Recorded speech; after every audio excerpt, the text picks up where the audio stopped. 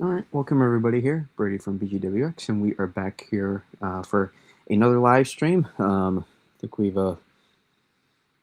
been putting out content literally every night. I think we've been live streaming for like 8 of the last 9 days. I'm pretty sure, something like that.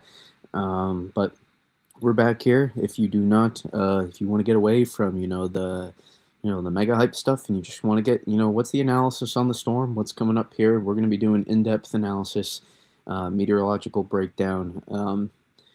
It will be dense as always, but I always do my best to make sure it's simplified for you to understand, because I think this is the best way to relay the messages to people. Well, the best way to understand the science and relay the messages, because I think if you understand the science and the scenarios going on, it's a lot easier to for you to understand what's going through the mind of the forecaster, so you can best so you can best understand what the potential scenarios are with the upcoming storm here. So we're going to be going breaking this down here, and I know a lot of people are up in arms trying to figure out stuff,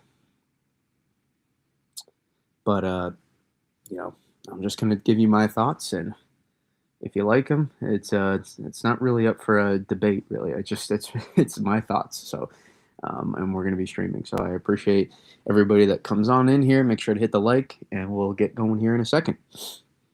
And I will source the link. Let me post the link out to X. And I'll open up the app, get the message too.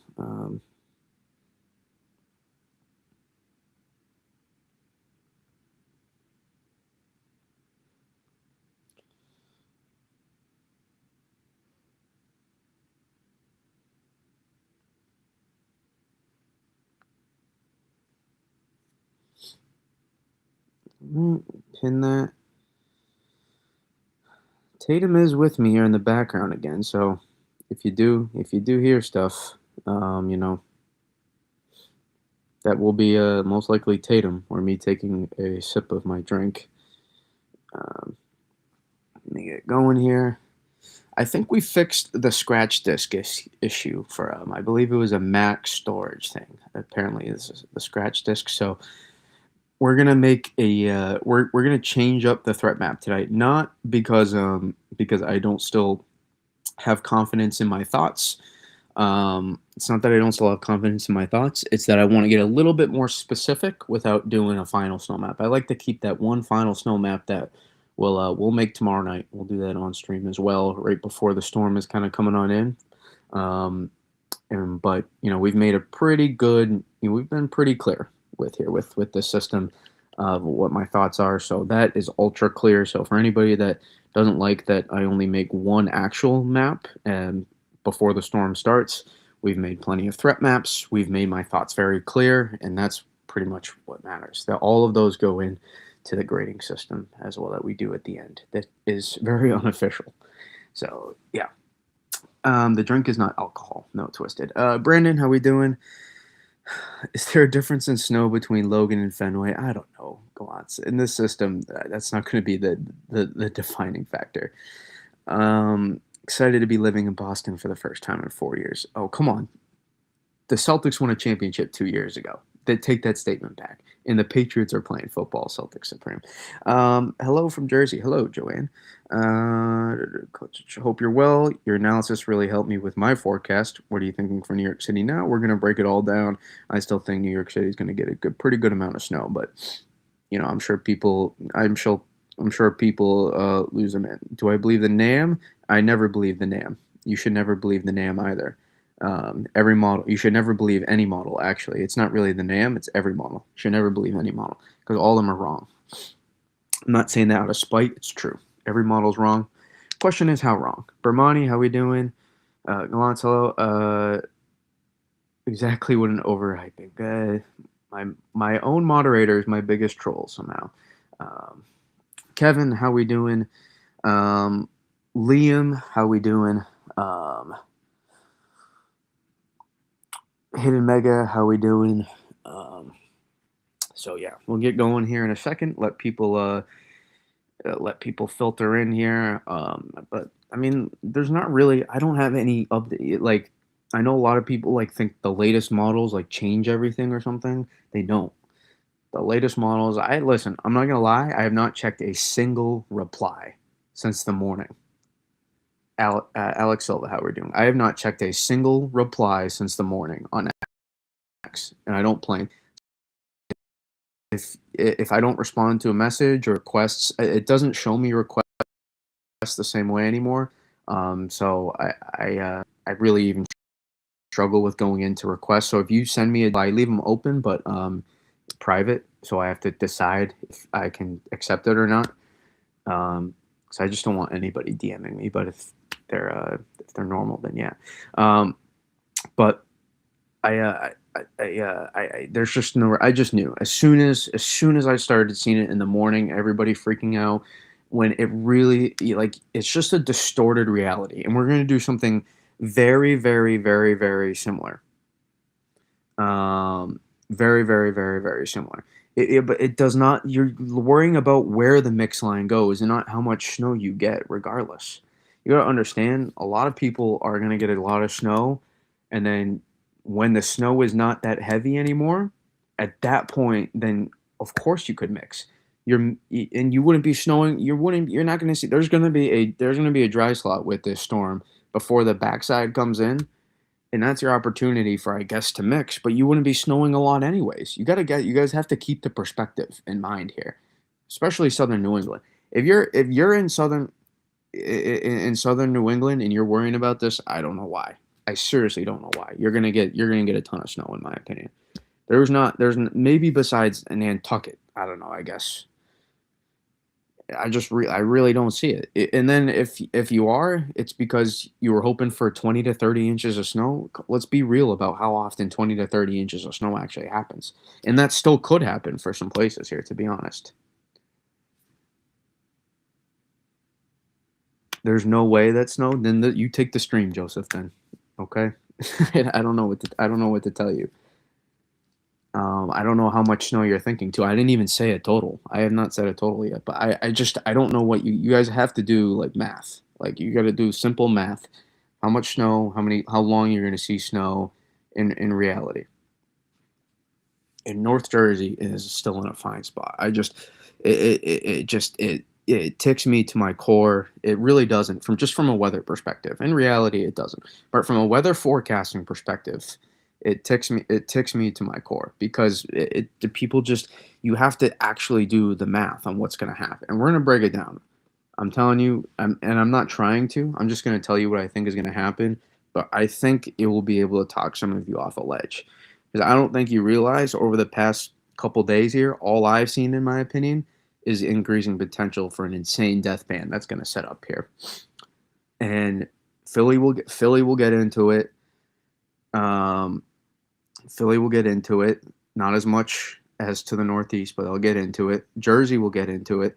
Um, Jersey will get into it. New York City is definitely, I think, going to get into it. Long Island going to get into it. North Jersey, Eastern PA, Northeastern PA, Hudson Valley, and then especially Southern New England. Southern New England is so lined up for the death ban, I think, that we're about to see with this storm. So that is, what I think we're looking at here. I think I'm not as concerned about the freezing rain potential in the Mid Atlantic, to be honest. I think it would be more sleet, in my opinion. Um, I think, not that you couldn't see some, but I think that's what I'm looking at. So we're gonna break this all down. I think we've got enough people in here, and I'm just gonna break down reality. You all can listen. You all can like kind of be looking at everything you want, but you got to look at what's actually going to happen in reality. I think so many of you get caught up in these model cycles, and all of your reactions are based on the latest model run and how they've changed. And guess what? It's going to keep changing. It's going to change in 6 hours. We're still about 5 to 6 more model cycles before most of the people, at least. There's going to be 5 to 6 times this is going to change again on model guidance. And since this is such a large system, it's not, yes, thunder snow possible. But since it's such a large system, you're going to continue to see models adjust these pieces. Yes, it's the same, Arthur. It is the same. So you got to understand that models are going to keep changing, and your latest reaction is based on the current model run. That, I hate to break it to you, it's wrong.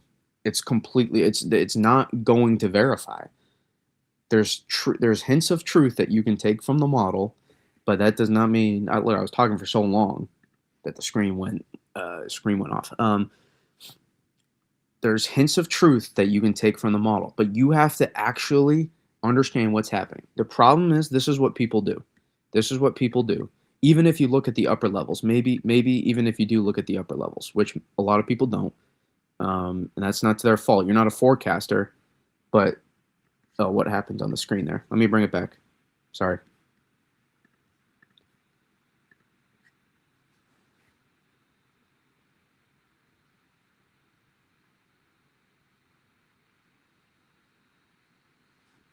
I'm sorry about that. Okay. So a problem with what a lot of people do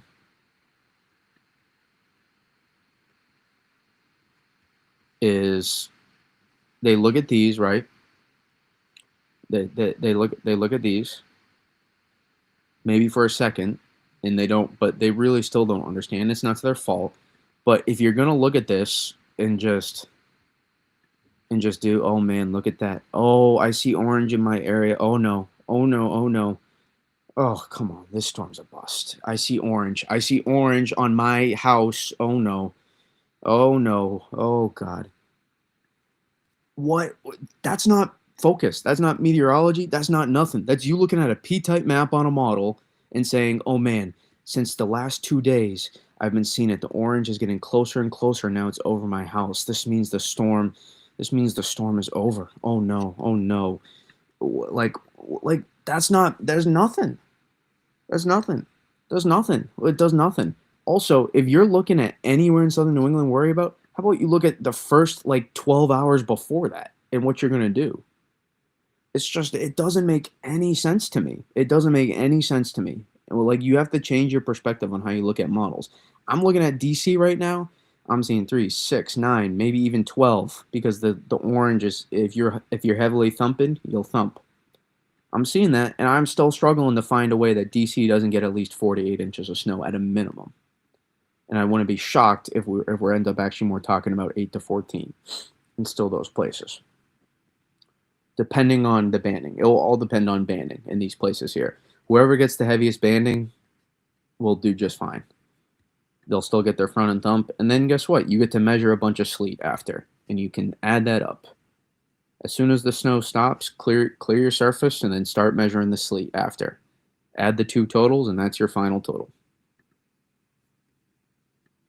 You're going to probably get like 1 to 2 inches of sleet in those places on top of the snowfall. So this is what I want you. This is what I want you guys to understand, that so many of you, not to your fault, but you just do it. A lot of you, it's fine, but you look at the P-type map and you think that matters. And we'll dive into it. Let's just dive into it right away. Let's not even stop. Let's go pick.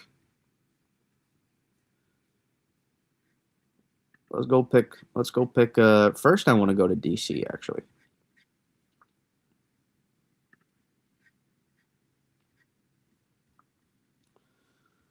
Maryland.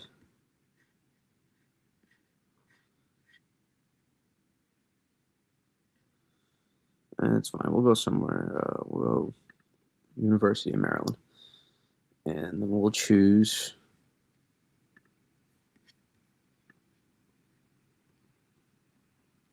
So let's do the math here. Same thing we were doing. And I'll get my pen tool as well. I'll get my pen tool again. The moisture, I wouldn't be shocked if models are underdoing the amount of QPF. That wouldn't shock me, Wecky. But I also think models don't understand the dendritic growth zone, and they just do Kuchera. And I don't think a lot of people in southern New England realize you're probably going to get 3 to 5 inch per hour snowfall rates. I don't think a lot of people realize that right now. The trend for southern New England, people don't want to admit it, has been more and more favorable, in my opinion, as we've gotten closer. And I don't think people realize that. That's just my opinion. Sure, the coastal redevelopment may not be as we've gotten closer. I'm having trouble seeing how we can really maximize that, but it is what it is. So let's do the math here. There's about, let's say you start there because the soundings on Weather Bell always do crappy. There's 1, 2, 3, moderate to heavy snow right now. 4, 5, 6, heavy snow now. 7, heavy snow. 8, moderate, heavy snow still. 9, heavy snow. 10. Now, this is where the model shows sleet. This is where it shows sleet now. You're -2 omega nearly, and look at your warm tongue. Look at your warm tongue.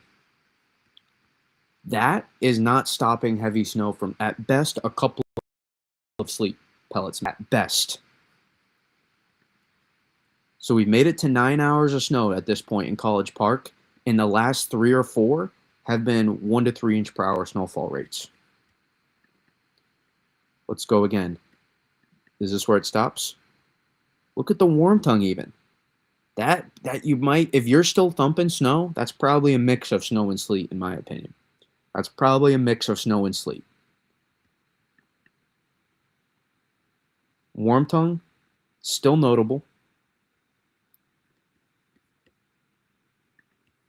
Still notable, and this is the NAM, right? I want to use the warmest. I want to use which pushes the sleet the farthest. This is, in my opinion, you might get so much, because look how, here's another key for dynamic cooling. You see how well saturated you're up here? This only makes it denser, and in a good way. Right? And the force that this will have. I'm trying to simplify it for you all, because the physics, it's not worth diving way deep into super cooled air parcels. It's not. But this air parcel right here that has all this upper level saturation, right? This air parcel is now moving down, and it is very well saturated from bringing down this very cold air, and that only helps dynamic cooling.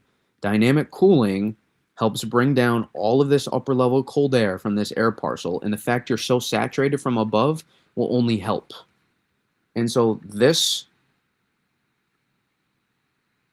brings it down, the air parcel, and now at this point, the line is going to have trouble because it's working probably a degree cooler than it actually is, the model. And the model can't predict it. So what happens is it doesn't actually get, or it barely gets there, and maybe you mix a little bit of sleet.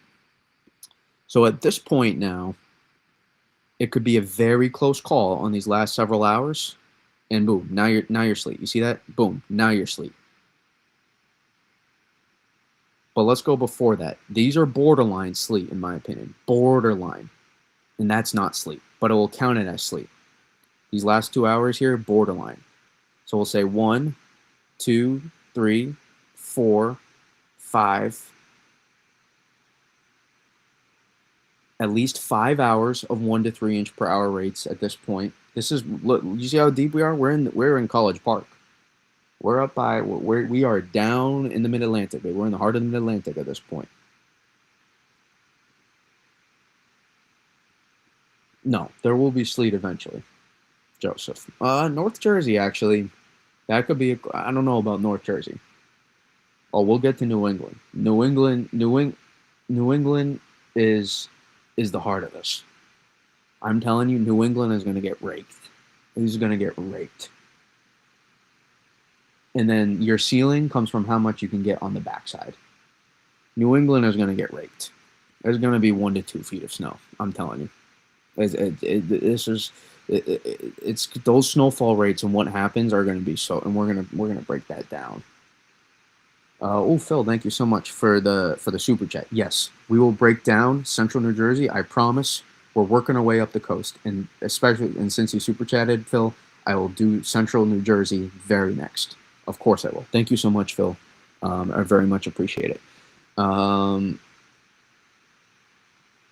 Also, Pennsylvania, a lot of Pennsylvania is going to do just fine, in my opinion, too. Pennsylvania is, once you start going into Central PA, Eastern PA, Northeast PA, going to do just fine. Hudson Valley, fantastic spot for this system as well. Maybe not as well with Southern New England because of the snowfall rates might be a little bit stronger there, but Hudson Valley is going to be a little bit farther away, I think, from the dry slot that moves in the subsidence zone when that because all of this all of these heavy rates, imagine like New England's here and Hudson Valley's over here, all of these heavy rates are going to punch through this way. So the heaviest maybe punches through here, but you'll keep going with these moderate, and your ratios will be fantastic. And these moderate bands will probably keep holding on, especially back into central New York, in the Capital District, in Hudson Valley. I think you'll do just fine. Lower Hudson Valley as well, I think will do very well. But we do the math here. That's 5 hours of at least inch per hour rates. That's at least 5. So let's assume maybe one of those hours was 2 inch per hour rates. So you got 6 inches at that point in 5 hours in College Park, University of Maryland. This is basically, for those that don't know. This is like more towards DC and Baltimore, in case you don't know. And so where did we get to? Right there. 2, 3, 4, 5.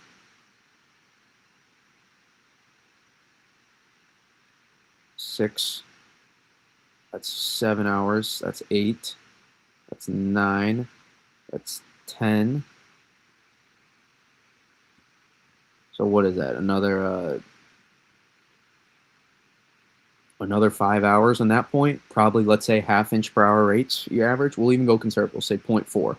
So that will get you another 2 inches. Oh, whoa, that's not the pen tool. So another 2 inches in 5 hours. And this is being maybe conservative. Maybe.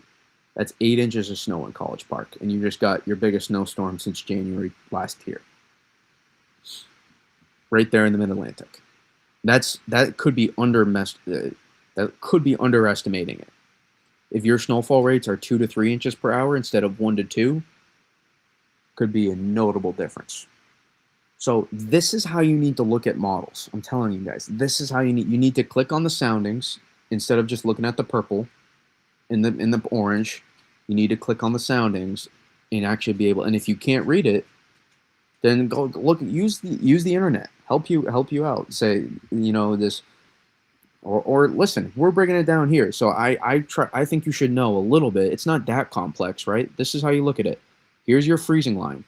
If at any point you see the red line go across the freezing line, then that's some sort of mixed bag. If it's just barely and it's not a lot, and you're heavily snowing, then you have a good chance for that to be snowfall and not sleet. It's not that people aren't seeing, it's not that I'm saying people aren't going to mix. It's just you need to look at what that's going to mean in reality. And we'll do Central Jersey next. We'll do Central Jersey. We'll do Jersey next, because I gotta show love to Phil for showing for sending the super chat. But you have to you have to start doing the math. You have to start doing the math. The soundings are a little bit harder to read on Pivotal, but you can still see it. It still stands out. Weather bell soundings are not perfect in my opinion. I don't love them, but they're not perfect. I don't love them, but they. I guess they play. I think Tropical Tidbits is the best in my opinion for soundings. For snow. I think Pivotal is better for severe weather. Let's go to let's keep the warmest model here.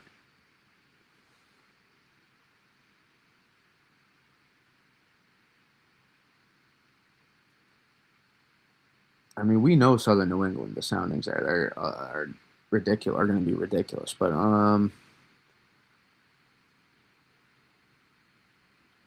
Tatum, what are you doing, my man?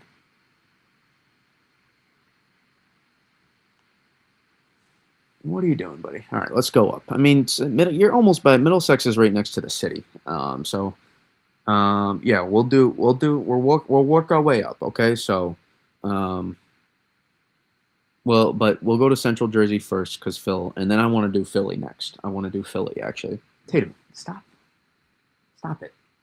You're tearing up the blanket. Come on. All right, Tatum, no, that's a bad dog. That's not okay. You cannot tear up the couch.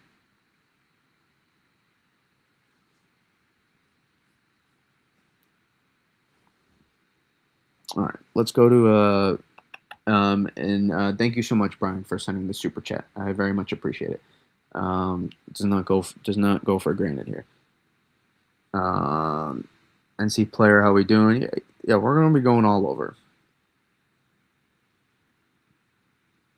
Yes, I'm telling you, I think Southern New England, the potential for 3 to 5 inch per hour snowfall rates, maybe even more, maybe even more.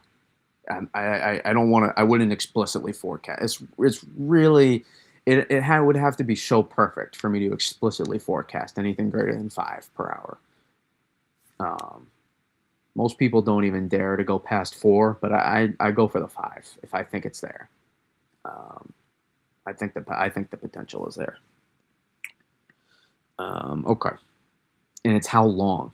I'm telling you. I'm telling you, Manny. We're gonna be looking at Philly next in a second. This is the warmest model, by the way. This is not even going to be the correct solution. This is not even going to be the correct solution, by the way.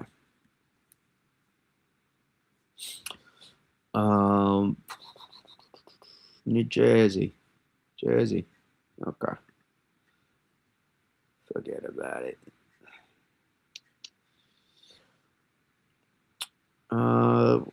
What do you say?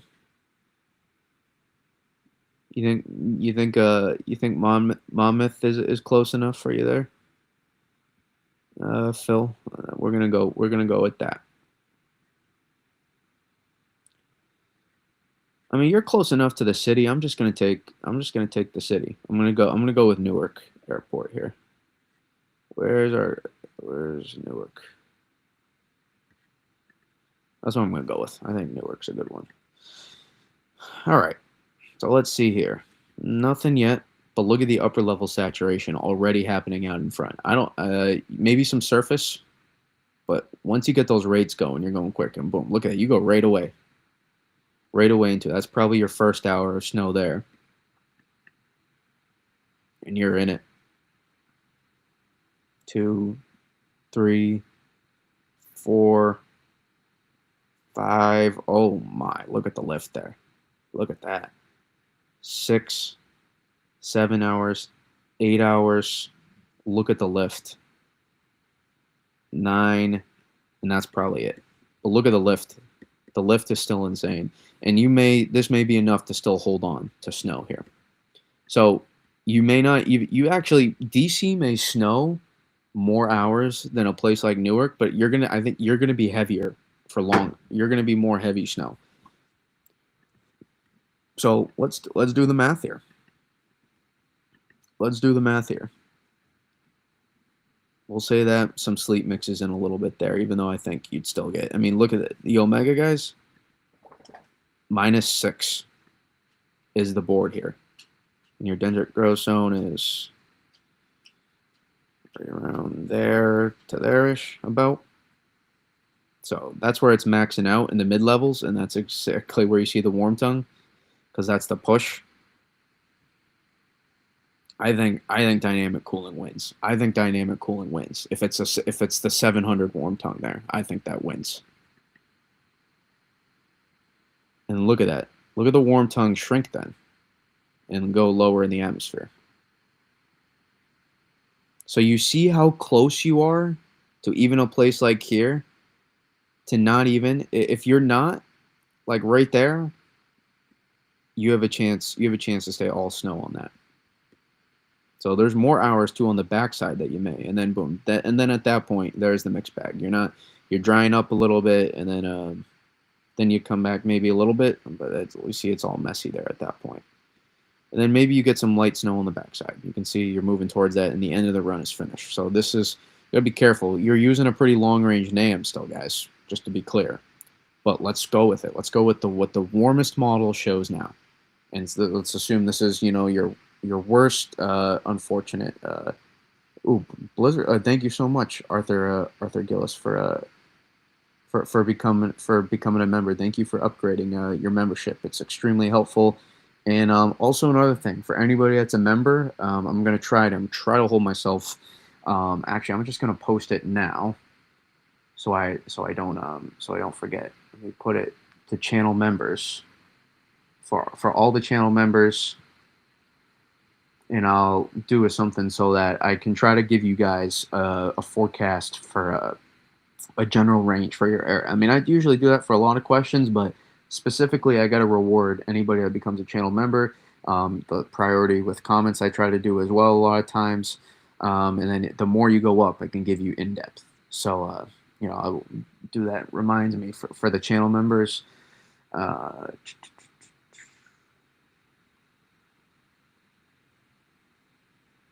I'll try to get to it at some point tonight into the morning for all of you. Not in the chat, but it will be a post on the YouTube community tab.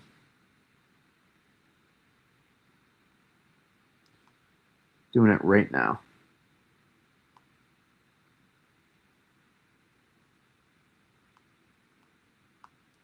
All right, that's posted. So we did that here. Thank you so much, Arthur Gillis, for upgrading your membership. Extremely supportive. I can't thank you enough. So much. Very, very helpful. I am not making. I'm definitely not making a ton. So we'll do this, and you assume, right? We'll say about maybe 9-10 hours, and then maybe there's some mixed. Maybe you snow some in between. You're right on the line here. I don't think people understand the warm tongue. You're right on the line. Very, very close. And so, but you're probably doing definitely at that point. So let's say, there's an inch. There's 2 inches. 2.5, maybe. 3.5 at a minimum. There's your big time rates. 5.5. 6, 8 at least 9, and then 9.5, and then maybe you get another ½ inch to an inch after that for the rest of the storm, and then you'll also add up sleet. So you just see that this is like the warmest. I'm being conservative, guys, too. We didn't go above 2 inch per hour snowfall rates, and I think you could surpass that. That's assuming only 1 to 2 inch per hour rates at max. And you know what you still end up getting up to here? You still probably get at least 8 to 12 inches of snow. Right here by Newark, and you could easily end up in this range right here. Easily.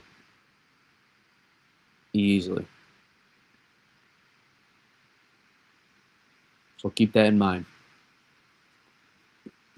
Really, I'm telling you guys, so many of these places, I'm having a tough time finding a way less than a ½ foot of snow for so many of these places.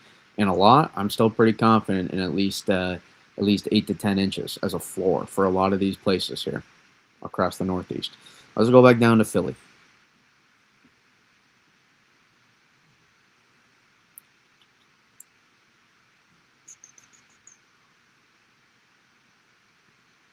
I don't think you guys realize how, the snowfall rates, what they're going to be beforehand.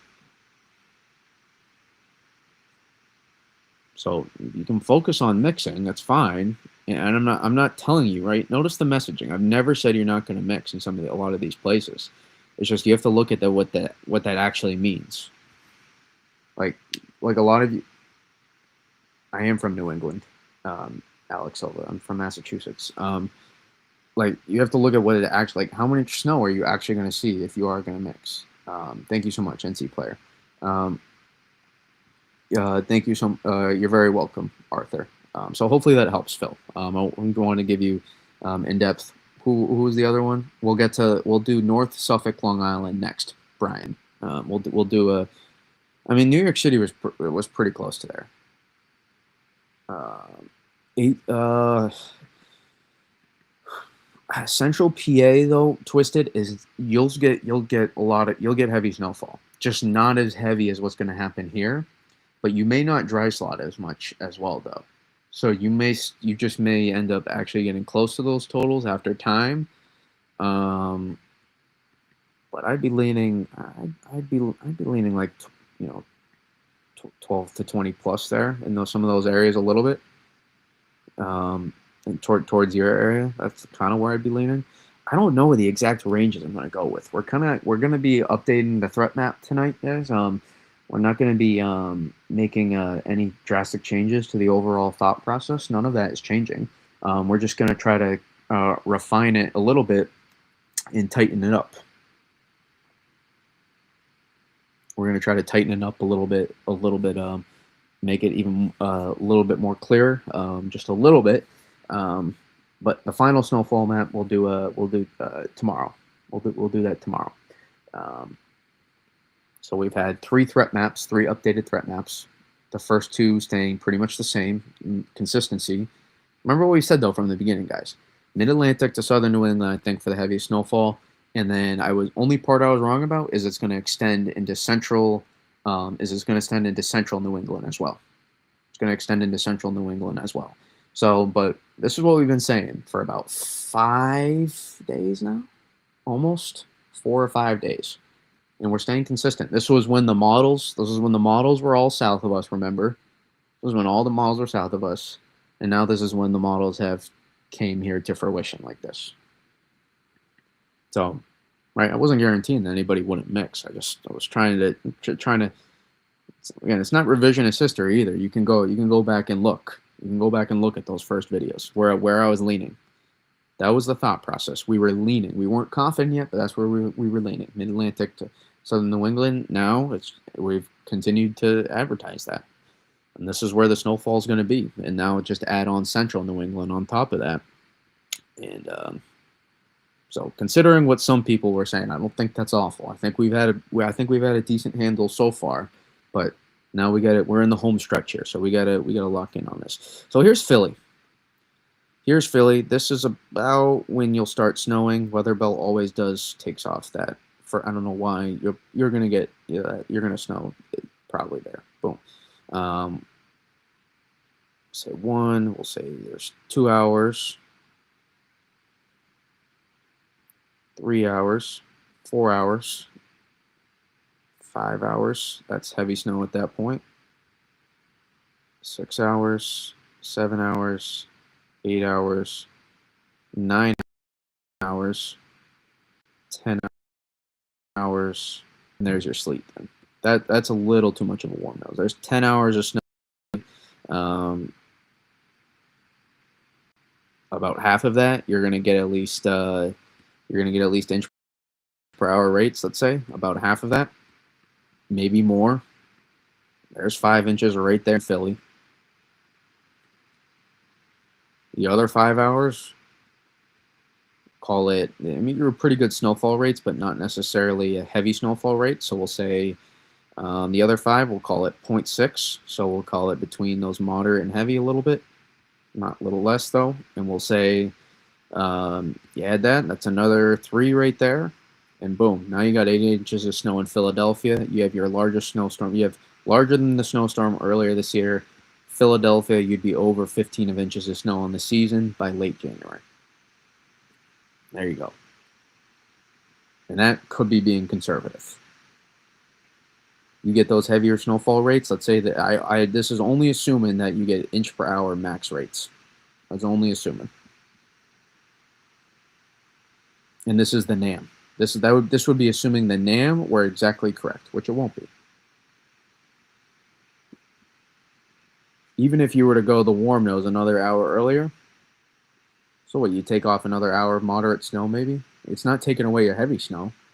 Heavy snow period, your moderate to heavy snow period is staying. So that's why I Anything less than 6 to 12 in Philly right now, I just can't. I'm struggling to see it. I'm struggling to see anything less than 6 to 12 in um, DC has, I guess, a slightly higher chance. I could see it. Baltimore as well, but you're going to get overrunning out in front a little bit more too. So, I'd keep that in mind. No worries, Hit Mega. Thank you so much.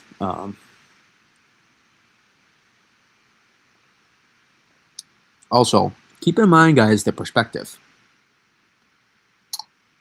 Well, don't worry. We'll look at all the model runs. But listen, hey, you guys are your guys are part of the problem right now, and I mean that in a good way. Look at yourself though. You see how excited you're getting over the Euro and how much. Guess what? In 6 hours, it's going to change. So just remember the feeling some of you were having like before. Like this is the perspective we got to start having. This is the perspective we got to start having. I don't think many are realizing that just because the orange line it keeps advancing, that doesn't mean the warm tongue in that area is so strong. Remember we were doing this December 26th to 27th. You remember that storm? Everybody was looking at that. Timothy Clark, thank you so much for becoming a member. It really means a lot. And don't worry, Brian, we are going to look at Long Island next. So, and also, I think it comes down to perspective. Like, all of you need to realize how, like, realistically hard it is to get an 18 to 24-inch snowstorm. Like, I think a lot of you, like, see the snowfall maps and, like, you see it over your area for, like, a day and you assume that's what's going to happen. Like, we need to put this in perspective here. We need to put it in perspective. And we'll look at the Euro, we'll look at the Euro AI, and we'll put them together, and we'll break them down here in a second. After we do a Long Island. But here's the thing. Remember December 26th, 27th? I remember all of you. You New York City people were going freaking insane. And we discussed it on stream, and I knew it. I was trying to tell y'all. I was like, don't worry, the 850, and guess what? This is another setup, guys, where the 850 is going to come up clutch. 850, I think 850 millibar F-Gen is going to come in clutch here. I'm telling you, I really think it does. Because what's going to happen is the 700 millibar banding, Brian, I promise, I'm getting to Long Island. We'll come back to this in a second. Here. I promise. We'll come back in a second to this. I'm not going to show that. We're going to break down the Euro after. Let's even do just like an RGN, which is another model I think is quote pushes the snowfall or the mix line so far. Let's look at 700. So you see what's going to happen here is, and look at the 700 forcing. So all of this right now, Sunday, this is all heavy snow. You see this here? These are heavy snow bands forming on top of you, overrunning. Heavy snow all throughout DC, Baltimore, Philadelphia, New York City. And then look what happens. Right over New York City, the 700 millibar F-Gen comes together. Southern New England.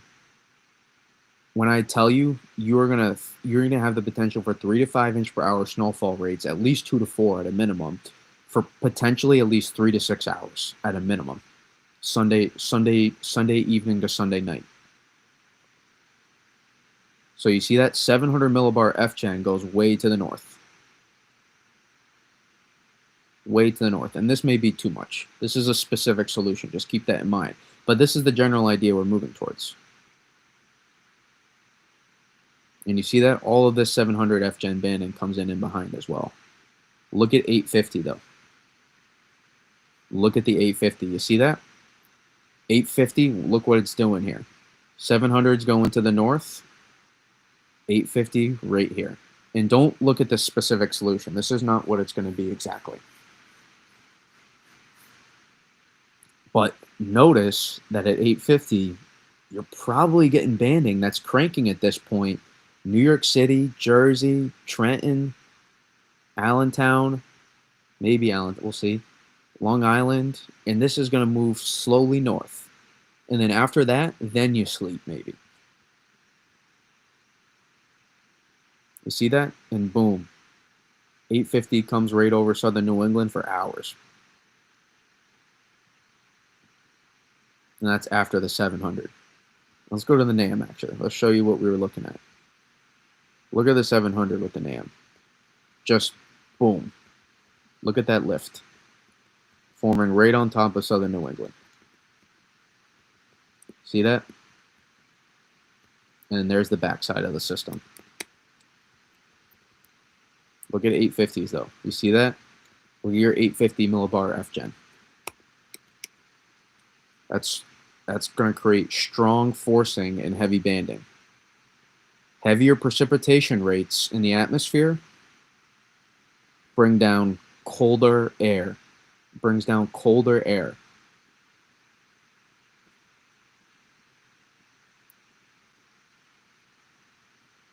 So you got to keep that in mind. You have to keep that in mind, that dynamic cooling is going to play a huge factor. Where when you're under, there's going to be certain points when you're under the non-rates, you are not going to see that. You're gonna mix. When you get into the heavier rates, you are going to thump.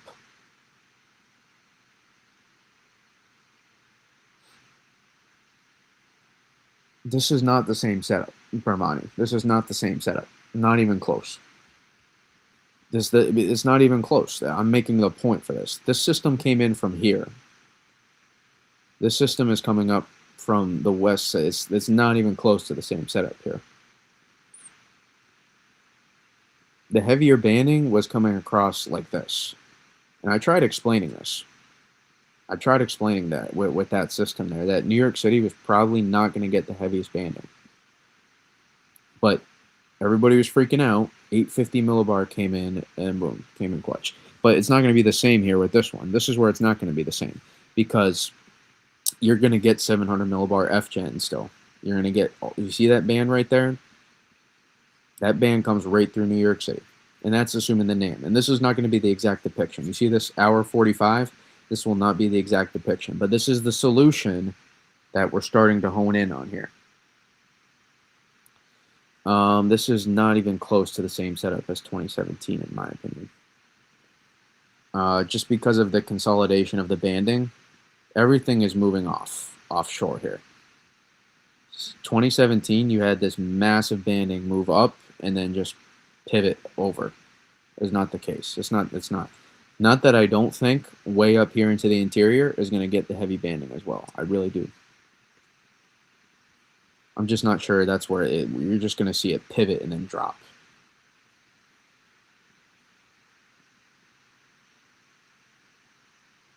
But you see that, how it forms and then just halts? Look at that, 700 right on top of you. Bang.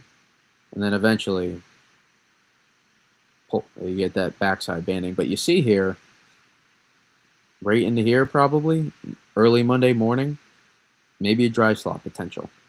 While the backside of here, well, this takes time to move through. And so back into here, then you're getting probably moderate bands. All right. Let me go to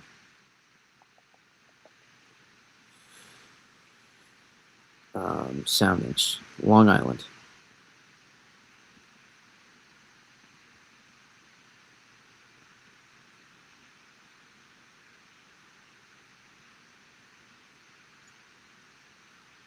Oh, I gotta go to New York. I don't know why I was thinking I was gonna get Long Island right away.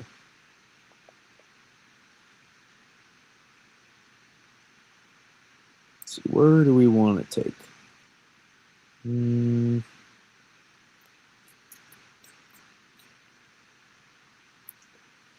I want to find somewhere close to the city based on where Phil was.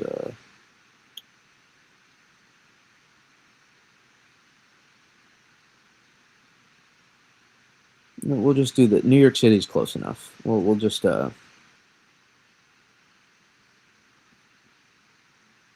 just go with that. The euro changed your mind that much? You guys, the setup hasn't happened. You can't let models define. You can't. We're not so back. We've never left. So I don't know what you're talking about. Nothing. The storm hasn't happened yet. Models change. The storm doesn't. Keep that in mind. Let me get here to the NAM 3K. But I can show you the Euro too.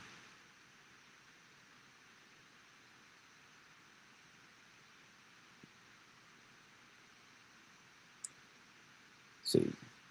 But 1, 2, 3, 4, 5, 6, 7, 8, 9, 10, 11. You're going to snow there if you're heavy. Maybe you go there to sleep. But if you're really heavy, I don't know. Then maybe. It's at least 10 to 12 hours of snow, probably a lot of heavy snow. Let's go to the NAM 3K.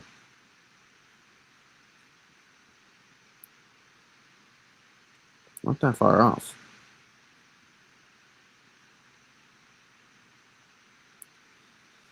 All right, 1, 2.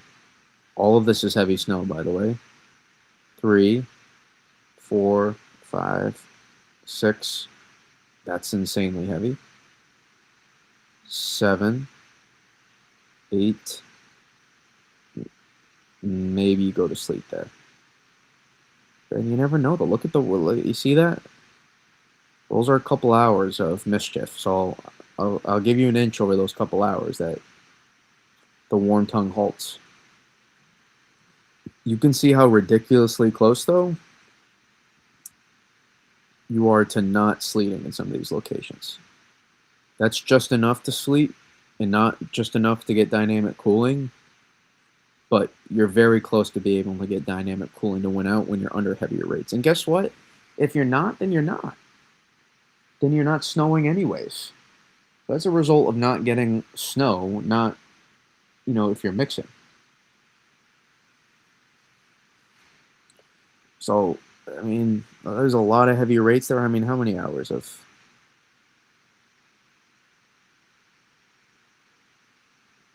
See, that's 1, 2, 3, 4, 5, 6, 7. I mean, that's at least 6 hours. That's at least... I mean, that's like 7 to 8 hours of inch per hour rates right there at JFK right there, which is close to, which is, it's good enough for Western Long Island there. So we do that math. It's at least 7. That could be less than. And then at a minimum, through those other hours, you get at least another 2 inches. Going to be a hard time finding anything less, in my opinion, than 8 inches of snow in New York City. You got to remember how cold you're going to be on the surface, too. Especially those first 6 hours of accumulation, it's going to add up. And then after, when you switch to sleet, clear your surface, clear your snowboard, clear your area, whatever you're measuring, clear it, and then add up the sleet, and then maybe you go back to snow at some point as well, and you can add that up as well. But right there, and I have a tough time telling me New York City does not get at least 8 to 14 inches of snow out of this. Just in my opinion, real tough time telling me how they won't get that.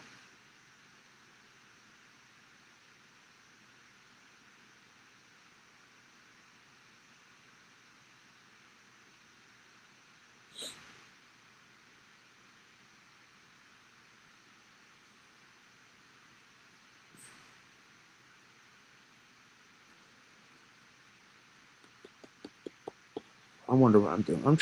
I'm thinking of my final snowmat before I even do it. All right. Timothy Clark, thank you so much for becoming a future storm chaser. Thank you for upgrading your membership. It truly is appreciated. So yeah. Yeah, we know that, bloody. We're taking the model that is currently showing the warm tongue. We know that, bloody. That's why we're using it. This is the warmest one. And we're putting together a floor.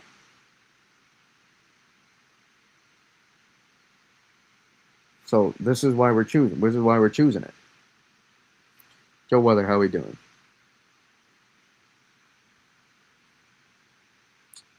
No, we're not yet. But I'm telling you, we'll get to them. But I want to show. Well, I want. Let's do some live analysis on the euro. Let's take a look. Vamos.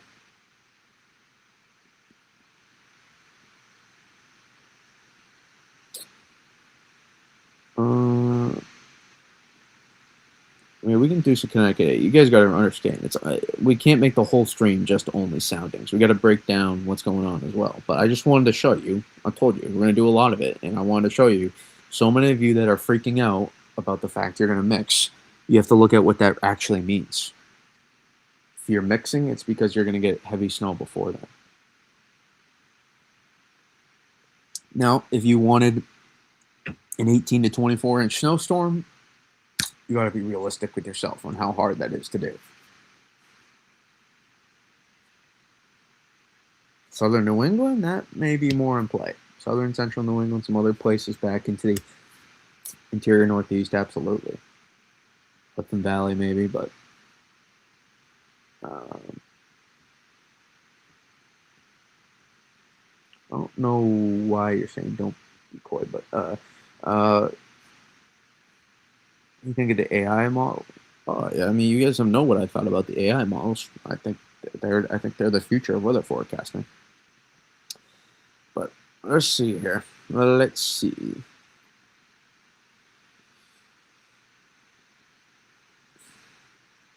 Still messing with the energy. This right here is still 37 hours away. All that overrunning.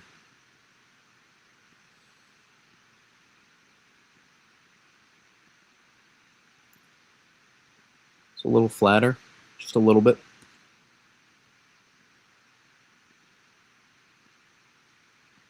See it get brought down a little bit. Everything just a little bit flatter on this run, a little bit more drawn out.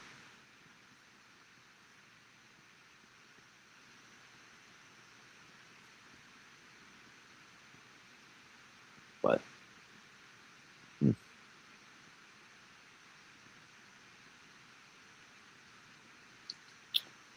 so get sheared out a little bit more. Go to the upper level jet here. No, models do not do a good job at calculating ratios. None of them do.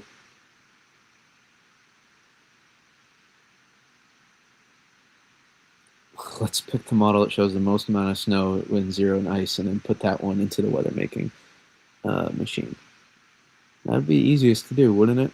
Look at the upper level jet, guys. I'm telling you, this is the best upper level jet signature I've seen for our region in a long time. The banding is legit. You see look at that, all that lift going to meet the jet core. You see that?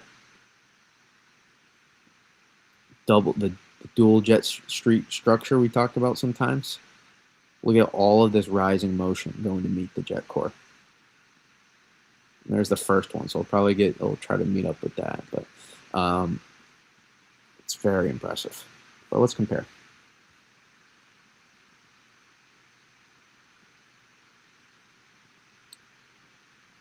It looks just a little bit more progressive. That's really it. Just a tad more progressive. And we can go see what that shows on the temperatures.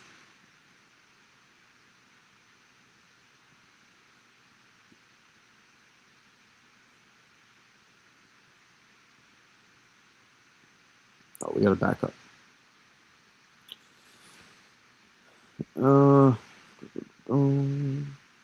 Yep, just a little bit more flatter, just a little bit, which isn't a bad thing in this setup.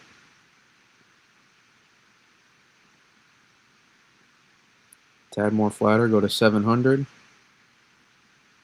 It's 700. Look at that warm tone. That's a nothing warm tone. Not that it's a nothing warm tone in general. I'm just saying, like, realistically, 700, you're zero. You're below you're below freezing line, and then this is all 1, 0. A degree Celsius at max. 850. You get a little bit more in the coastal places, but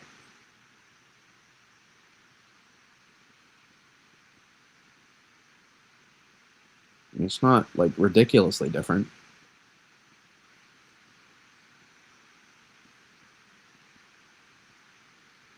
Barely.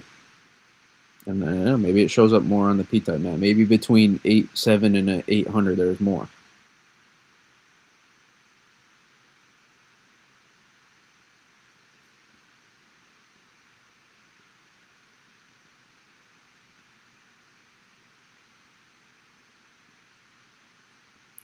$700s. Okay, a little bit colder here at 700 in southeastern New England. And the P-type map, which I know is most important to all of you. For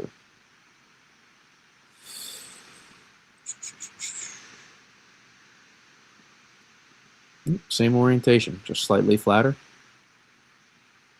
Let's look at the resisting energy. Have a great one. Sorry, I only see sometimes, not all the comments. See some, but look at that 700. Boy, oh boy.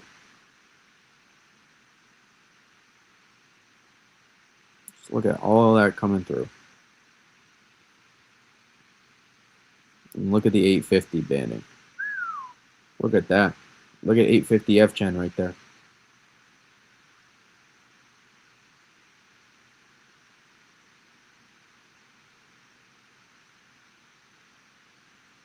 Almost Philly, Jersey, New York City, Long Island, Southern New England. Look at the 850 signature there.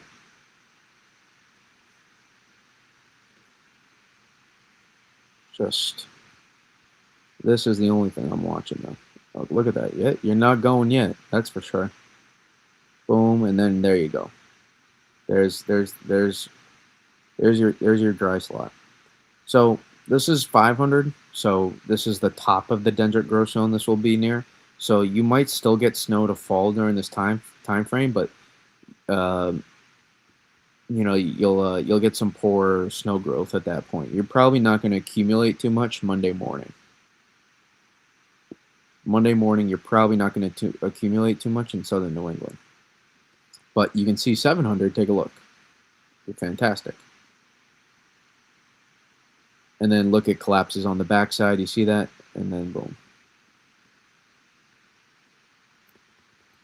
And that's mainly because now at this point the upper levels are getting colder, so your dendritic growth zone is going to drop.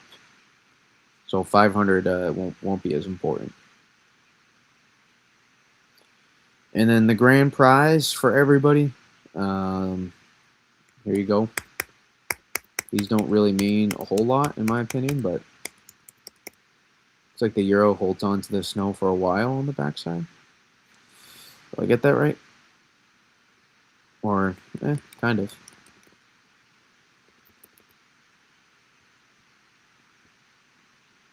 Yeah, holds on to it on the backside a little bit longer. So we'll see. You never know. Models struggle with the end of these storms. You can do really well on the backside sometimes of these. Once we get well saturated again, I know you guys look at that, but you got to know that just because the model shows more snow, that really doesn't mean too much. It really doesn't. You got to look at, like, do you care what the model shows, or do you care what's actually going to happen? Like realistically, guys, how far off? Remember those we were doing? I was being very conservative on the snowfall rates for what we were doing. How far off is this actually to what we've been preaching? Not saying that this is, I don't necessarily agree with this completely, but it won't be as smoothed out as this. It won't. But,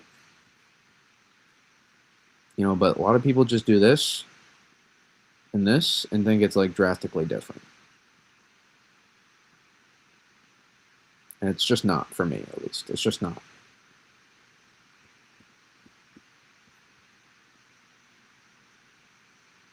But, you know, anytime you see that on a snowfall map, it's never a bad sign. But also know, with this snow map, all of the snow that's happening right now is not really going to fall that much right there.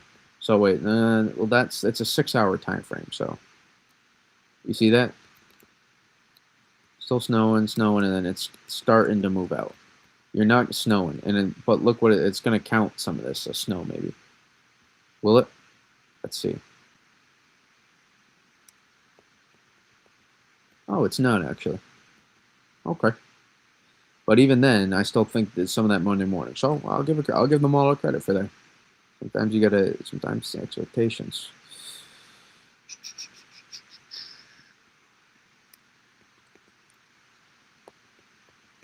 And boom, now you start going again. And this is a poor depiction. So this is when your strongest wind will be, by the way, when the low pressure starts strengthening right near us. I'm still skeptical the low pressure makes it this far. I really am. I'm still skeptical the low makes it this far. I wouldn't be shocked if this is further south. I really wouldn't. I really wouldn't be. There's a strong sea surface temperature gradient just offshore near the benchmark. I wouldn't be shocked if it's just a little bit further south. There's a gradient right along the coast as well, and that temperature difference between the inland and the ocean. Maybe the low wants to ride that. That's possible. But man, I'm going to lean towards it being more here than here, which maybe increase the chances on the backside here. This will be high ratio snow once you get saturated. So it will be poor ratio snow Monday morning, early Monday morning, throughout much of the morning across southern New England. Up here, though, this is where these places start cashing in here after getting the ban before. So that's why all those places up there should still, a lot of places, central New England into Maine, I think we'll get 10 to 20 inches of snow.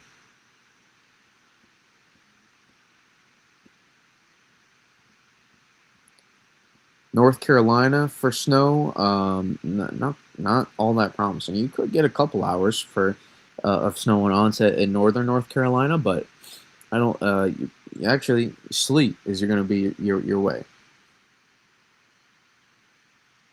Alex Silva, we literally have just broke this down about how you can't. It's unless there's going to be some sort of. It's because of it. The storm has you've used it all up, and then you have to wait for the redevelopment to happen. So yes, there is a way because look, this is your dendritic growth zone is high enough. No, we just talked about it. We said stronger winds, but I don't think blizzard. Look at the 500 relative humidity, and there you go. You're not accumulating snow at that point. Now, once you start getting to here now, you see that? You're starting to get better saturated again. Now you can start again, and you will.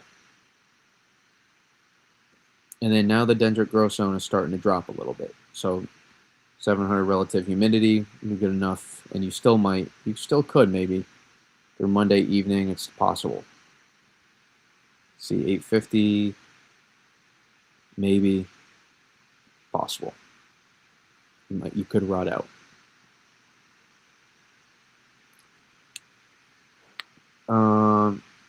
Well, yeah, radar is going to look impressive a lot of the time. There'll be some bright banding. Keep an eye on radar too. Along the mix line, keep an eye on that. There'll be some bright banding, meaning the radar is more intense than what it's supposed to be because it's showing you all the sleet pellets above the atmosphere.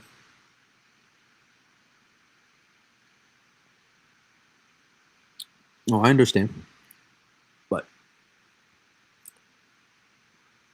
there is going to be a dry slot with this thing. It's just for how long is the question.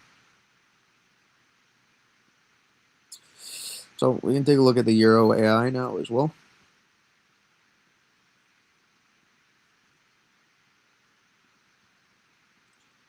Also, for the channel members that do decide to take advantage of your membership and not just show support, but when I try to answer your questions, how I'm going to probably try to do it is I'll give you a floor, I'll give you a middle ground, and I'll give you a ceiling.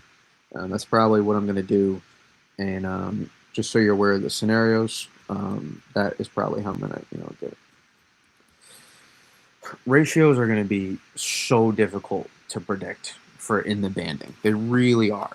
They're really going to be super difficult to predict within the band. That's very challenging. to pinpoint. Very, very challenging. But we can try. We can try.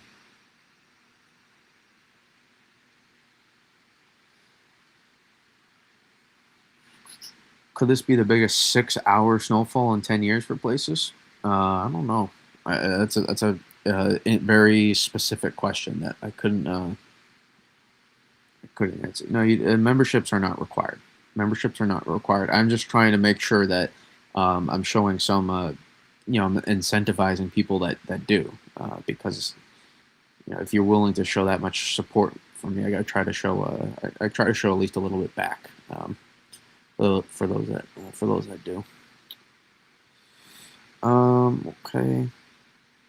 It's like similar to the euro, slightly flatter, but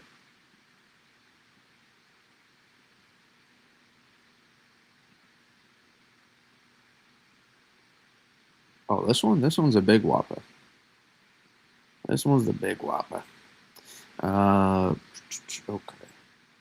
Level jet here. Yeah. Slightly more progressive with it. Which isn't a terrible thing. It's not a terrible thing. Because I still think you're going to get the band fine regardless. It's gonna, boy oh boy. Let's see here.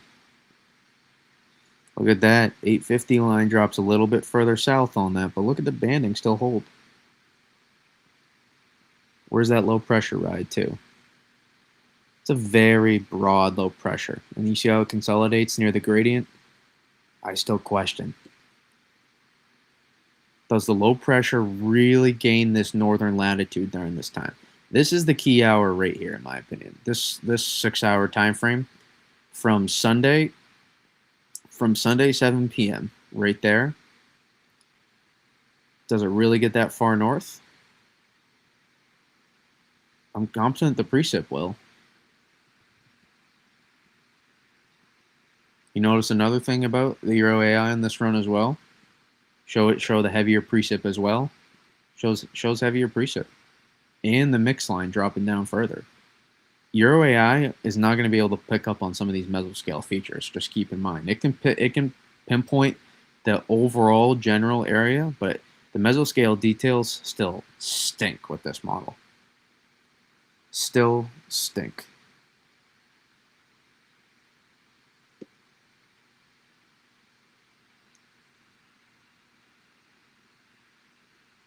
Trends matter is the point I'm trying. No, that's not the point I'm trying to make. Trends do not matter, in my opinion. Model guidance is a tool. Models keep going back and forth. But that doesn't mean I can't look at it for what it is at the same time. It's a tool. I'm going to use it. It's just how you use it, the weight you put on it. There's not going to be one run I look at this. I'm excited over all of these model runs right now. They're gorgeous. They're fantastic. That doesn't mean I'm looking at any of these right now, though, with any importance. Look at it fill on the backside a little bit more, too. That's what I'm curious about. Is these frames right here. Man, I would love if we could get some coastal development on the backside. The blend of models is garbage. It does not mean anything, in my opinion. It's just what's used for the weather. It's used for so they don't have to make a forecast every time. They don't make forecasts. The National Weather Service. They use computer generated outputs for snowfall. But this is, in my opinion, this is about as gorgeous of a run you'd like to see. Or watch. It's harder to see on that, but when I do this, you'll see it. You'll see it here. Here we go. There's 0Z. That was 18Z. 0Z. It's a good... That's a good maybe 20-mile difference, which isn't notable for the Euro. Euro AI is very consistent once it gets closer. It's not gonna move a ton from run to run. You see that though? Look at that. There you see the difference. Boom. Boom. Maybe more. That's more than 20, honestly. That's like a 30-mile difference, at least a 30-mile change, and that matters a lot. You got to understand, models are not that bad. They're really not that bad.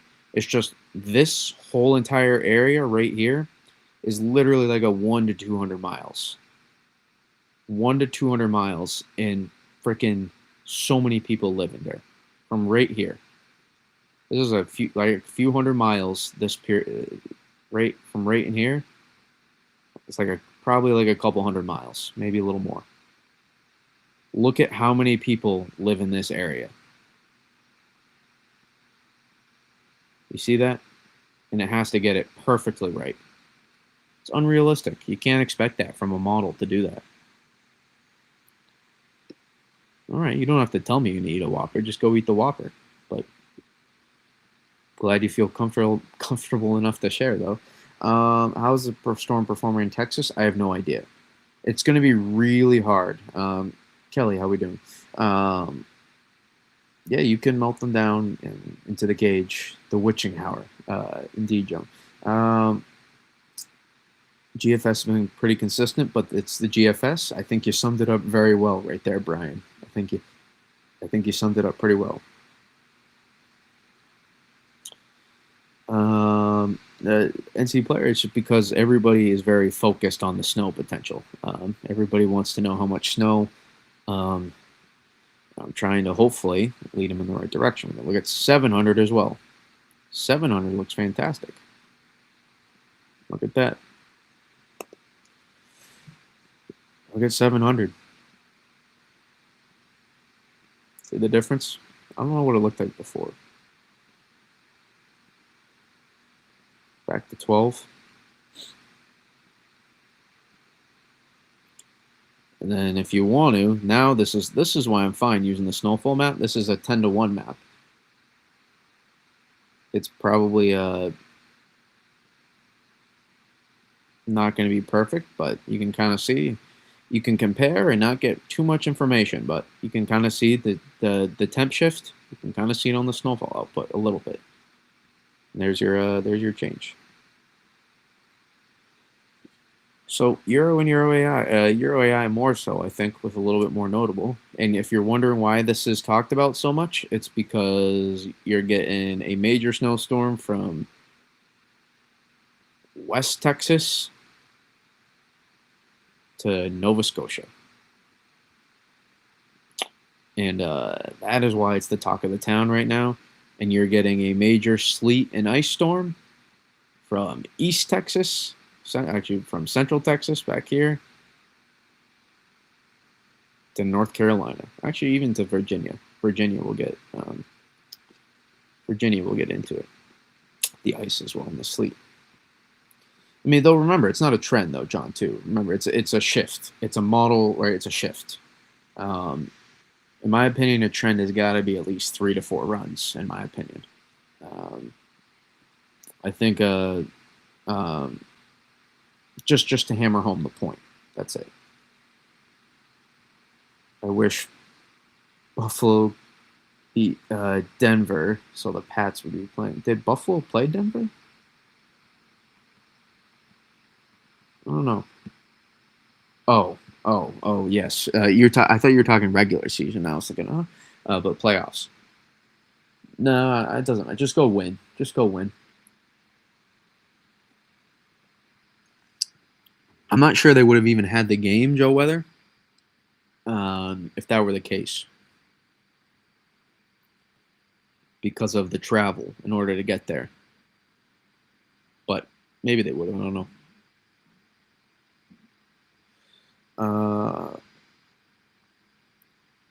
When is Rolex? Am I gonna watch Rolex 24? I'm not gonna watch that. I don't know what that is, but I'm not. But I'm still watching. How much do we get? How much do we get on the backside? How much back? How much whips? How much we hold on to? In theory, you still got more upper level energy over us. See 500, you still got it. See the upper level energy moving through? All that's still to move through. There's a chance. Negatively tilted, even though it's a progressive in nature.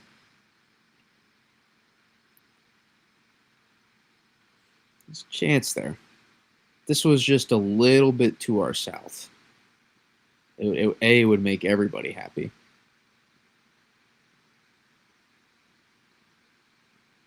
Look at that. That's a notable change there for the Euro AI in the overall evolution of the setup. Let me go back here. What did it...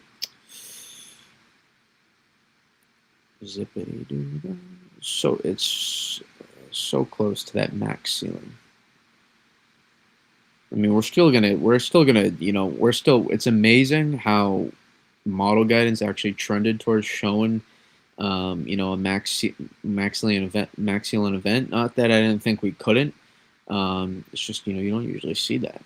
It's felt like it's been a while since we've seen that.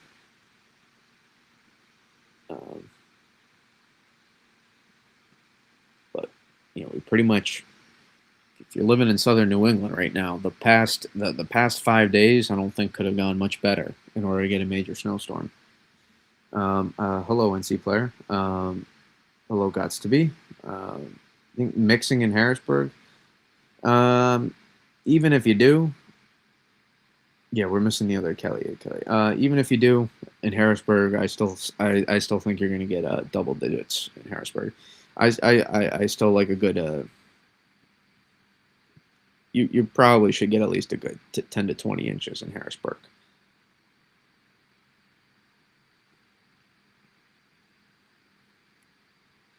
The only reason I'm non-committal yet in New York City along these places, and the reason I'm phrasing it the way I am, is because I want to. The mix line will be such a nowcast thing, first of all, and that'll be hard, but that won't define it, regardless of how fast the warm goes. It will be just really trying to pinpoint how much heavy snow can get in the bands before. That's really it. I mean, this is a lot of QPF, though, out ahead. This is a lot of precipitation still. And you have to remember how well it's going to accumulate those first 6 hours being that cold with those ratios. It's going to, those surface temps, man, it is going to accumulate.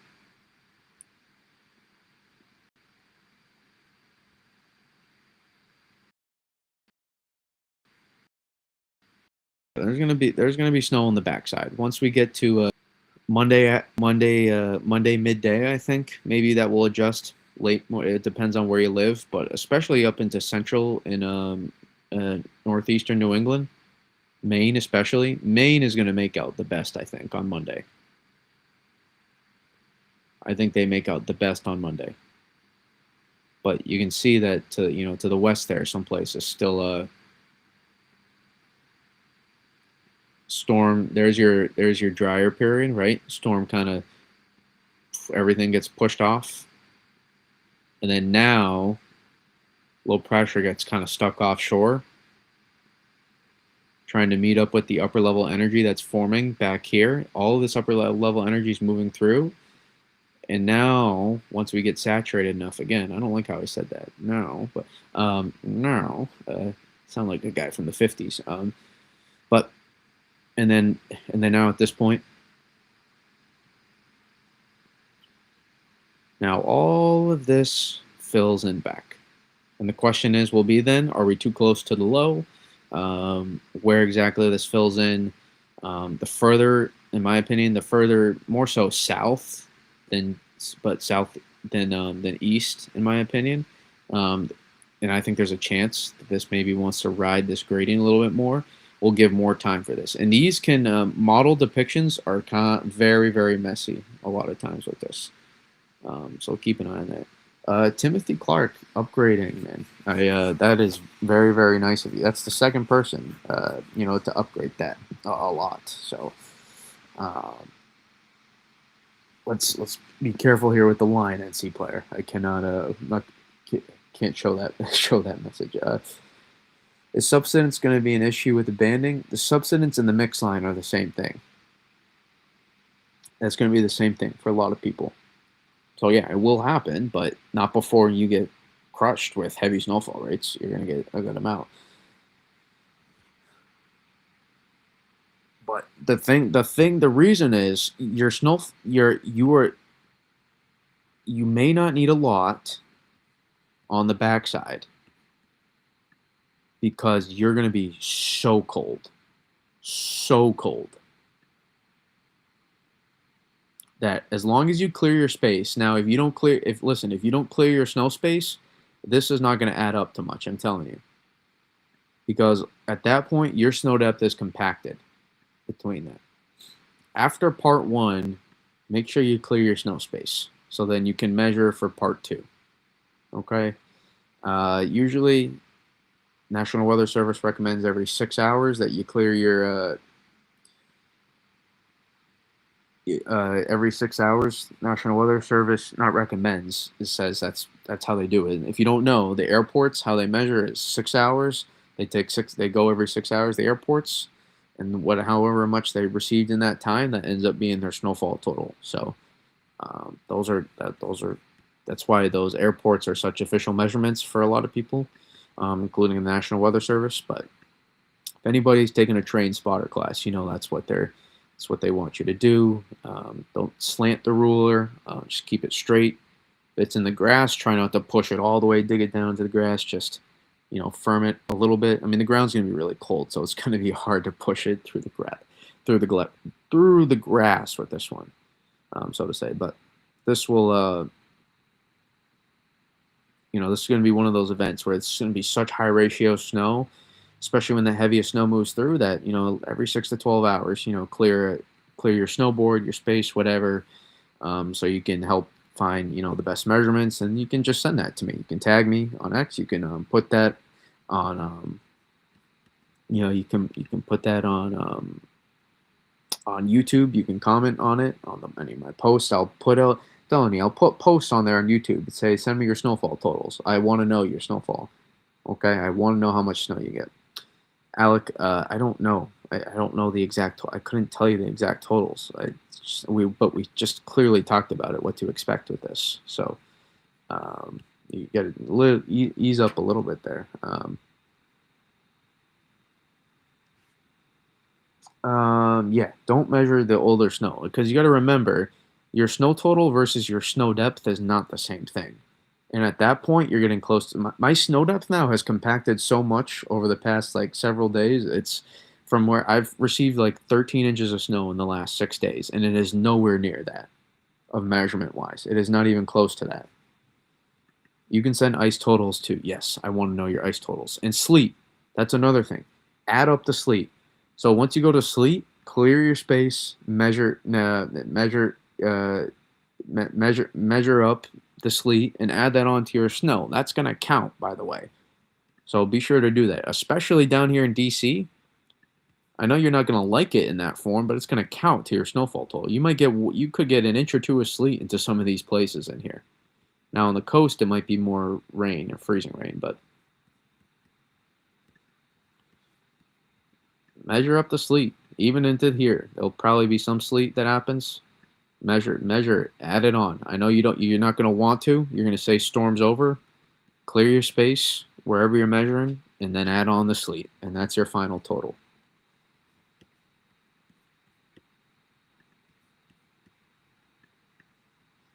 Yeah, my snow depth is like half of what it is. I mean, although we did melt some when we got up to like the 30s a couple days ago. We did melt some a little bit. So I should, I guess preface that, but a lot of it compacted as well. It's probably like 4 to 6 inches right now.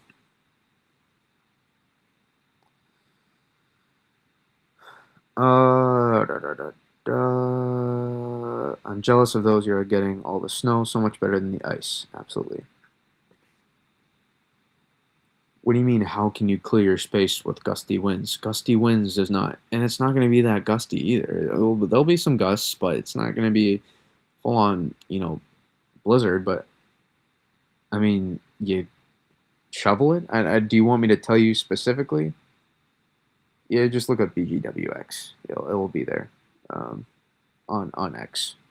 But I'm not looking at too many replies right now, so you wait until the storm happens. But I don't know what you mean by that. You take a shovel, you move it. I don't know. I can't tell you how to clear it. It's really not that hard though. You think the wind is going to push you over or something, make you incapable? I don't understand what you're trying to say there, but it's very very easy to clear your space at that point. If you're unable to clear your space, that may be a whole other concern of human aspect that I can't help you with at that point. But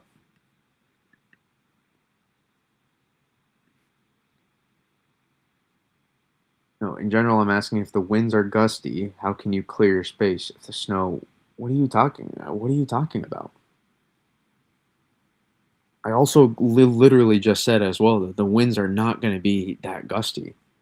You're nobody's going to be flirting with even 50 mile per hour gusts. I think,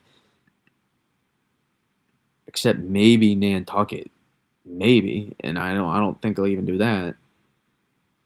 And then I'm not sure if anybody even gets to 40 miles per hour with gusts.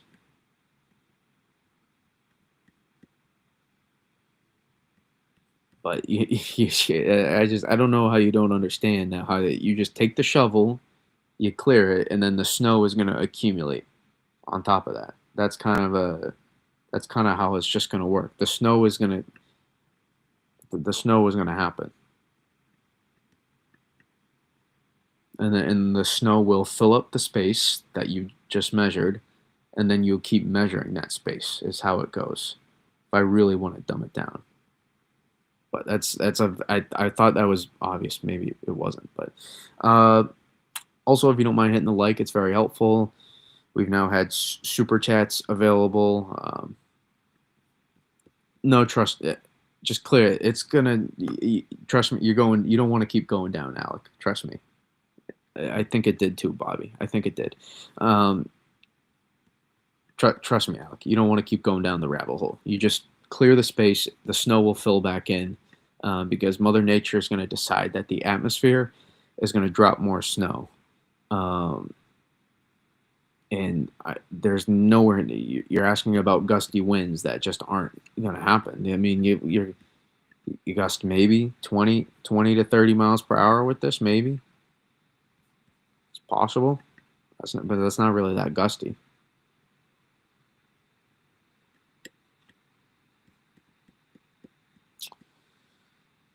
Okay. Yeah, send the sleep totals as well. I don't know. I'm not a peanut butter, so that I can't tell you because I'm not a peanut butter sandwich guy. Peanut butter jelly sandwich. I never was.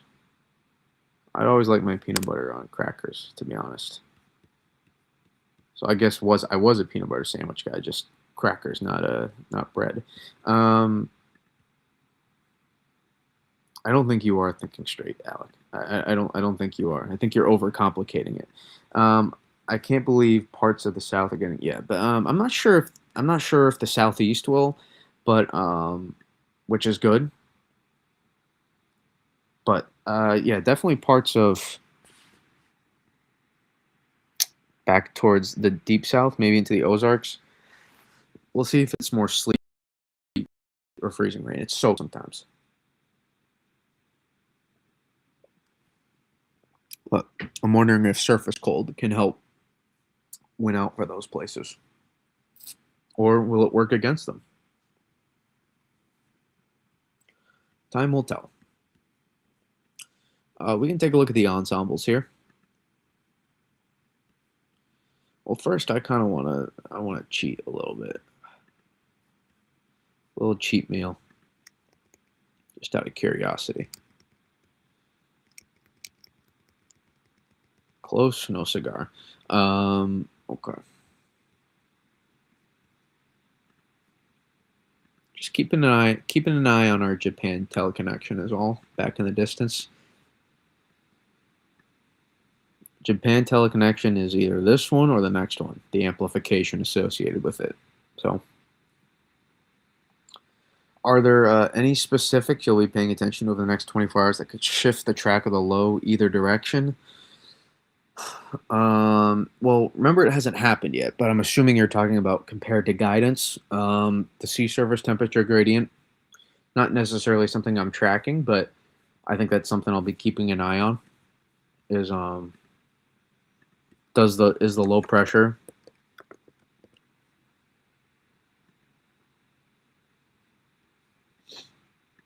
No, I appreciate it, Alec. I don't take it for granted. It made for good comedy, so I don't mind it.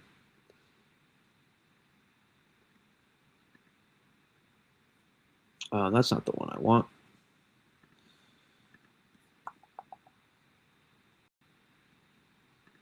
Also, should be noted, you guys know how we've been mentioning the cooler sea surface temperature south of the Atlantic. I know some people were like, well, doesn't that work against us? Not in this setup. It's not. You can see it's a little pocket of above average, but a lot of winters we've had, these have been above average. And if you have the right setup, then sure, then that's fine. But this is the setup right here that I've been telling you that this would make a difference in. And sure enough, we got the exact setup where it's going to matter a whole lot. We were well above average sea surface temperatures here. This would be rough. This would be rough a little bit more. This would be a little bit rougher for some of these coastal places here. But pretty good below average area of sea surface temperatures here. That's this little pocket. And then well warm below here to the south. So that will help pump in the moisture. But just here, that could help work into our advantage potentially. Help shunt the baroclinic zone from being able to work so far north. That's why I'm saying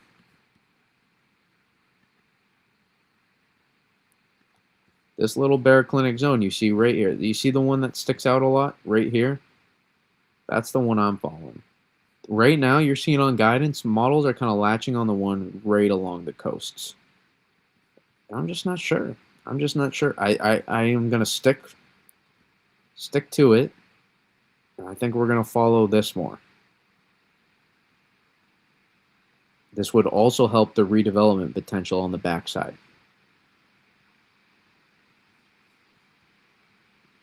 Another thing that I'll be watching is our high pressure with this system, which was a moving high. You see that? This is your high pressure back here. All of this. You see that? See how this is moving with the system now? You see that? There, you see the high pressure there? Right in here, but it's really just confluence pieces that are moving. So the confluence pieces are moving, but then look what happens. That storm riles up, and you see how it moves a little bit, but not as much as what's happening here.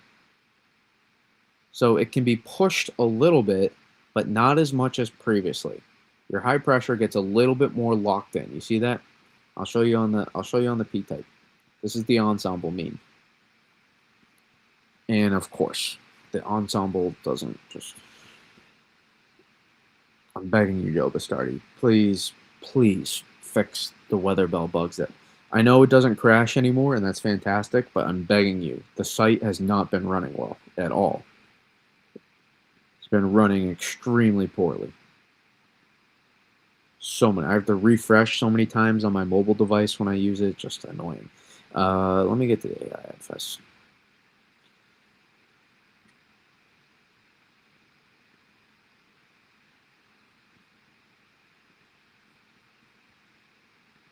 See your high pressure? Almost a banana high a little bit. You see that?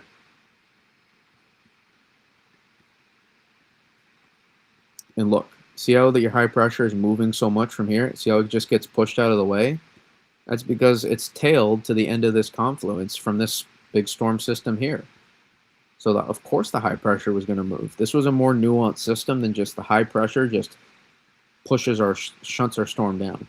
The same way that anybody was thinking that the mix line, necessarily couldn't get past like the mid-Atlantic, that's not the case. This high pressure is a little bit weaker moving up. But now look at the high pressure. You see that? You see how the high pressure now is more so not moving to it. You see how it's breaking up here? This is the breakup point. This is the back end for the confluence. This is the path. And the high pressure at this point is more locked into the north here because it's not going this way. It's not really going that way. You have upper level energy over here. So your high pressure at this point gets a little bit more locked in to right there. Not that it can't move a little bit. It can still be bullied just a little bit. I want to preface that. It can be pushed a little bit, but not to the same extent. And it's a little bit weaker at that point. So it's a 1050 high back here, but then it's like a 1030 something.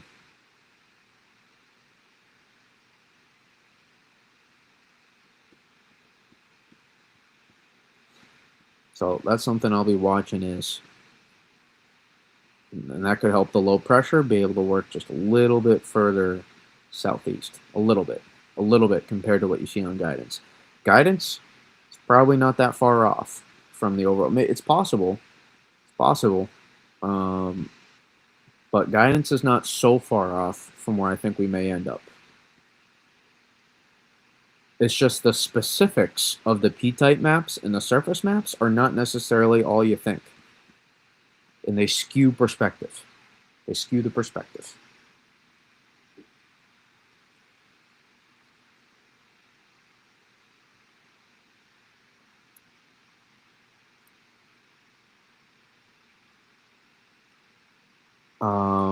What's my agenda for tomorrow? I have no idea. Pray to God that I get 2 feet of snow. That's my agenda.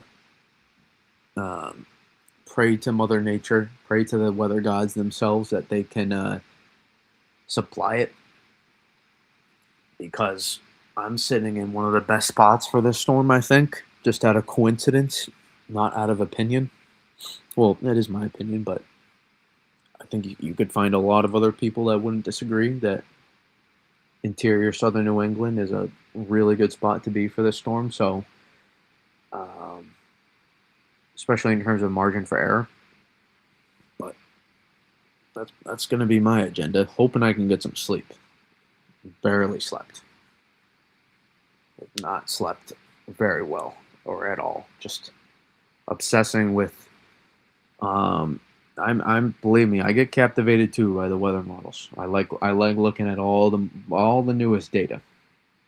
It matters to me. It's just I don't have the same weight. That's all. Okay. Kent County, Rhode Island, everywhere. I don't see a single place in southern New England right now getting less than double digits. I really don't.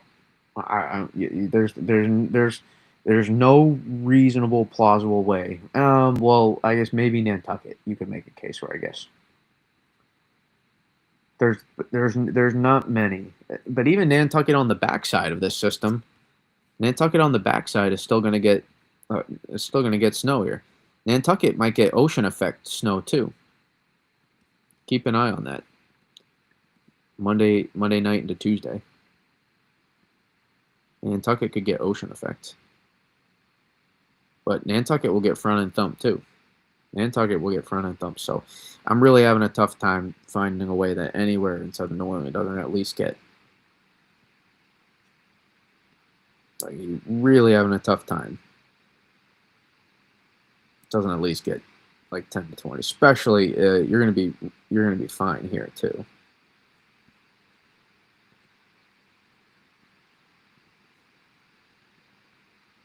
All these places. I don't know. The highest ceiling in it's going to be, I think, somewhere. I think it's going to be somewhere in here. I don't know where, but I think it's going to be somewhere in there. And you could have secondary higher ceilings back here because the orographic bullcrap that develops every time is just always happens, just almost always.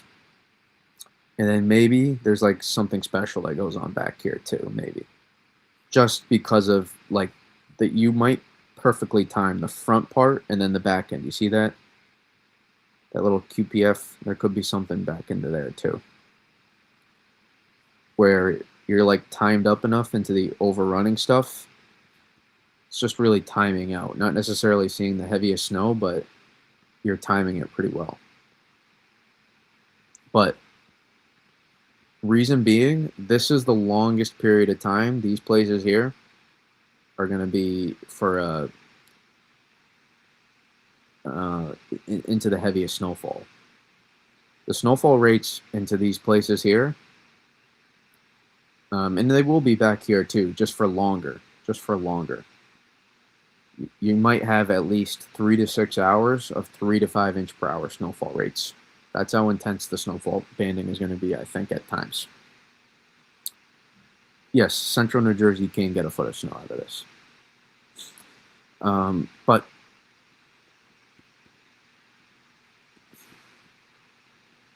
central New Jersey could get a foot and a half of snow. Could. Explicitly forecasting it, I wouldn't do that, but could, absolutely. But you can see this is where those best, where that best precip is going to get sent, and it's just because all the best forcing is literally happening right on top of the mid-Atlantic and into the lower Northeast. And so what's going to happen is this is all forming right on top. So you're going to get waves of heavy bands that are going to move through these areas on Sunday. And you'll go in and out of it of 1 to 3 inch per hour snowfall rates across all of these areas here. And then what's going to happen is it's going to keep redeveloping then here. This is where it's going to start to slow down a little bit because now it's met to high pressure. It meets the high pressure at that point. And honestly, I wouldn't be shocked if it tries to go north, has no problem. But I wouldn't be surprised if this presses down, where you still get these waves of moderate to heavy bands just from snowfall ratios that still push out and make it pretty far. But and the precip shield will not get limited. The precip shield will not. The precip shield will go to Canada with this. It will be so expansive. But the heaviest rates could get forced. You're kind of gonna see that. And I'll show you on the 850. It won't be as good as the 700 here. But you see how it gets up and then slides out? You see the northward push? Boom, meets the high, and then goes out to the east. Which is why these places here are gonna have the best. Because this is when it's gonna be moving faster through these areas, these waves of heavy bands that work through. And then what's gonna happen is down into here, this will be more overrunning. And then maybe you get an hour or two of some really heavy snowfall rates back into here. But the best will happen further to your northeast. And so you'll get a period of very strong snowfall rates. Very strong snowfall rates back into here. And it's going to be, this is when it's going to be moving the slowest too. So this F-gen banding will be forming like right on top of New York City, Connecticut, coastal southern New England, it'll be formed right on top. And then you'll see it it will move its way through. And then it's going to redevelop, I think, right on top as well. It's going to redevelop the banding. And at that point, you're just sitting on top of heavy snowfall rates. Think about it. If you get 4 hours of 4 inch per hour rates, that's 16 inches of snow right there.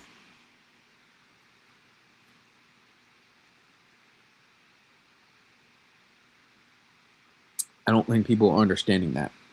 3 hours, that's it. Let's just say you get 3 hours of 3 inch per hour rates, that's 9 inches of snow in southern New England, with many other hours of snow left to go.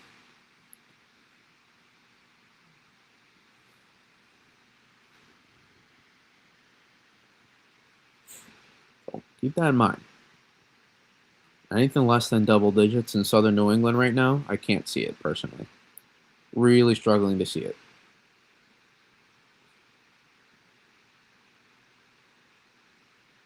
Especially Boston, too. Boston in this storm is in a fantastic spot. Boston is in a great, great spot. Right now for Boston, I would say at least 12 to 20 inches of snow in Boston. I think at least.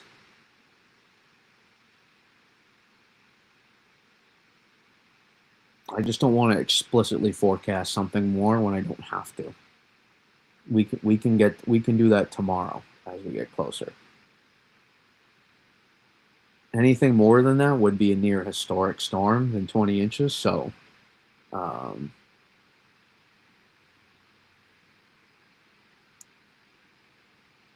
yeah, possible. The ceiling for this is about 20 to 30, though. And it is. It realistically is. I can't deny it. I'm trying to find ways where it's not, um, but I'm a, I'm a picturing it's this is the scenario where it happens is you get the band is December, it's December 26th, 27th, or it's December 20, right? Or December 2020, it's something like that. And you get these 4 to 6 inch per hour snowfall rates that happen for like 3 hours or something. And then you get like 2 to 4 inch per hour snowfall rates for like another 4 to 5 hours on top of that. Right there, that alone will get you to 18 to 24 inches. Uh, I don't know why people keep talking about the enhancement off the guys. We talk about this. This is the backside. It's not just there's not going to be some locally only special for here. You'll get a little bit maybe more extra, but we can't really talk about the specifics of coastal enhancement until we get you can, but exactly pinpointing like the band, 'cause that's what it will be. It's not going to be this wave of heavy. It's going to be bands, mini bands. So trying to only predict that, but look, it's still rotting out here. It's not limited to just the coast here. It's not just limited to there. So it's not only going to be, those places getting it, to be clear. It's Maine. So, and then you add on to the backside, whatever adds on top of there, then you can get on top. You can get more. I know what you mean, the ocean effect, yeah. Can you bring up a temp column for Raleigh, North Carolina? Joseph, did I miss something from Joseph? Can North Jersey see 3 to 4 inch per hour rates, or is that too bullish? No, that's possible. North Jersey could absolutely, yes, thunder snow as well. Thunder snow is maybe a given tomorrow night for somewhere. This thermodynamically charged up of an atmosphere, yeah, this is going to be like the Death Star tomorrow night. The way it's just going to annihilate planets, but that's the way that band is going to go.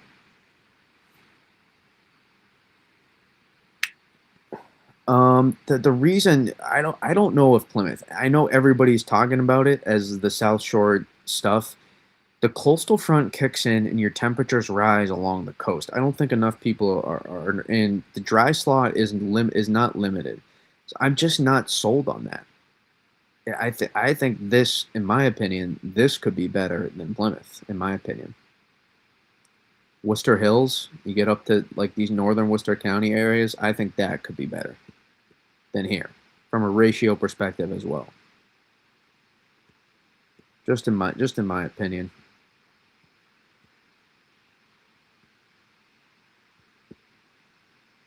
Blue Hill instead. Blue Hill, that could be another one. But you see how I'll show you, and then I'll pull up. We're gonna talk about the ice next.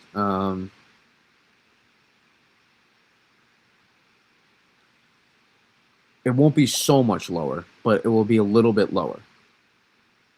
I'll go surface temps Fahrenheit. You see the coastal front? Look at that. Right along here, you're like 30 degrees. So you're gonna, and then you'll switch. Winds will shift, and you'll get back. But you see, not yet. It takes time. But look at the interior. In the teens. A little bit of elevation driven at that point. You see that? In the valley, a little bit higher. This is where these elevation spots right in here too kick in. So that's why I don't think it's going to be as, because you could be sitting in a 25 DPZ band right here, and a 15 dBz band here, and a 15 dBz band here in the northern. These are, I mean, it's not the central, across, you know, Worcester County, across these hills up here. You know, like, Auburn, Leicester, Millbury. I guess you could technically say Grafton. I just don't like explicitly saying my name, my town, because I know people freak out when that happens. But we do tend to do well on the backside of systems, just orographically being so close to the Worcester Hills. We just have about I have a little less than 600 feet elevation, so it helps a little bit. But I'm talking especially like Holden, Paxton, Rutland, Leominster, Fitchburg, these guys up here. And so they tend to do pretty well. Usually a subsidence zone in the valley, and maybe Berks again. Yeah, the Berkshires I think will do well. The only thing is, I think the heaviest of the heaviest may be just to the east. Not that they still don't get in it, just I think maybe the best forcing might be just to the east, barely. But we'll see as we get closer. I could absolutely see the Berkshires being could be another ceiling spot with this system. Absolutely could see it. Biased brave, yeah. Yeah, so could absolutely see it. And then also Catskills. We talk about it a lot. Back into here, Poconos, just because of the orographic situation. It's not because ratios will be so much better there. There won't. Only on the backside a little bit. And even then, I'm not sure they'll be close enough. But we'll see. If you want to know before we talk about the ice, you want to know on the backside how you get more is you get your upper level low to form earlier back here. Earlier, which means it will have to slow down further south. Get that to happen. This on the backside here will then be more impressive. But for now, nothing more than some light to moderate, maybe moderate at best. That will accumulate after the morning dry slot. And they'll do well. Oh yeah, but the thing is, I wonder if the reason I didn't forget them is just we circled them, so it's not like we didn't. They're gonna do just fine too. Northeast Connecticut is gonna do just fine as well. But I wonder, it's all about where the banding. When this banding starts moving north slowly, there's going to be probably a point where it kind of starts to slide off a little bit. Does that happen up here? If so, this is going to be your jackpot. And nobody's talking about it, but it would be. If that banding decides to go, start to move through us a little bit quicker, then right here turns into your jackpot. And nobody ever talks about it every storm, and then it ends up happening. Certainly possible.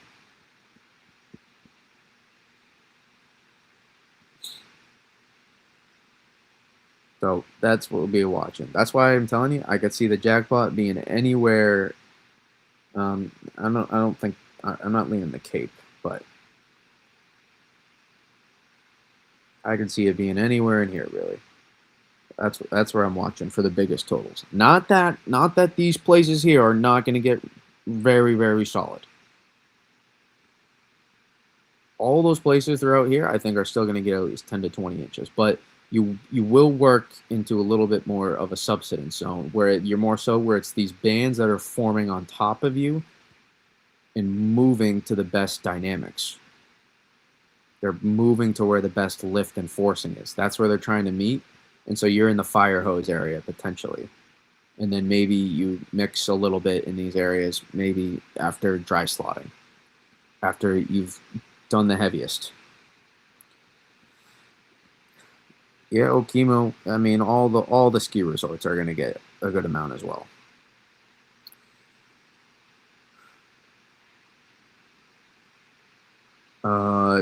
Yeah, there's certainly some, yes, got to be, yes. And then Joe Weather, yeah. The pattern, the signal, guys, we're just locked in here.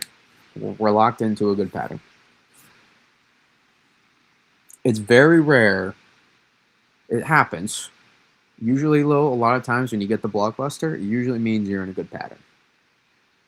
Usually does mean. Some exceptions: December 2020, December 2019.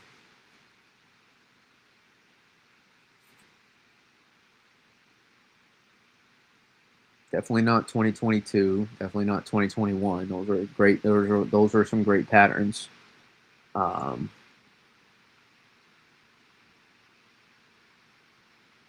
Maybe no, March 2019. Even there was multiple snowstorms in that.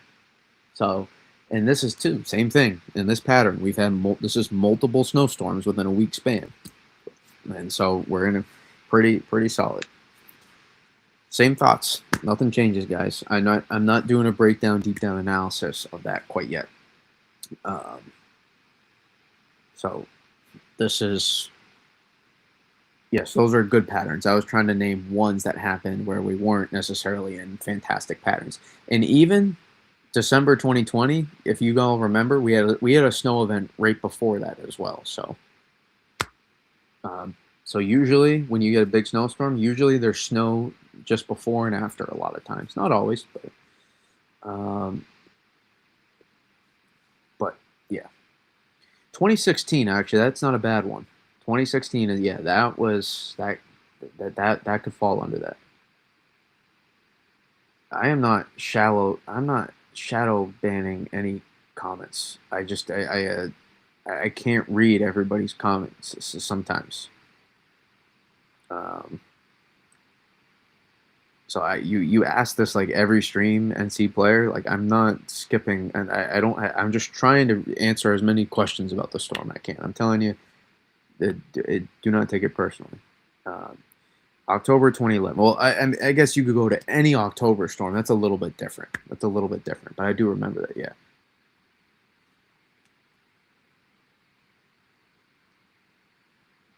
Well, no, I don't. No, I don't mind going into specifics. I mean, we broke it down pretty clearly, I think, some of my thoughts, but we're also going to adjust the map tonight as well. But we can look at the ice stuff as well. Well,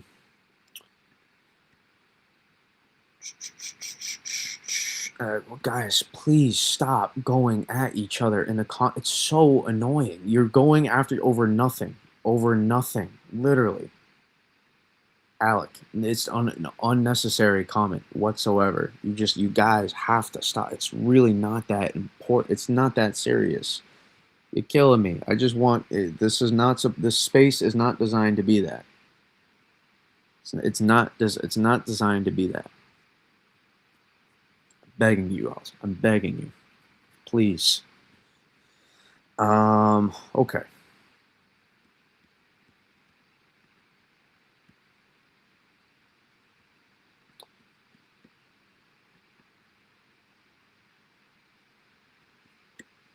Let's look at the ice. Let's get into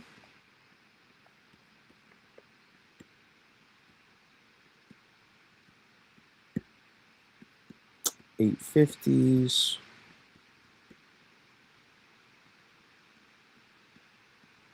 I see player. I just told you it doesn't help. It doesn't help. He wasn't being rude. He was curious. That was not he was not being rude. Oh, look at that little fun euro. That's on the time frame we're keeping an eye on. But I don't know why I kept playing. So here's the thing with this: you have to remember some of these places. This might be sleet rather than freezing rain. The euro may not accurately depict it. The euro may not accurately depict it. So keep that in mind. Everybody's sensitive right now because you know why? There's a big snowstorm and everybody's scared they're not going to get it. That's why everybody is walking on a little bit of eggshells right now. Anytime you throw out the word mix, the whole Northeast goes into shambles. So in Mid-Atlantic, it goes into shambles. That's why. So with this, the warm tongue, and this is what supplies, right? So everything goes hand in hand. The warm tongue here advances the snowfall, all this heavy precipitation gets brought up. You can trace it back from the subtropics. You can trace it back from the Gulf, up the Atlantic. All of these are meeting each other to create such warm, intense moisture to meet such intense cold air. You're welcome, John. So this cold air meeting this warm air, which means is all of this cold air is going to funnel down. All of this, I'm not sure if it's record breaking, but probably close to record breaking cold air. This cold air gets shot down through the low levels here, and so the surface remains cold, while the upper levels, this warm air shoots above. So the warm air shoots above the upper levels, and that's what helps create the lift above the surface, and that's what creates all these heavy snow bands out here. And since you have more upper level energy that's phasing in behind here, that's why all the way back here you see all of this heavy snow, moderate snow back here, because this is forming to where the overrunning. So the overrunning precip, this has turned into a beautiful mess. I forget the artist's name that does the abstract stuff that's famous, but so these two are kind of almost meet up, and that's going to happen at the exact time frame over southern New England. So that's why all these heavy snowfall rates, and same latitude as here, just the heaviest of the rates will probably be in there. And so that's why not that these places still won't get a ton of snow. They may get just as much, maybe, just through the warm tongue not being as close to you. They might get just as much with so much time. See that? They get into the overrunning start, and then look at the second half move through. And so this cold air then is what causes and now the question becomes back into here, is how strong is the warm tongue? And how strong is the surface and low level cold right above the surface and along right above the surface and along and on the surface as well. So take a look. You're raining at this point, or we'll go to the surface. You might be raining, but look at your surface temp. You see that? You're in the 20s. All these places here. Now, you might be cold enough to get lucky here, so it's sleet. These places up here in the teens at this point, well, right now you're still snowing. But you see that? You're going to hold your surface temps. And now at this point, you might be sleet in these places and probably freezing rain in here by Sunday.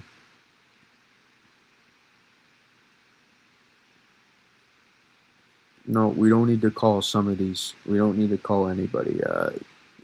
It's just an understanding. Here's one thing you got to understand in the chat. None of you have ever met each other before, almost any of you, so you have no context of anything. And you assume and you take perspective and you read things a certain way in how your brain, and you just got to keep an open mind with stuff. Keep that in mind for the chat. This will not be the place, and yes, clouds are in the sky. We'll look at New York City again after, but just keep that in mind. Assume, yes, lots of snow in the Northeast, Chad's Shriner. Just don't assume. Don't assume so much always. Keep it light and it will work out. But if we pull up some soundings here, you'll notice, yeah, this warm sector, there are probably going to be some thunderstorms across the south here. Probably will be. And then they'll flash freeze on the backside. See how cold it's going to get on the backside here? Everybody gets cold. Very, very cold. Bitter cold.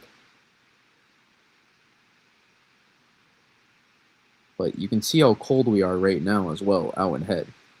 I mean, tonight in southern New England is going to be brutal. Elevation is not a factor for the ice and mix. We went over that. You may not have been there, but we went over that days ago. Yeah, right now I am 6 degrees. My dew point is -13. The feels like temperature for me right now is -3 degrees currently. Let's see. Yep, six degrees is what I'm at right now. So you can see the cold air we have in place. And so when you have a cat, excuse me, when you have oh boy, went down the wrong. The air went down the wrong pipe for a second there. When you have such cold air in place, this cannot be eroded so easily, and the cold will continue to build in tonight over the Carolinas. See that? Continues to build a little bit, but then look what happens. This overrunning precip then starts to work, and I'm not sure it will even be this. This is 850s. Sorry. You can see the surface cold will continue to build into tomorrow, and then this is 925, so close enough at this point. Now the warm tongue is above. And now look. So this is where I'm going to be looking. The 925s, and I'm going to look at the surface temps. The areas that aren't, well, let's see. Let's highlight first. So this in here is probably sleet, if I had to guess.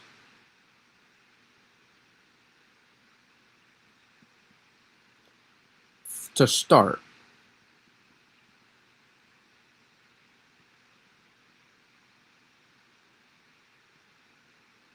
and then look at that.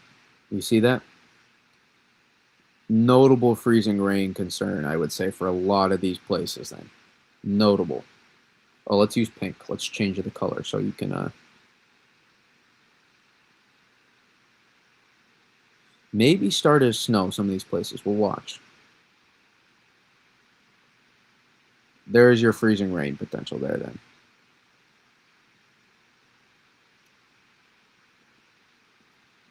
That's your more notable freezing rain potential. And then we increase this, we keep going. Look at it hold. And now those surface temps start to erode a little bit, or that warm tongue above starts to increase. And now the freezing rain potential, it's not if you see freezing rain, it's how much, I think, for the Carolinas.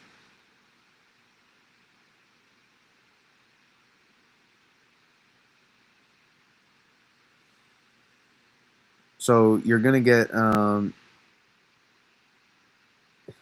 you're gonna get this to happen. I know what you asked, NC player, but if I go straight to the map, we'll get there. There's steps to it.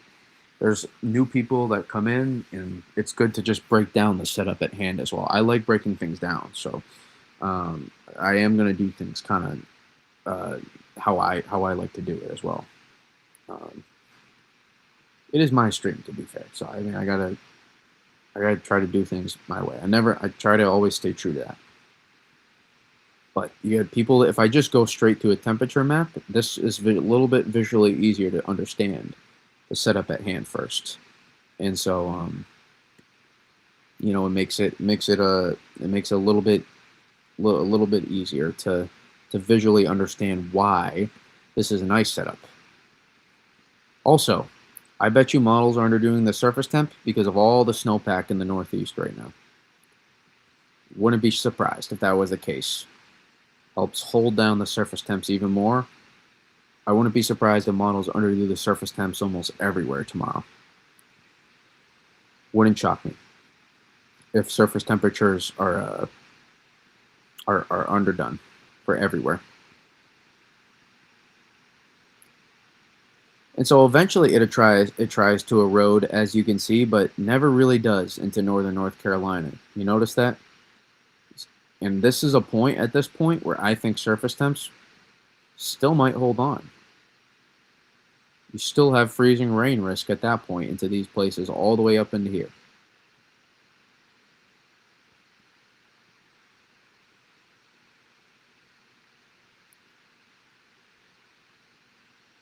I don't know what changes have been made. I'm not sure what you're referring to. I've liked this storm for days now. Nothing. There's not one model run that I've looked at that has made me think, "Oh God, I hate this storm." I have loved this setup for days now. For snow potential, unless you're in the south. But you can see there's your best force, and then boom, maybe just because you're a little bit drier in here, that doesn't mean you don't. Snowpack, it can to the lower levels of the atmosphere, but not too far. No, you're not going to change a warm. You're not going to change like an 850 milli. You're not going to like. You're not going to change your like a 750 millibar. Warm time. You're not going to change that. Um, I'm probably not going to discuss Florida, to be honest, Alex Silva. I'm not sure unless I have a Florida person in here right now that really, really wants me to talk about the severe weather part. I am not. I am not. Going to be talking about it.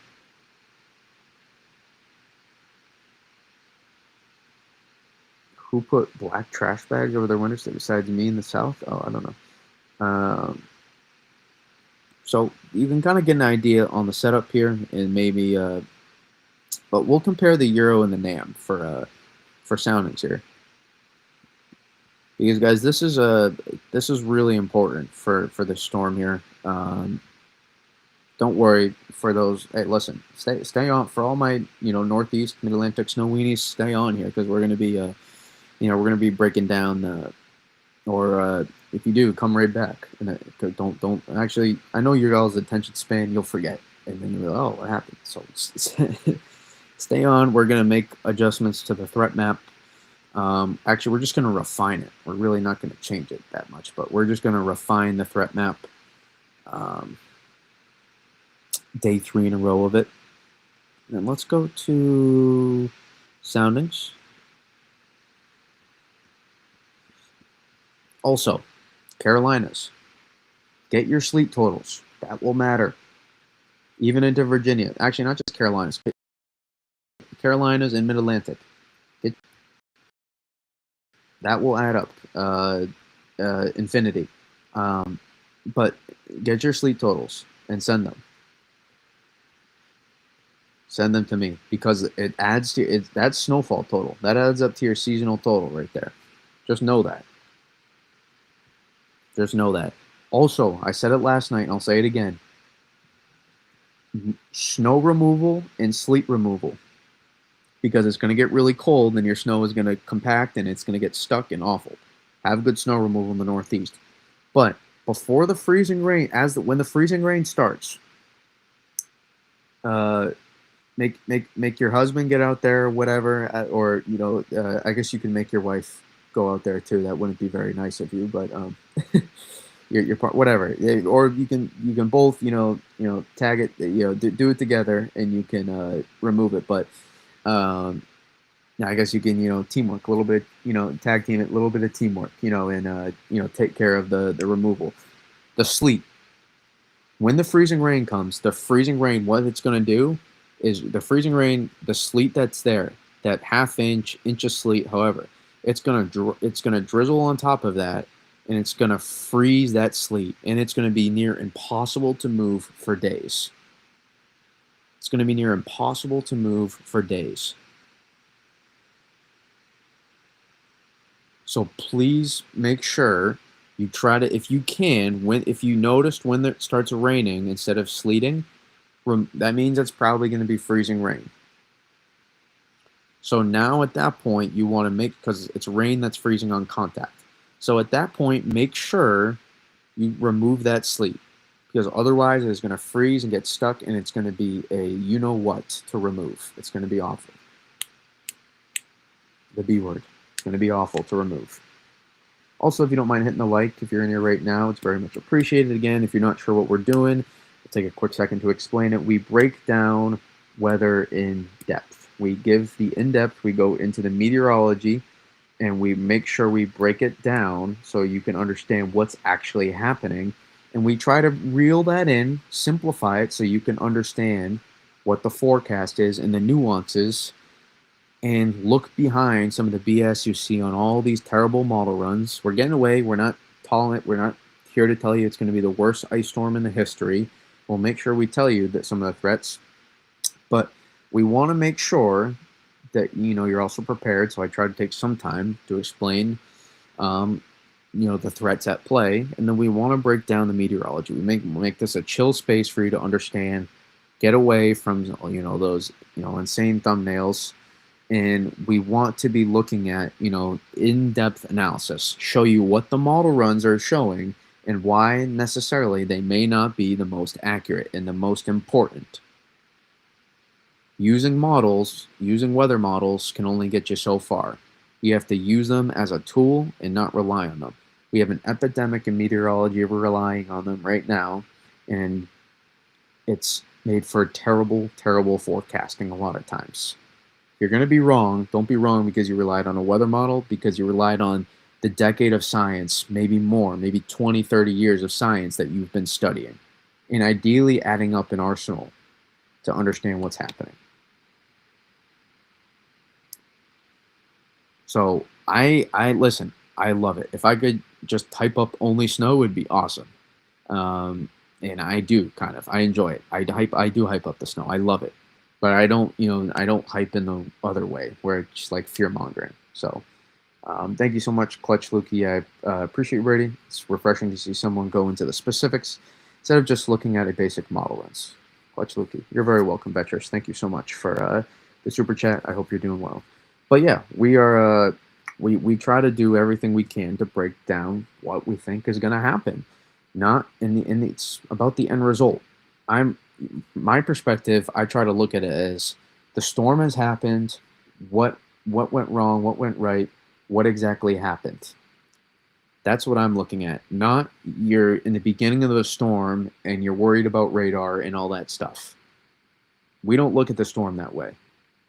Everybody likes to think, oh, the model took away 2 inches of snow. That's not a good sign for me. That's not forecasting. That's unproductive. That does nothing. The model shows an inch of freezing rain. Well, actually, it could be it could be an inch of sleet and 1/10 of an inch of ice. So you don't know that.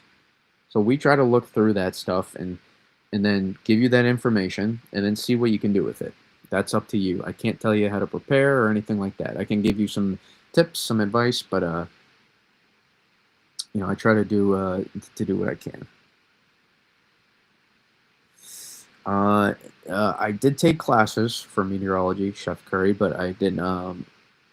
I did not end up getting a degree. Decided I did not want. Decided I did not want to go down that route. I want to do other stuff with my life and keep this as a side passion. I know as crazy as that sounds. I do have this is a side passion. I don't think any of you would really believe or expect what I currently am, what I do. I don't think any of you would really. I don't think any of you would expect it, but maybe we'll get there eventually. I always say, hey, 3 foot snowstorm. If we get 3 feet.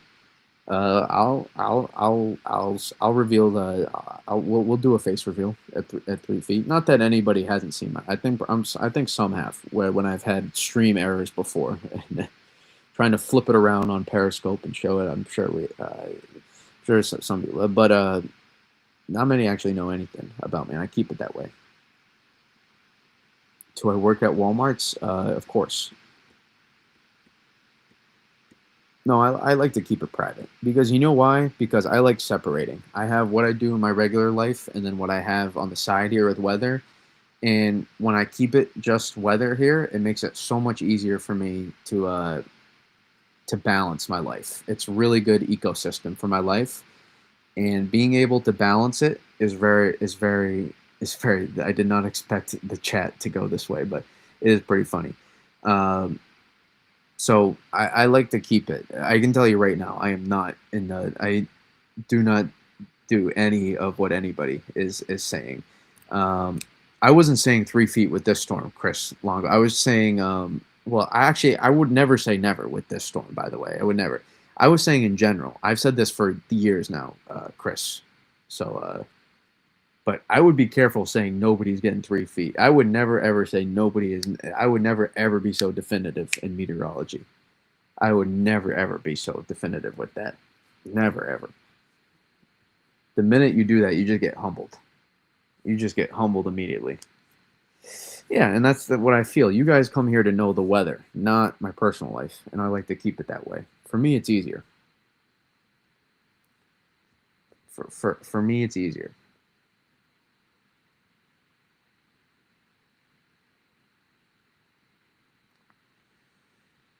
Yeah, I probably did at some point, but it's not like most people know. So, but yeah, it's not anything mysterious. I'm a pretty, Kawhi says I'm a fun guy. Yeah, I try to be, I try to display the passion at the same time. Try to reveal a lot without revealing what I don't need to. But looking back here at the Sonics, I mean, you get to know Tatum. That's enough. Absolutely. Um, Going back here into Carolina.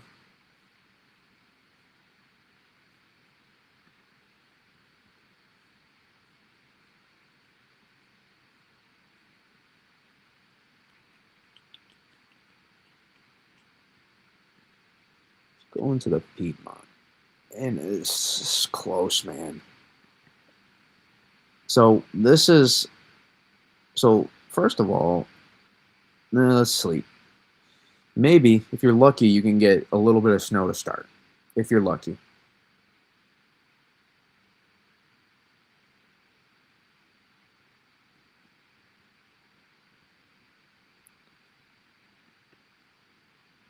Alec, I am not just like you. You know why? I don't need a Whopper. We are very different. We are very different. I would never eat a Whopper. That is where we part our ways. Yeah, you too, Ventures. But thank you very much for the super chat as well. So now we go to sleep. This is many hours of sleep here at the Triad Airport. Sleet, and now though I think we start flirting with the freezing rain just because of how big the warm tongue is. You see how that's a lot of time for that warm tongue to then come back at the end.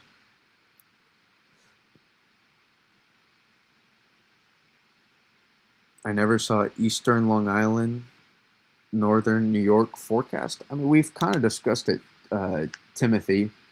But you can also you can comment in the post that I did on the community tab, and especially since you're a high level member, I'll make sure to give you a good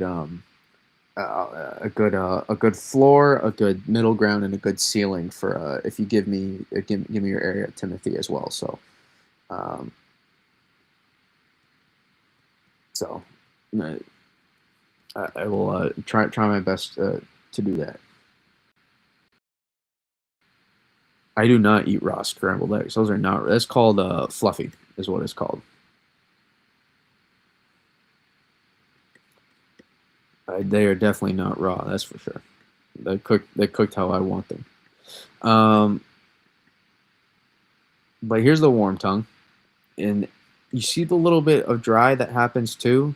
Since it's a little less saturated, it makes it. Oh, you're welcome, Timothy. It makes it a little easier.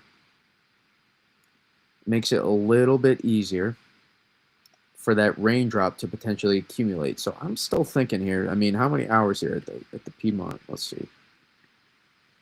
See. Sleet. Probably freezing rain now. Well, probably. It's close. It's very close. So 1, 2, 3, 4, 5, 6, 7, 8, 9, 10. Still holding on. 11 almost. And then do you come back? Almost. So close though. Keep an eye. Even though you have this dry slot, you probably still get some freezing drizzle at that point. And I wonder if you hold on. I wonder if the CAD signature holds on here.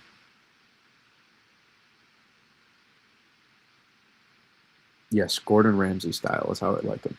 absolutely, Kelly. Some people like them crusty and stuff. I don't like that at all.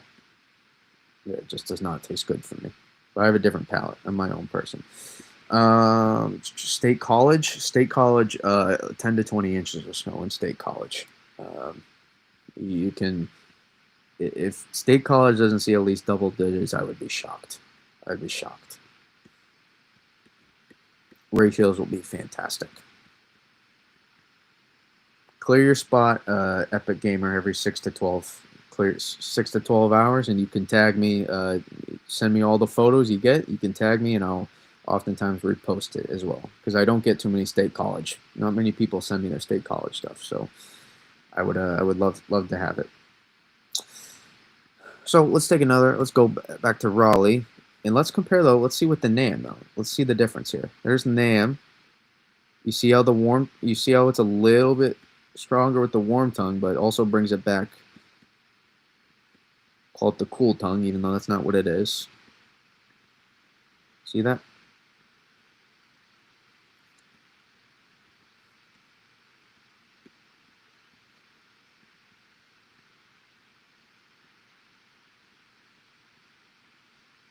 NAM brings it back a little bit more here. A little bit more, which would favor sleet. So the Euro and the NAM are kind of showing a slightly different temperature profile. That's the biggest thing. But I still think this, in my opinion, I still think that's freezing rain. I still think it is. I think this is sleet. This is all sleet. This is a sleet fest. You see the strong lift there too? That's a heavy sleet. And then now I think you start flirting with freezing rain here in Raleigh. I think you start flirting with freezing rain.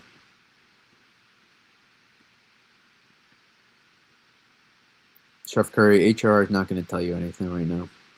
Sorry, but just isn't. Maybe sometimes it can be a precursor for rest of the zero Z guidance. That's possible, but so close, guys. I keep going back and forth with the ice. It's going to be Monmouth County. You're going to be no Central New Jersey is not getting so much ice. No, Central that's not happening. You can get a little bit of sleep, but you're not getting freezing. You're not going to get that free. I don't know if you'll get any freezing rain there. And Nassau County, Long Island. Honest totals. I do snow removal, so it's important. Well, let me say this, Johnny. Your reply isn't any less or more important. You're just as valued as anybody else in here. It doesn't matter whether you're snow removal or not. I know the importance of the plows. I can't thank everybody that does snow removal enough for what you do, but you're not any less, valued or any more than most people in here. So pretty much everybody. So, but Nassau County, Long Island. Yeah, I'd say your floor, in my opinion. I have tough time seeing anything less than 6 to 12, 6 to 10 in Long Island as a floor. And then I think you do have the potential to see 12 to 18 plus in Long Island. It is very much there. So, kind of the floor plus middle ground ceiling combo, I guess, to give you. I guess you could take a middle ground of that, but I'm not locked in 100% on that. It's still about, a day and a half from onset, and some, a day and some change. So I did not say a 12-inch floor. I said a 6 to 12-inch floor.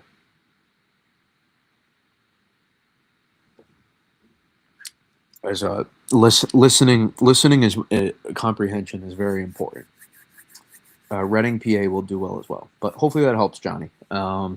And there's going to be intense rates too, Johnny. So keep that in mind. That it's going to be hard to pick up with.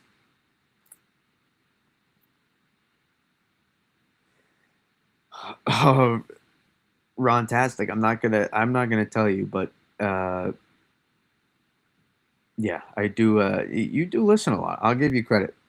You're able to put together the pieces very well, but I still will not still will not tell you. But I'm glad it's important to you. That means you must care about the product a lot, which I care about. You too, Alec. School pizza, no, thank you. School pizza was one of the worst decisions you can make at lunch. I was a bring your own person. I don't know about anybody else, but this is a warm tongue. This is freezing. That's an awful freezing rain sounding in my opinion. That is going to accumulate, and it's going to accumulate easy. That's an awful freezing rain sound. Freezing rain sounding. That, in my opinion, this is a lot of freezing rain in Raleigh. That warm tongue is so strong. I know it comes back at the end, but that's such a strong warm tongue. It's over -10. It's over 10 degrees Celsius. Because it just keeps getting stronger, and you stay there at the surface temps too. Raleigh might be one of the worst areas for the freezing rain potential. I don't know. You got to be careful. You got to be careful looking at the model outputs this far out. This is really tough for the NAM. Anything less than like 6 to 12 hours for the NAM is very difficult. Even then, the NAM can sometimes struggle.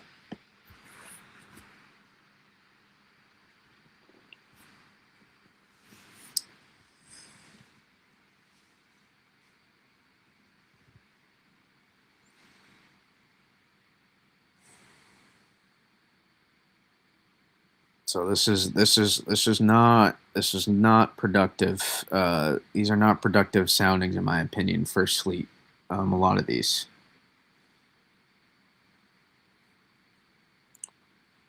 Yeah, let's go to Sanford Lee County Airport. I don't know how, I don't know 100% where Sanford is off the top of my head. I try to be upfront with that, but we can take a look here. There's sleet. You never have a chance for snow. Sleet, sleet, sleet, sleet, sleet. Maybe freezing rain. You're getting close to it. You're getting close to it, I think. Freezing rain, freezing rain, freezing rain, freezing rain, freezing rain, freezing rain, freezing rain. Freezing rain, freezing rain, freezing rain, freezing rain, freezing rain. Freezing rain, freezing rain, freezing rain, rain. So that is a lot of hours of freezing rain potential there. Now, you could make the case. No, I don't think so. I think this is maybe. I think it's freezing rain.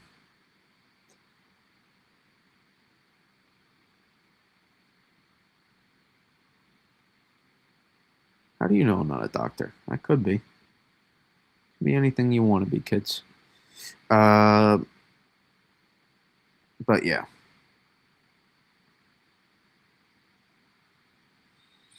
That looks like a lot of freezing rain in the Sanford area. Whoever was asking that. Christopher, how are you going? How's the storm looking? The same as yesterday. Storm's still coming. Pretty good. I do not. It seems like you may. I don't know. I see a good amount of sleet and a good amount of freezing rain, and this is on the NAM that shows the most sleet, by the way.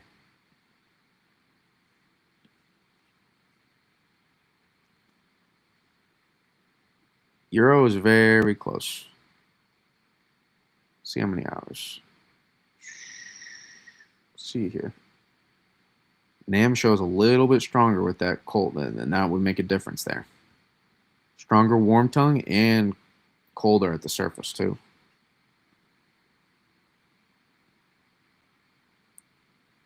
Because doctors, yeah.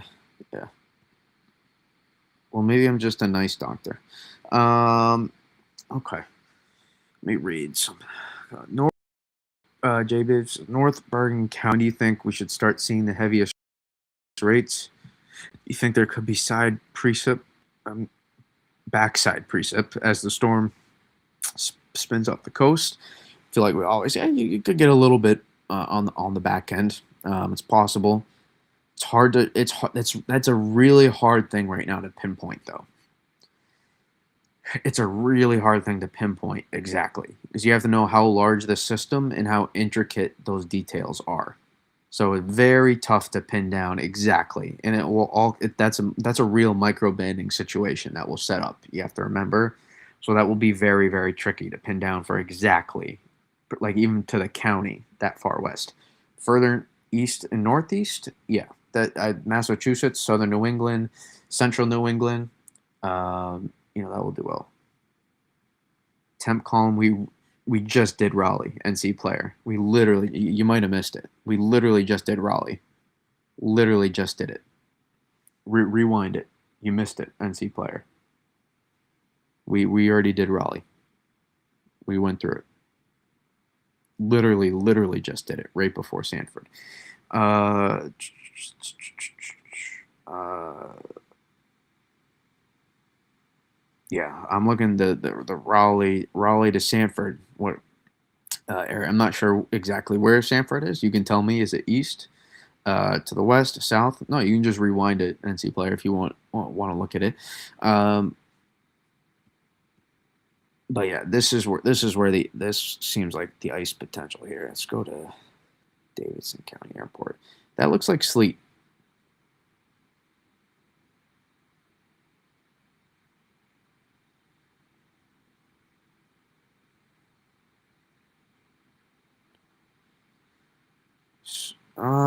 Close. Might be sleet. Now we're starting to get freezing rain. See how the warm tongues get lower and lower? Like, sure, you drastically, but just because you change the rate of temperature very quick, that does not mean it's a lot of time for it to come back. So it's going to be, I think it's going to be so close. The difference between some people getting 3 inches of sleet, 2 to 3 inches of sleet, and 3/4 of an inch into an inch of freezing rain is going to be so close. And then again, you just still might get like 2 inches of sleet and then a 1/4 inch of freezing rain on top of that, and that would be brutal. That would not be good. But it would be a little less destructive. The good thing is, since the South, since the models did all that fun stuff in the beginning, is it's not like the South is getting caught off guard here. I think everybody in the South knows what's going on with this right now.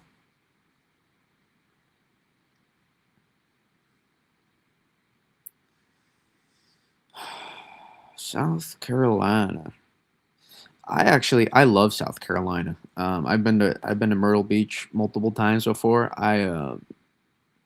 Been up and down the Carolina coast. I know out in the interior is not the same.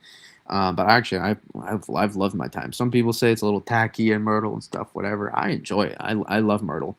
The warm water off the coast.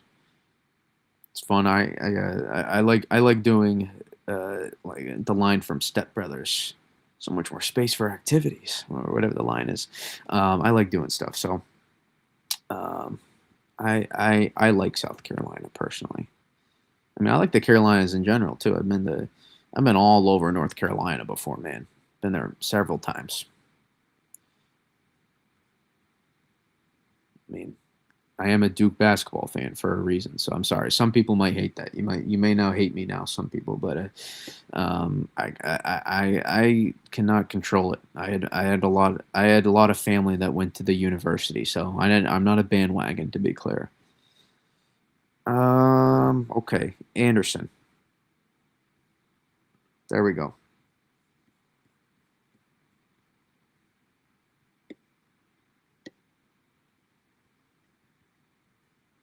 I think that's closer to your floor, in my opinion. Like 6 to 10, 6 to 12 is your floor there, and I think about 10 to 12 to 18 plus is your potential there. So there's your floor and your ceiling kind of there in New York City, like a reasonable ceiling too, not a blown out of proportion ceiling. Okay.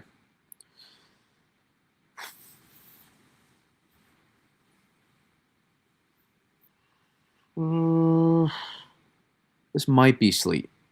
but you really aren't precipitating too much yet. Now you are. Sleet. Now freeze. Now you're starting to flirt with free. You still might be sleet. Very notable pushback of the cold air at the low levels. That's your CAD signature. And then you still might be sleet. Now you might be freezing. Now you might be. These few hours here are very close because this is sleet. But now you may be starting to flirt. It could be. I want to lean sleet there, but that could be very close. I honestly, it wouldn't hurt me to do more research on the specifics of the difference between sleet and freezing rain. Uh, but start probably freezing rain. You go past if you get to 10 degrees above Celsius,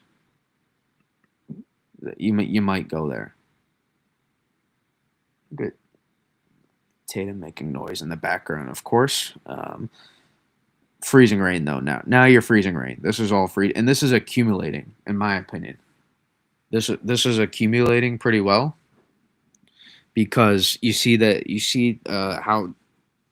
Sorry, adjust my position here. Um, but in my opinion, this you see this little dryness that's still close here. That's actually just making it easier to accumulate. Probably also accumulating a little bit easier on the surface.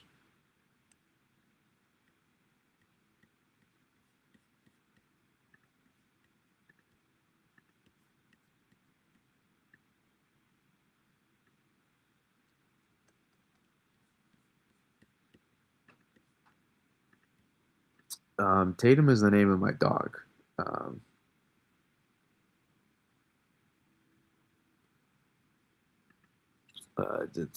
to be clear.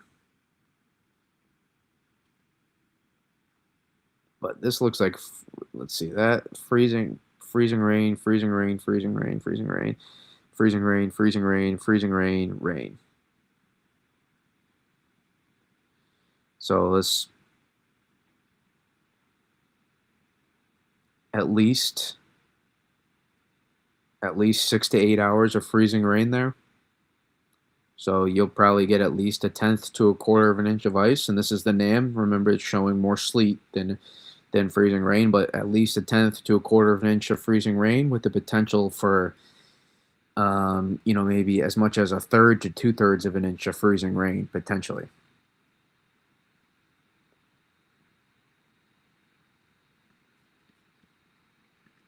Well, I mean, you wanted the maps. This is what you asked for. Um, this is your freezing line. The minute it crosses, you're a snowflake. This is snow, actually. The Carolinas actually are going to see snow. It's just going to be thousands of feet above the surface, believe it or not. So they will see snow, just uh, way up in the atmosphere, and then it will melt. That will melt, and then the farther it goes and then makes it back to the surface, that increases the freezing rain potential. The less this warm tongue is, then that increases your sleet potential. And the farther this comes back here before it gets to the surface, the more that increases your sleet potential. That's all we're looking at. That's why the margins are so close, because such a big warm tongue, but then notice you come back right about 925. So it's a very close call.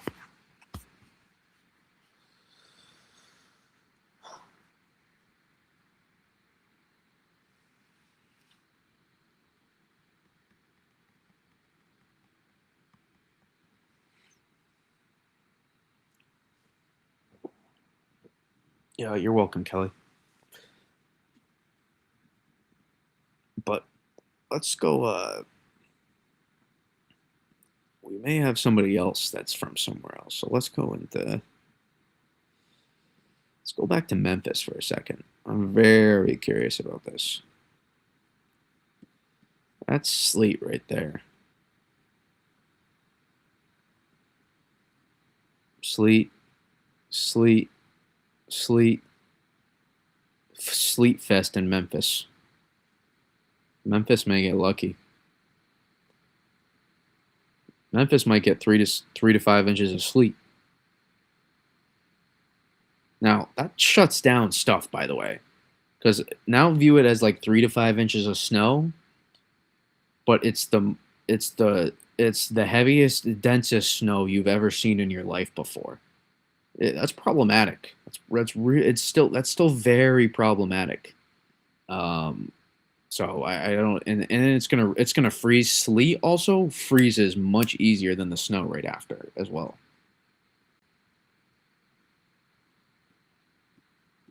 Yeah, you're very welcome, Kelly.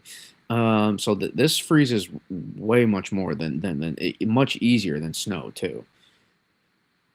Sleet's very dense. It's ice, right? It's basically an ice pellet, is what it is. It's a snowflake that freezed up. It's a snowflake that melted then freezed up, and so it makes it very, very, very, very difficult to remove. This is why I've been telling you, if you're gonna, it's the minute you change to freezing rain after you start a sleet, remove the sleet everywhere you need to, off your cars especially. Get off your cars. It's going to be so hard to get off your cars then. Your windshield, etc. You can go with the scraper, or on the ice. It's a little bit easier if it's a kind of a thin layer of ice. But if there's an inch of sleet on top of that, and then your ice, and then you're trying to, you could hurt your windshield or something, or so I would just really recommend remove that sleet. Remove it as soon as you can before the freezing. As soon as the freezing rain starts, it will be extremely. Trust me, you don't need to thank me after, but you'll thank yourself for doing it. I'm doing nothing. It's up to you to remove it. I can only just provide the insight to it. Hopefully, spark you. But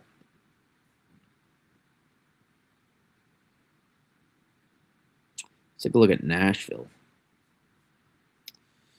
And there's a new NAM running, so it's going to go to the beginning of it. Let's see here. Nashville is going to start as snow, according to the NAM.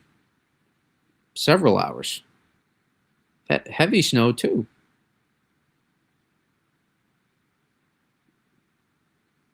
You could get maybe an inch of snow in Nashville. Certainly possible. See if you can get it over enough overrunning precip. Now you're sleet. But look at you see how this is more freezing rain concern. You see the difference between this sounding here? The warm tongue, not as strong. But look at the cold push back. You see that? You see the cold push back here? That is not as strong as well, though. So now it's barely coming back, and you're still below freezing. That might be a little bit more concerning for freezing rain in Nashville. Freezing rain, freezing rain, freezing rain, now rain. So you're going to get some, but look, you go back. You see that? Boom, right back. Freezing rain now. Freezing rain. Freezing rain. Freezing rain. Still freezing rain. Now sleet. And now you're done precipitating. And then maybe you come back at the end. Maybe you finish with some snow in Nashville. Maybe you get some flakes at the end.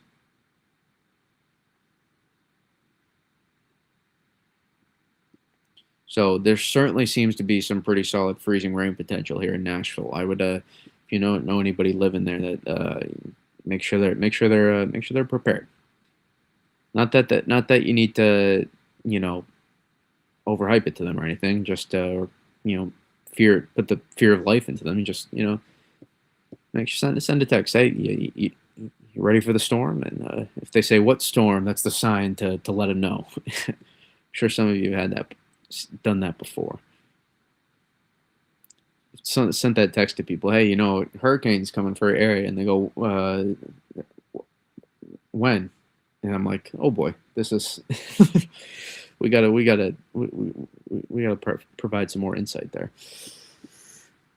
Um,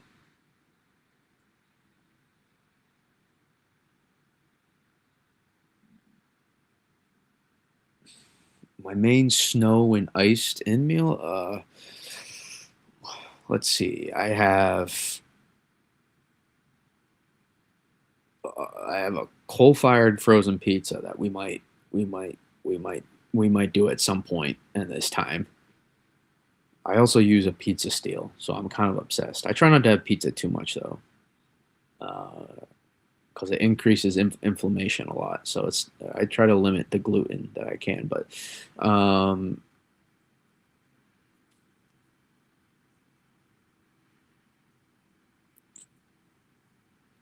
I guess scrambled eggs obviously as well, steak, chicken, stuff like that. Okay,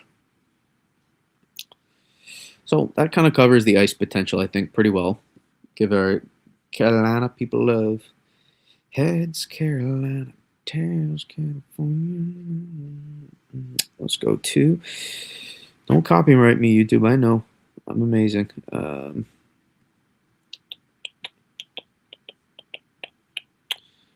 can feel it coming.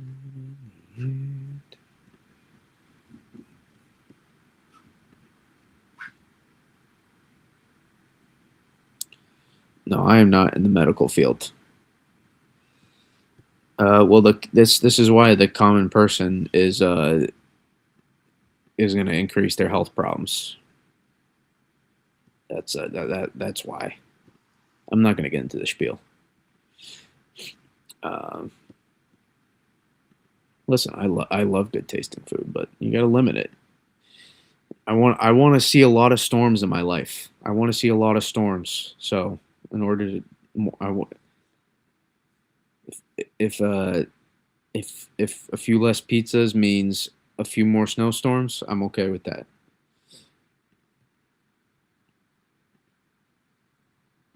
This is pointless, but we'll look at it because why not? Oh yeah, ribs are fantastic as well. But listen, I love barbecue. I love barbecue, man. It's fantastic.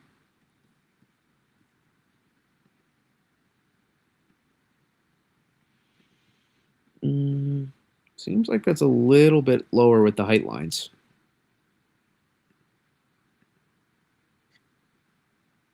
but it's look at it show right over, man. Let's look at the 700 F Gen. Let's take a look. The 700 millibar Vort. Look at that. You see how it just redevelops right on top of Southern New England? You see that? Man, it's just gonna crush right on top. That'd be perfect. That is how you Southern New England bullseye right there. By doing that. Look at those waves of banding moving through the Mid Atlantic, New York City, Long Island, New York City getting crushed on this run. Crushed. 2 to 3 inch per hour snowfall rates, easy for multiple hours too. But you see how it just stops? Look at that. Boom. Look at Sunday evening here. It just forms right on top. That's multiple hours in a row. Jesus. Tatum literally just how high are you gonna jump, my man? For reference, this little the the sofa I'm on right now, or next to, I should say, is a imagine a yardstick. Imagine like taller than. Imagine December 2020 snowstorm. He just jumped over that. His leaping ability is off the charts. He's a better leaper than my last dog. That's for sure. Am I gonna live stream all weekend? I don't know. Tomorrow night, yeah. Tomorrow night, yes. Sunday, I will try. I will try to find a little bit of time on Sunday. They had some snow falling earlier before the nasty mess. They were so happy. Well, yeah, you got you know why? I'll show you. I'll show you. And this is why some places in the Carolina, uh, I guess in theory, South Carolina. And actually, I'm not sure enough cold air is going to be in place aloft in South Carolina, but North Carolina, you could get some snow to fall. You could. It's absolutely possible. Have a good one, NC player. Okay, we'll go to. So you see this flow here? Take a look. All of this flow. Models often underestimate how much a lot of it gets out in front. Models tend to underestimate the overrunning precip that gets out ahead of the system. And so I wouldn't be shocked if you get some overrunning precip eventually. You can almost see the tea leaves here. You see it? You see this right here? You see this little moisture tail? I wonder if there's something to that. I'd keep an eye on it. These areas here, maybe you get a chance for a little bit of snowfall to start. Maybe, just maybe. Oh, I was just clapping. You're going to be live streaming? Okay. Here we go. Now this is starting to get going here. You can see that upper level. This is, you see the pump up. You see the amplification here. This is your Baja energy now, starting to get closer and eject. This is the Baja Peninsula. Here's this upper level energy back here, starting to get ready to eject here. You see this piece? It's all coming together. I'll zoom out.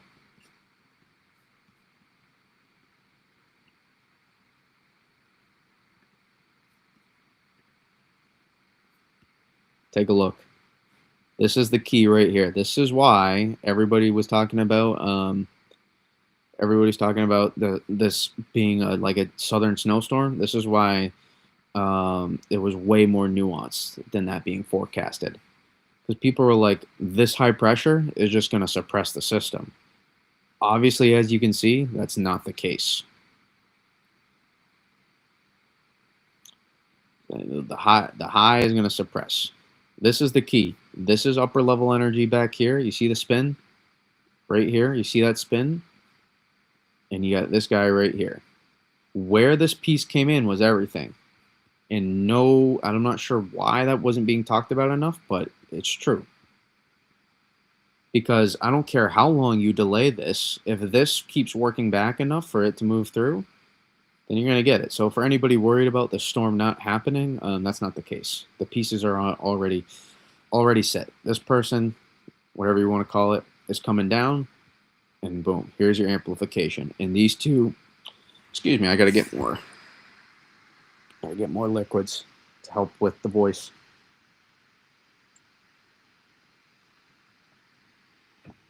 And so these two are coming together, and they're going to phase.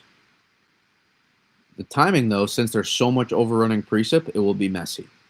Always a little bit more messy than depicted. So it's also another reason why I wouldn't be shocked if models are slightly too far north with everything that's happened, because very oftentimes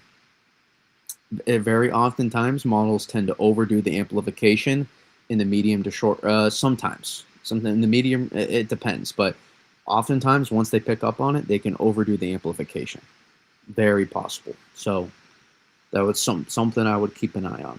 Not always, but this tends to be a little bit messy. But this is going to be about as clean as you'll ever see an evolution of this kind of a overrunning storm right here. But you can see the tea leaves being laid out here. You can see them. It's just probably close to where the northern fringe of your notable snowfall is going to be. This might be right here. You start. That could be something right there.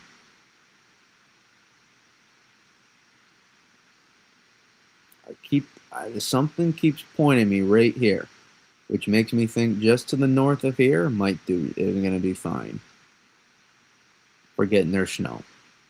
I keep seeing that over and time again, me looking at the tea leaves here. I keep seeing it on the flow. But boom, this amplification here is bringing up all this. And you see this? What's happening? This amplification here, this guy coming the exact opposite direction. This guy meeting this gal, and boy, oh boy, explosive storm gets created as a result.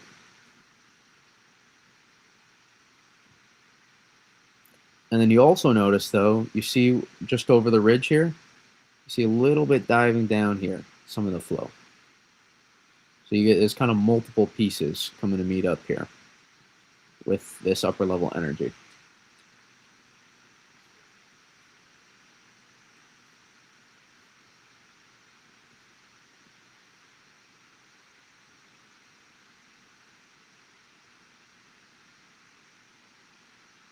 Moving back to Maine in 5 years, well, Maine already had a foot snowstorm this winter.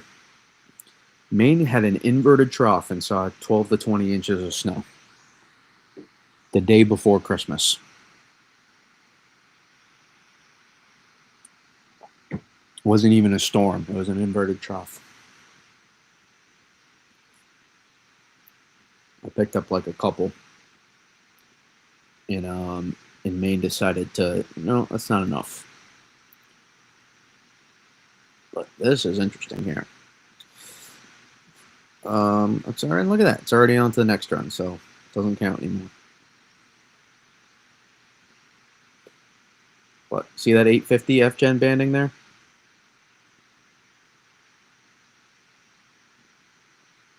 That's going to help force, I think, heavy precipitation, maybe dynamic cooling right in here.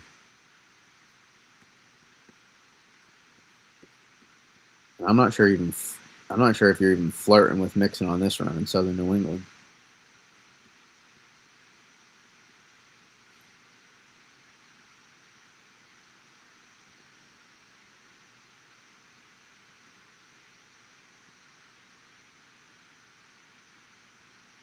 It tries to. I'm not sure how accurate that actually is. I doubt that's accurate.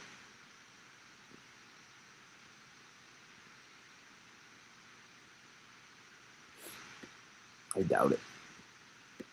Can I get a sounding?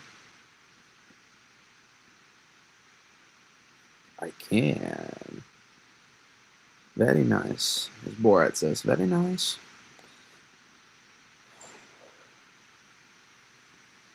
Where am I? No. No.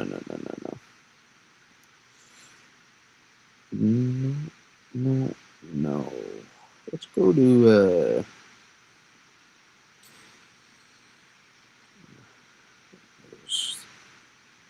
Red Island.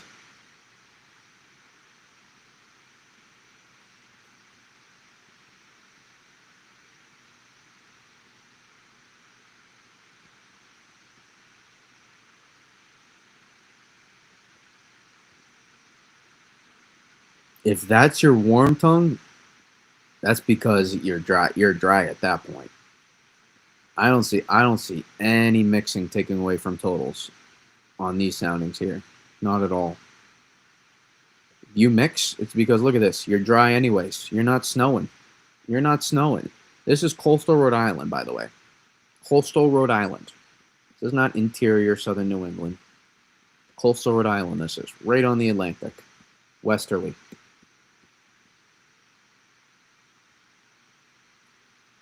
It doesn't matter. It does. You can say it as a cold, but it's showing. You're missing the point. You're missing the point. That's not the point. I'm telling you that right now, the HR was showing all of that mixing. You're missing the point of the exercise. Look at the P-type map. You see that? Right now, the HRR says this is all sleet. You know why it is? Is because you're not snowing. Anyways, that's not taking away from your heavy snowfall totals. That's because you're done snowing for the moment.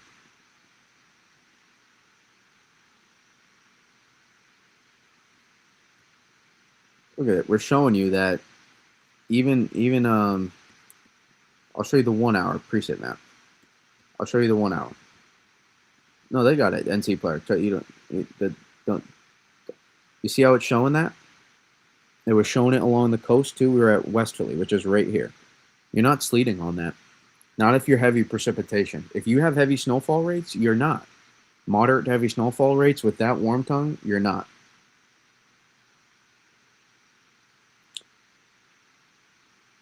That's not happening. But what does the map show? It shows sleet.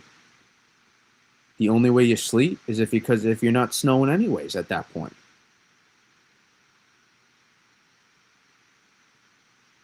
So this is what I'm trying to get across here. If you mix, it's because you're dry slotting, in my opinion. Southern New England, especially. Same can't be said necessarily for DC, Delmarva, Southern Jersey, maybe even Philly.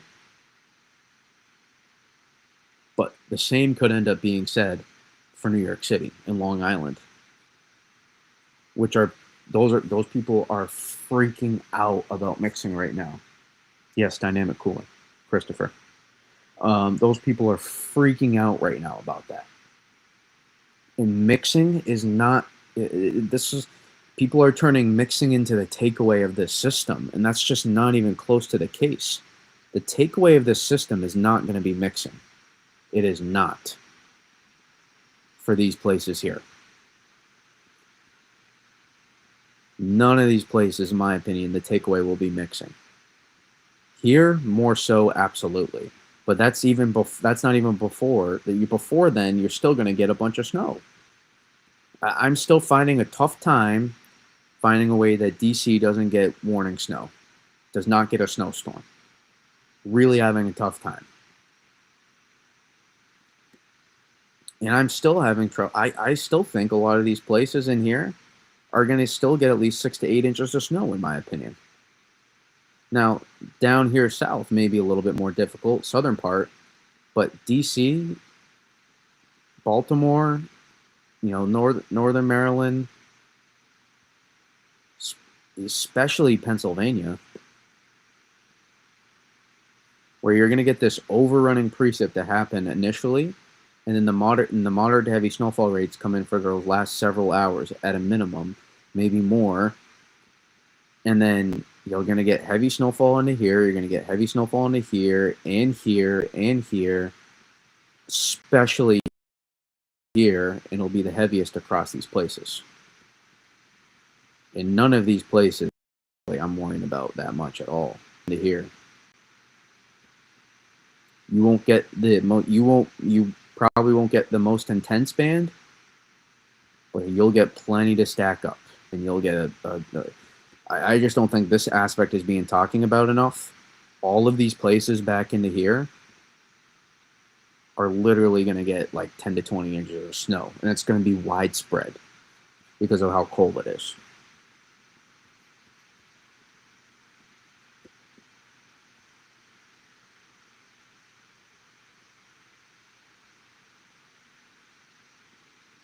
So this is what I'm trying to get across to everybody. I know people want to make it because they want to go to the bad for some reason. I don't know why we want to live in a mindset where we want to go to the bad, but we got to live in a reality here. You want to take a look? This is estimated radar reflectivity here. And it's awful. This is not useful at all.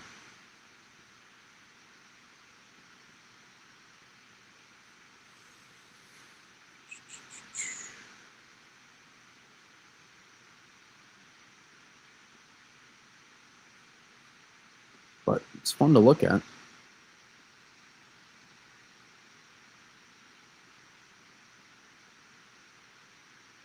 But it's showing that on the reflectivity, and you're just not. Let's go. Do you see it showing sleet there? Hour 44. It's showing sleet. Let's go to it. Let's go to Rhode Island, hour 44, and I'll show you. But people look at this and they freak out. We'll even go to Long Island too. Long Island, and I'll show you.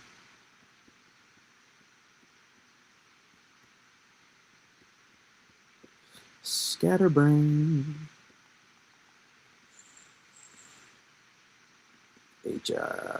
Okay. Hour 44. Not even close. Not even remotely close. You're like a degree or two beyond that. Yet, the model is showing sleet on the precipitation map. It's not on the snowfall map, probably, but on the precipitation map, it is. It's why those precipitation maps are, say it with me, garbage. They are garbage. You are hurting yourself mentally. You are giving yourself a disease mentally, figuratively and almost literally, by continuing to look at these P-type maps. They are they are killing your ability to understand what the model is trying to show. This is heavy snow dumping in Rhode Island, coastal Rhode Island right now. Coastal Rhode Island. Not even close to mixing. Yet what does the model show? Same thing, heavy snow. Same thing, heavy snow. And now you might sleep. Maybe.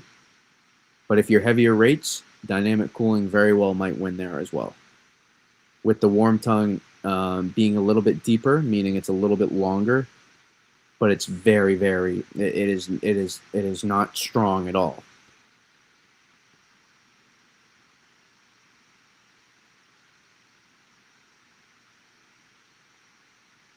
And at that point, you're done with the first part of the system, probably. Let's go to Long Island. Long Island. It's all one word, by the way. It's not two. People like to say it's Long Island. It's all one word. Where's New York? There we go. I kind of want. Where's Montauk here? There we go. Let's get the ocean. See, that's sleep. But look, you're done. All of this. You're flirting. You're getting a little close. Now, if it's underestimating the warm tongue a little bit, that could be something. All of this, you are not sleeting on this run until right there. Hour 46 of the run in Montauk. You're not sleeting. This is Long Island. This is all heavy snow. Heavy snow, heavy snow, heavy snow, heavy snow, heavy snow. Hours and hours and hours of heavy snow on Montauk here. Eastern Long Island.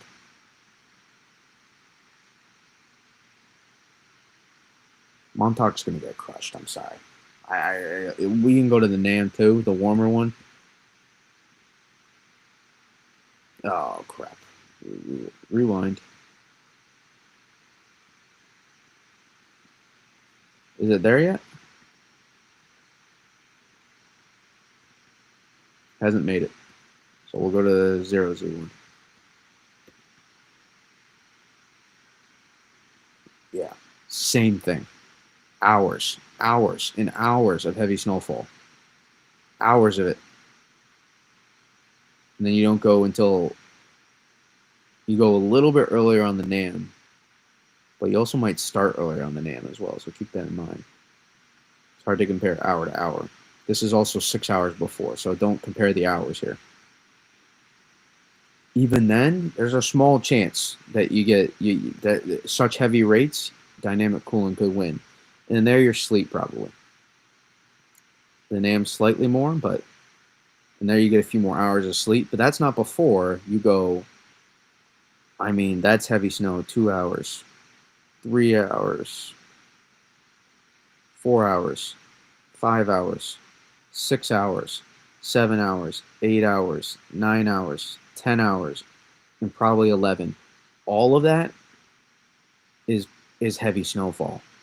Easily 1 to 3 inch per hour rates. Easily.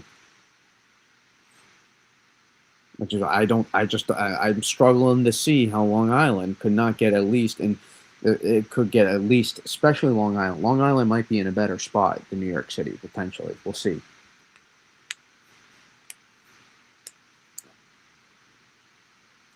We'll see, depending on where exactly that banding is going to form.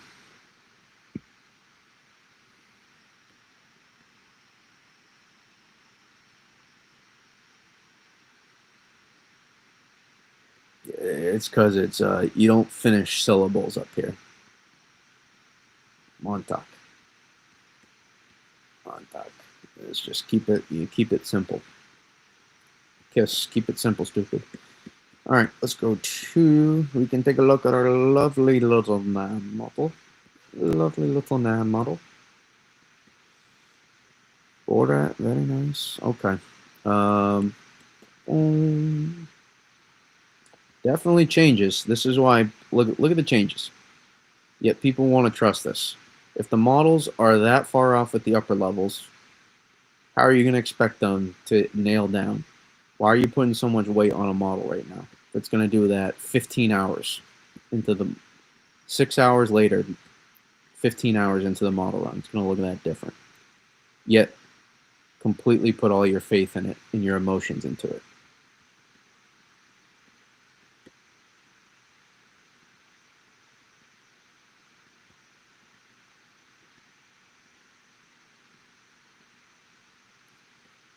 This is pressing down a little bit more, it looks like, initially. That's pressing down a little bit more.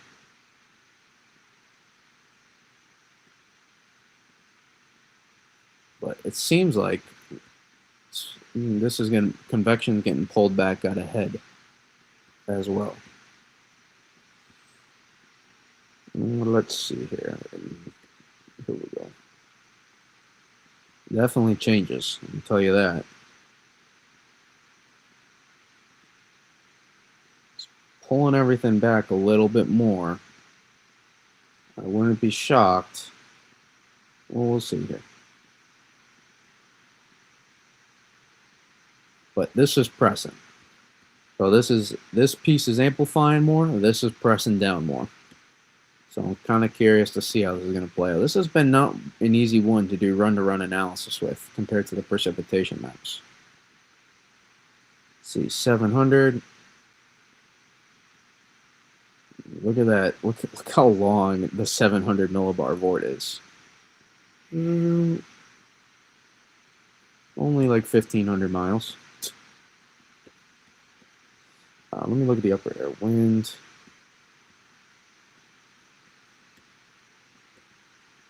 Gorgeous, first of all.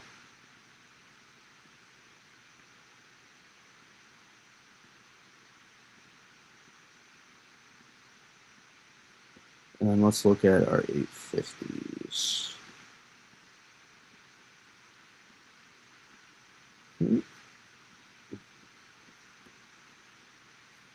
No, that's not what I want to do.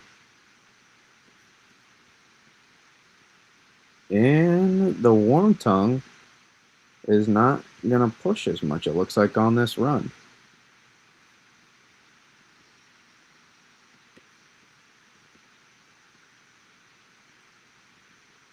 Nope, it's not.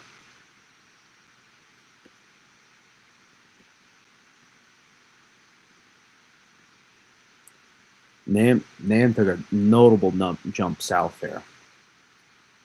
For all you people that were freaking out about the model runs, look at the 700 temps. You see that?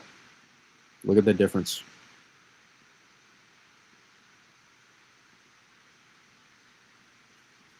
So many of y'all were freaking out over model runs, I'm telling you.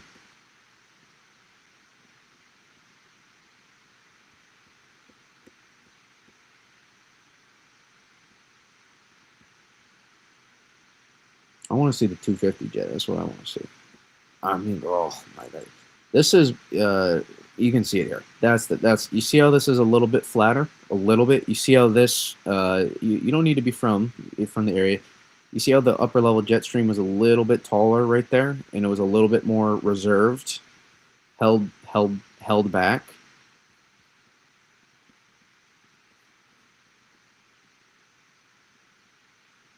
You see that? And then boom.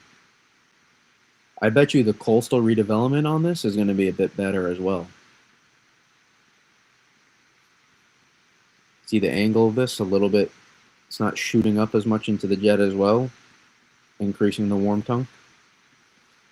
And this is still, at this point, you're not taking away a heavy snowstorm, so that's not our concern at that point. The concern is our people, and I have no concern with this storm. I'm getting crushed regardless. So give me the right Darby, and I still think this run is going to be gorgeous here. Look, you see how it still kind of holds the stuff back here, though. This may be the dream NAM run here. This may just be.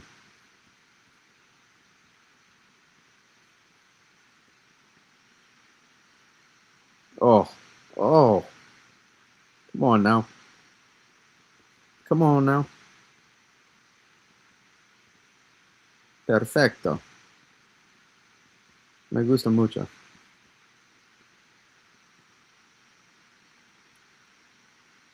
Necesito el ahora. Vamos, vamos. For those of you that don't speak Spanish, so I like it a lot. I need it now.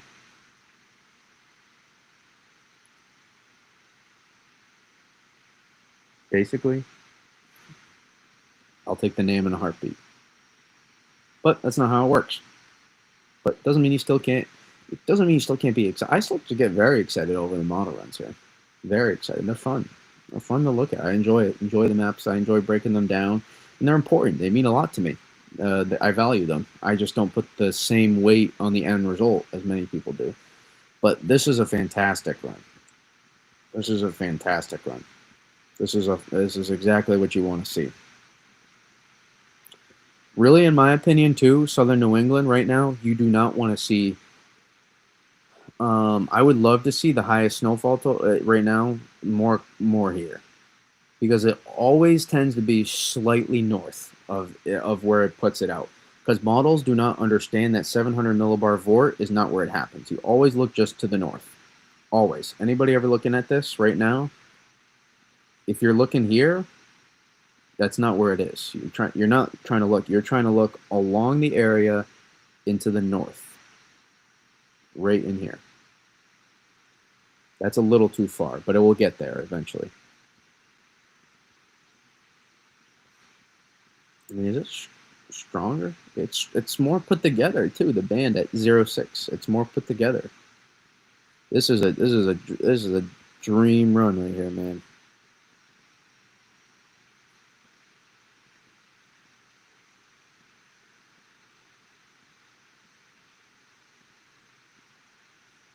Yeah, look at this.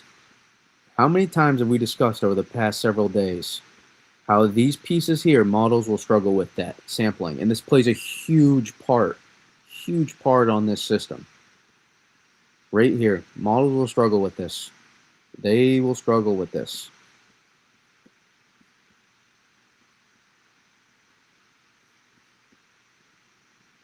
But this 250 jet signature, my God, that is sexy right there, man. That is schmexy, very much so. Are you kidding me? Absolutely crushing these areas here. Crushing.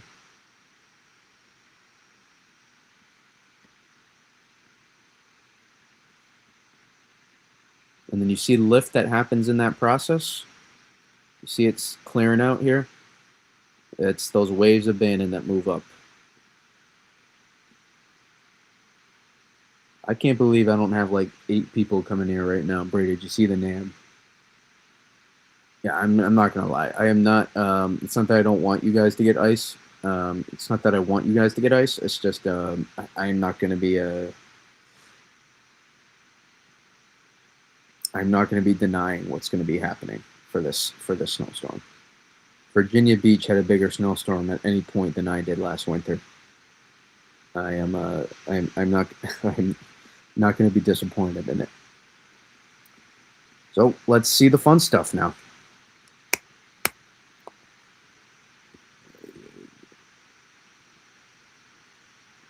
And I'm not sure. I think the P-type map's a joke. I think it's a joke.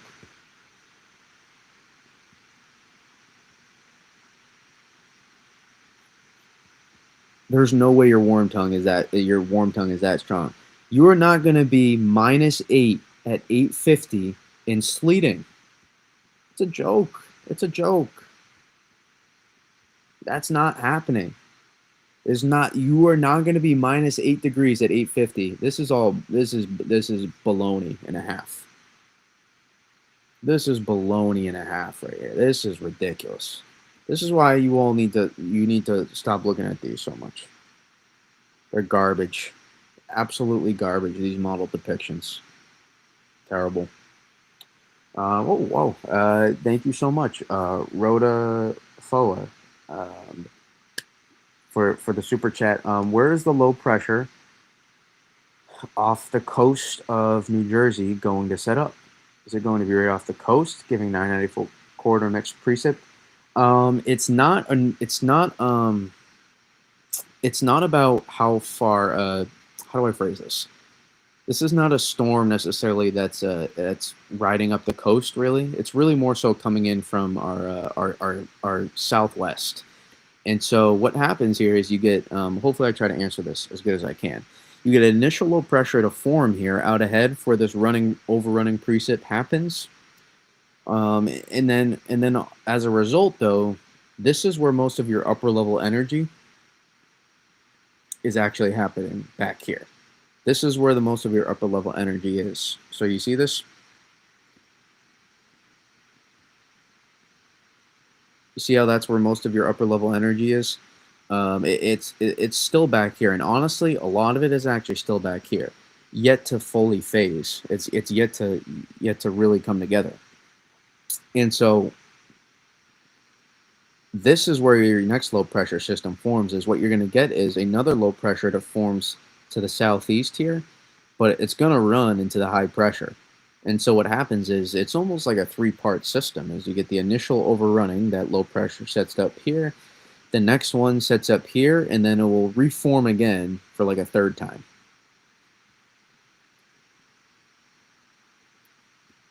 And so it's going to want to form another one off to the southeast here, about right there. And that is that's kind of the idea of the setup. Now, maybe I can go back here.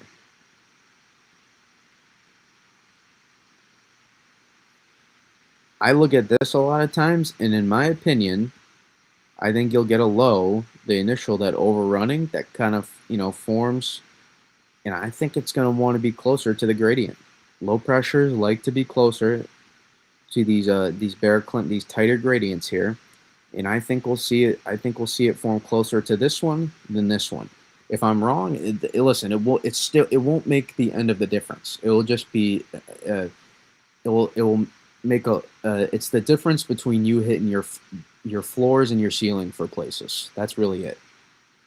More so floor to middle ground than your ceiling, regardless of if the low pressure kind of tracks along here or here.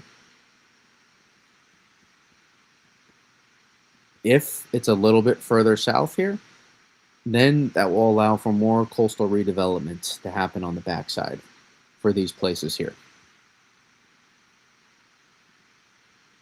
And New York City, Long Island, all these places here are going to hit your ceilings. And you would get probably, you'd definitely get, at least like 13 to 20 inches of snow in those places.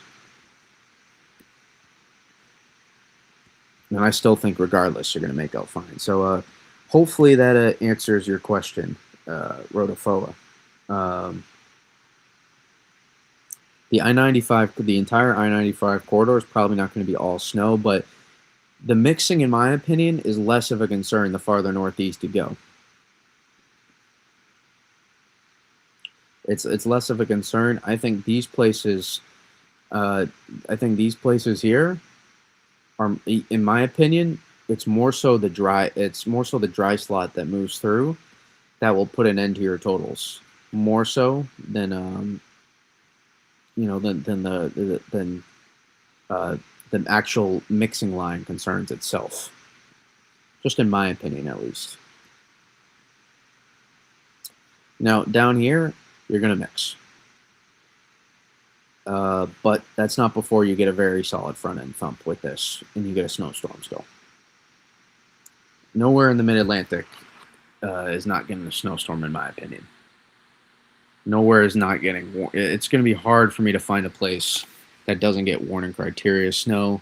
This could be the only place that does. Oh boy, don't do that. This could be the only thing, the only place that doesn't. Maybe, and even then, it would still be pretty close. I think you still get like 3 to 6 at least into here.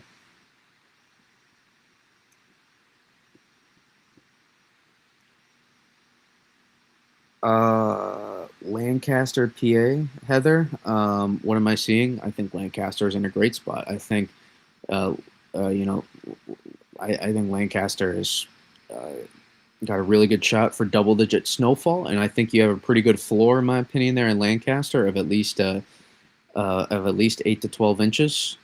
You know, you could say more of a middle ground of, you know, like a 9 to 15, maybe more, and then you might have, you know, like a 15 to 20 plus ceiling that's legitimately there. So I could see a range of possibilities, but you know, it's hard to pinpoint, you know, exactly. But I think Lancaster's in a pretty good spot. So yeah. Oh, another one. Wow. Thank you. Thank you so much, Rotofo. In Miller A, B scenarios, nothing matters for us other than where the low pressure track up the coast. If it's right off the coast, screwed. I'd say it's a little more nuanced than that, Rotofoa. Again, thank you so much for the super chat, but I think it's a little more nuanced than that. Just a little bit more. I'm not sure where you live. I'm not sure if did you say New Jersey?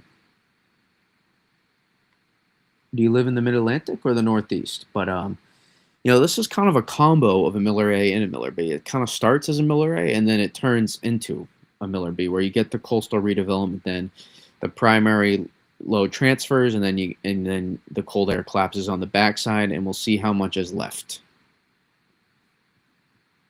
But I kind of like this NAM run a good amount here. So I think you're gonna drop.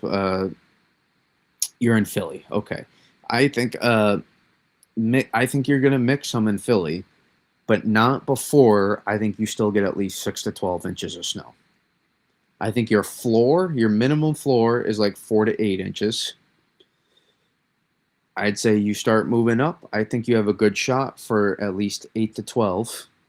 And then your ceiling, your reasonable ceiling potential is like 12 to 20 in Philly. You could get there, but I wouldn't necessarily explicitly forecast it. I still think you have a good shot for double digits, though, in Philly. I really do. I think it's the amount of hours of snow that you get. We can play our game again for Philly here. And so excited, says Heather. Thank you. Going to work at 2 a.m. I'm going to be stuck in this whole storm. Got everything I need at work. I'm so excited. Thank you so much. You're very welcome, Heather. That should we covered the regardless. You're gonna get a good amount of snow. You're getting a snowstorm. So if you're asking in terms of travel plans, so yeah, you're gonna be stuck there in some time. Yeah, the latest HRR models out there. We can kind of look at it again in a second, but we actually just looked at this before. So, but I mean, we can show you the PA. Oh, this is why.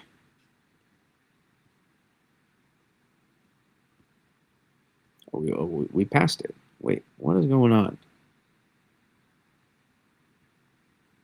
Okay, I didn't know there's that little P states in the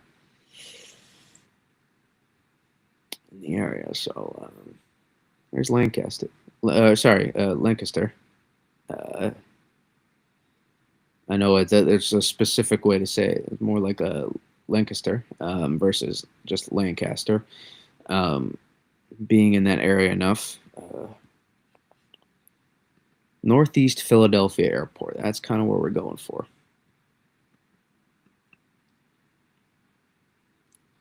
So boom, you're probably about to start snowing right there. So we'll want maybe you get a little bit of Virgo, but no, you're snowing.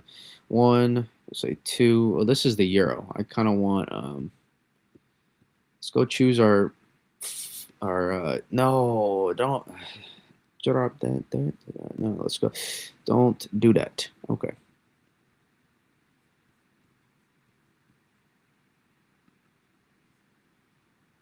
Are we still at Philly? Okay, we are. I just wanted to give you a good answer, so that's why we're doing this again. So here at Philly, boom. Now you go. One, two, three, 4, 5, 6, 7, 8, 9, 10, and there you sleep. 10 hours. Model, it will show it as sleep right there, I bet you, and it's not. That's 10 hours in Philly. How many of those are you dumping? You're probably moderate snow there, heavy snow there, very heavy snow. Very heavy snow. That's back-to-back hours of probably 1 to 3 inch per hour rates. Still heavy snow. Those are 3 hours in a row. Philly, still probably close to heavy snow. There's lighter snow, subsidence. There's moderate to heavy snow to start. Again, same thing, more moderate to heavy snow.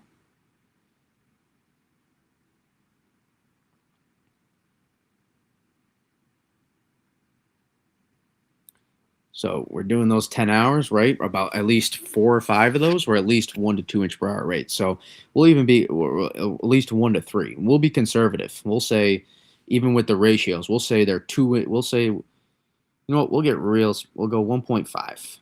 We'll say 1.5 for 4 of those hours. And that will get you to 6. We'll say another one of those hours was 7. So we'll say there was 1 in one of those hours. So that's 5 hours right there. You snowed for 10. Another 5 hours. Let's say you average, go conservative. We'll go 0.4. That's another 2 inches of snow. And now you get to 9. Now you've got a nice snowstorm in Philadelphia. You've got a great snowstorm. The biggest you would have seen in years in Philly. Now, locally, maybe in your backyard, subsidence could play a part, and you just barely miss some of the banding, and maybe you're more like 7. Maybe you're more like 7 inches, or you're like 6.5. We'll say, so, you're like 6.5 to 7 inches. Let's say, and that you missed, and that was your worst case. You missed a lot of the banding, and it just went bad.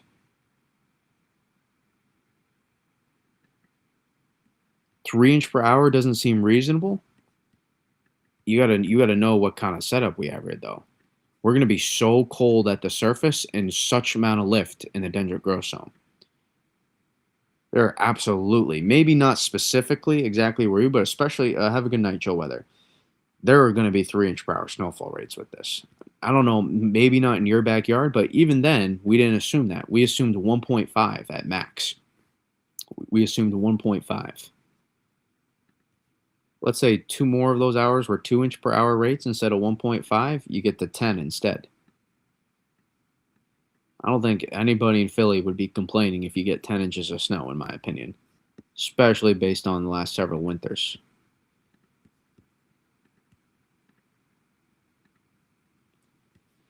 And then obviously, if you hold on for several more hours at least, let's say this is the NAM too, by the way. This is like one of the warmer models with the warm nose, right? Let's say it verified, which it can tend to. The thing you have to remember though is you're so cold at the surface. Extremely cold at the surface, probably in the teens. And you have fantastic saturation. Fantastic saturation here in the upper levels that work their way down. You're going to see at least 1 to 2 inch per hour snowfall rates. and it could be 3. Now, the 3-inch per hour plus snowfall rates may be just reserved a little bit more to your northeast. It's possible. That could be more like New York City or and into and more into central Jersey possibly. Now, that's possible.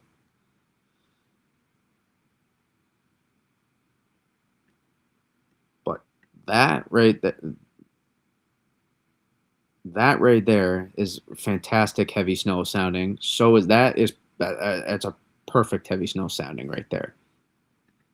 There's your warm nose, right? But you're dumping snow. You have fantastic lift in and out of the dendritic growth zone. Your upper level saturation is fantastic. You're almost completely saturated down to the surface.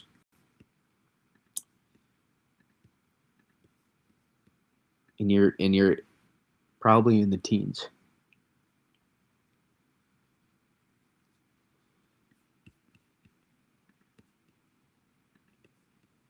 That's about as classic of heavy snow sounding as you can get. And same with this one.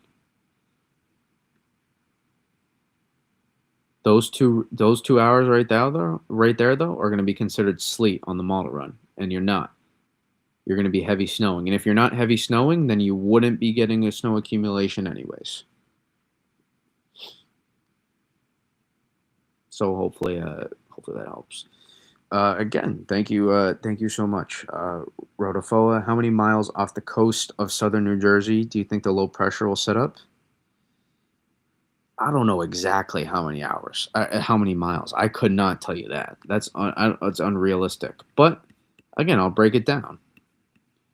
It's in my opinion. I know you're focused on that, but it's more than just the low pressure. In my opinion, this setup, in my opinion, it has everything to do with what happens back here. Everything's connected. Everything is connected.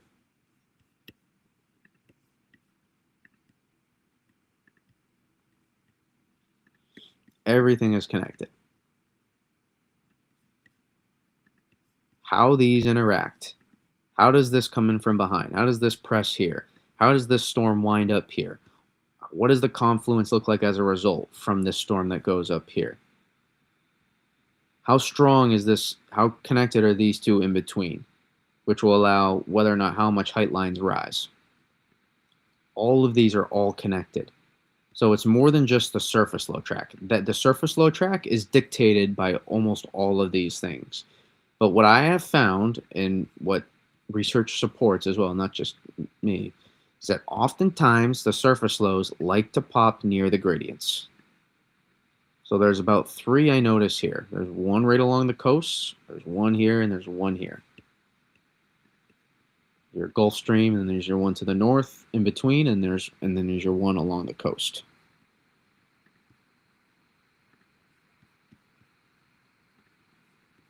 You'll see here, it's not really a low pressure that pops initially. It's a bunch of overrunning precipitation, and then you get a low pressure that starts to form to the south here, just south of the Delmarva.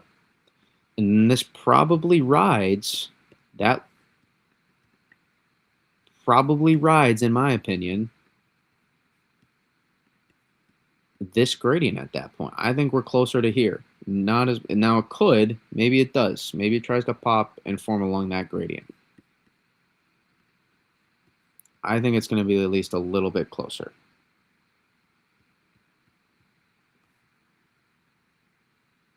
I disagree. I disagree.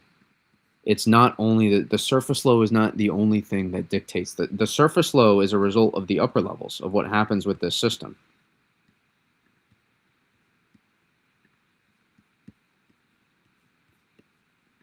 That's just how I forecast, in my opinion. Other people, it's fine if you forecast a different way, but for me, for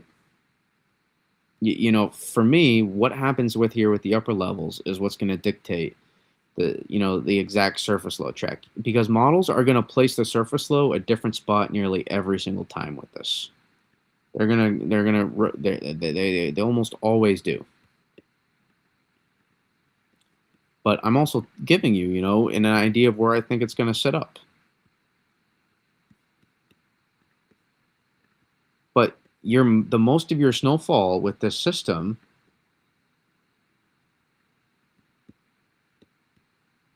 you're not getting a ton of backside snow here, right? You're just not with this system. Have a good one, gots to be.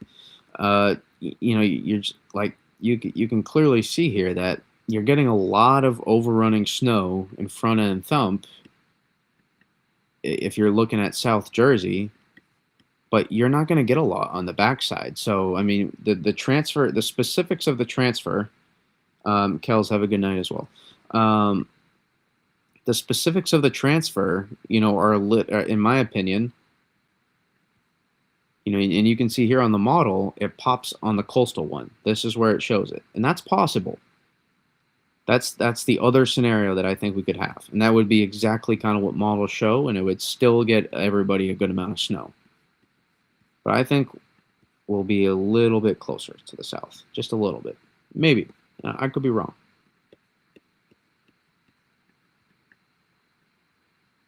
I very well might be wrong because there's a lot of model support to trying to ride the northern gradient, but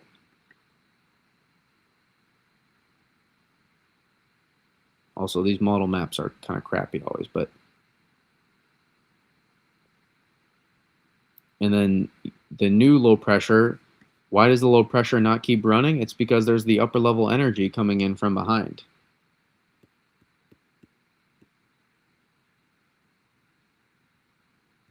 When did I say this is going to show all snow? I never said this was going to produce all snow, though. Never. Not once. Not once. I don't know. I'm not that. We're talking about different things, though. I think we're talking about different things. I've never said this is going to be all snow for South Jersey. Never said that. I don't think there's been at one point I've said that on this stream tonight. You're welcome, gots to be. I'm not sure what your expectations are. I'm not saying this is going to be all snow for Southern Jersey. We're talking about how much snow, not if you're all snow or not. And I think that's turned into the conversation of all snow versus no snow, and I think it's irrelevant because once you're dry slotting anyways with this system.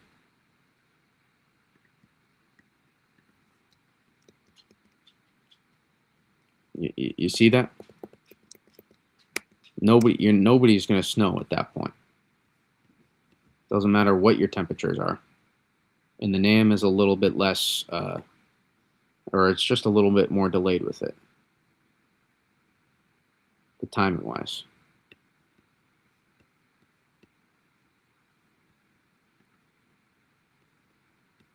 Or is it?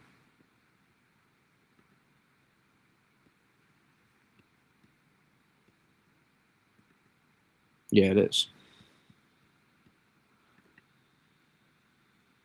Yeah, I think it's going to pop the coast a little bit farther off.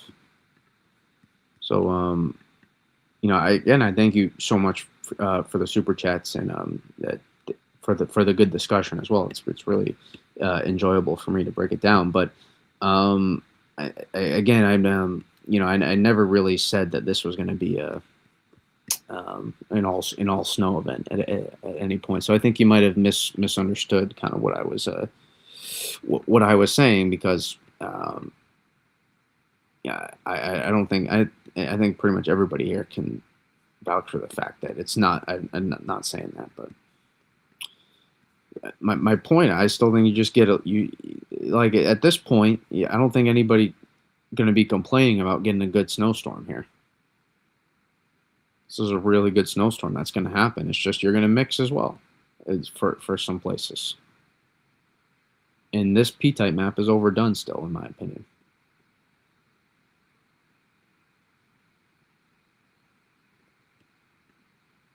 And boom, that's kind of where it runs its course right there. And we'll see where that happens. See how that at that point it kind of just pivots and rides out. It's way too far north for with the depiction of reality. I guess technically you could say it's right, but you're not actually precipitating at that point. It's just a 6-hour map, so it's taking into account the previous 6 hours. It's really not going to be snowing as much at that point.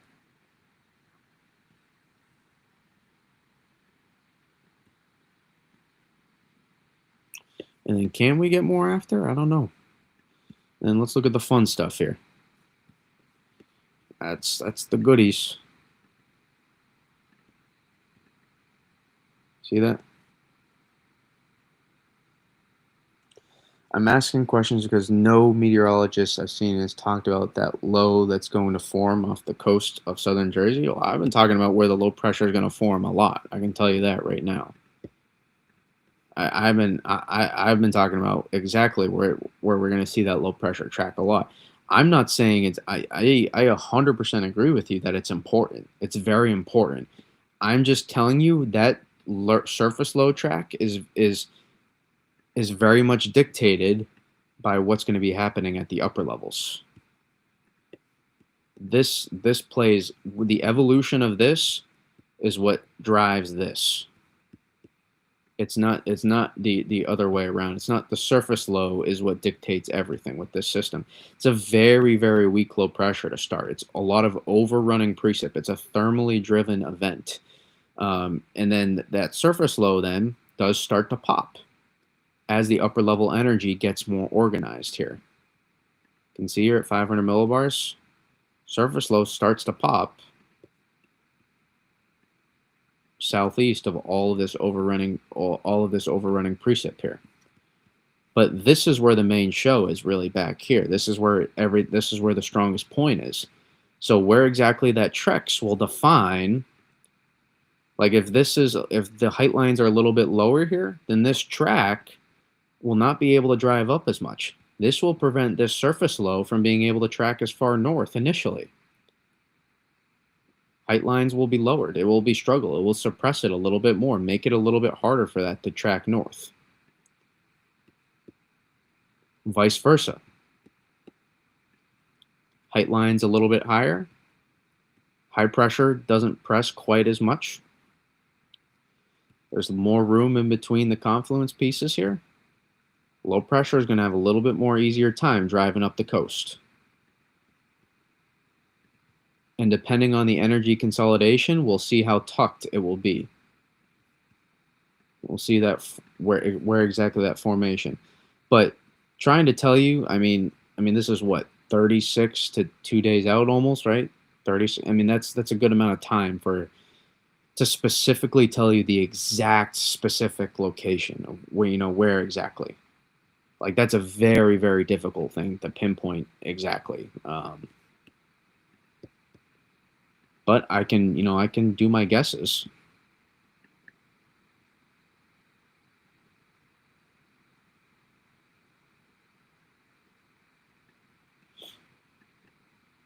And I'm going to lean, it's kind of close. This is the general area. I just think it's just a little bit. And that will also help the more this can halt initially, the more on the backside it will be better favored for more precip to come in on the backside.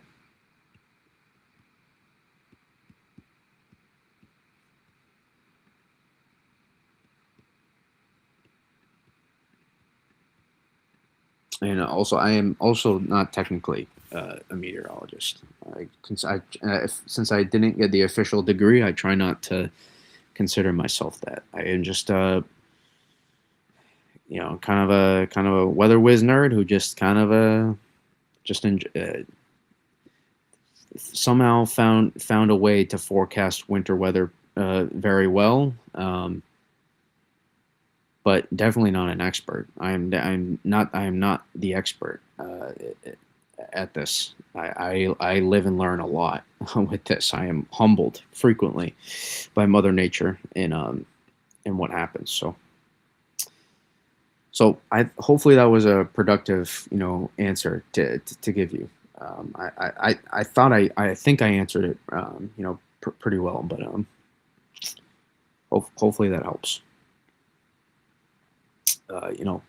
Bring light to that. But I've been talking about surface low track, for kind of days now, for about where I think that might happen and how it impacts the storm.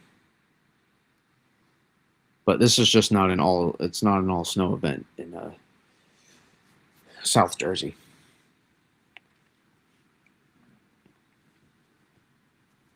And you're welcome, gots to be. If you're still, I don't think you are, but if you were,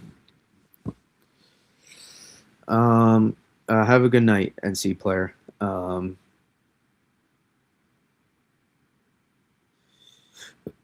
I appreciate it.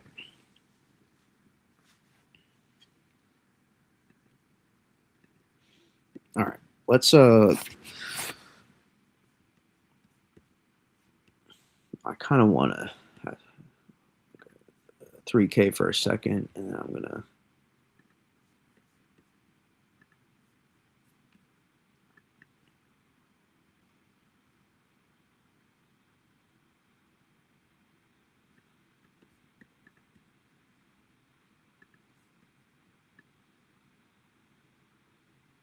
It's just not accurate at all. And I know people are going to lose their minds because they're looking at it. And this was objectively, well, this is farther than the 12K, first of all.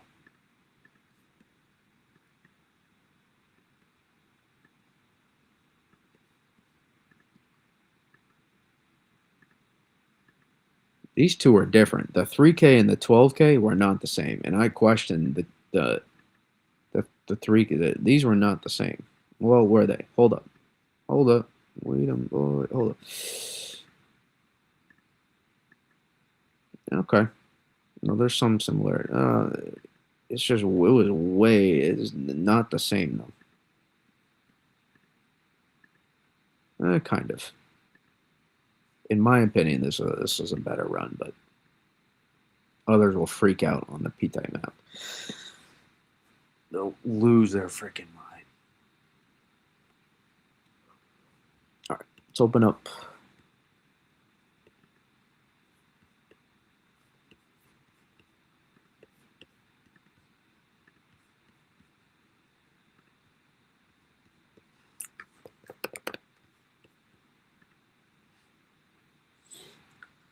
Let's refine the threat map here.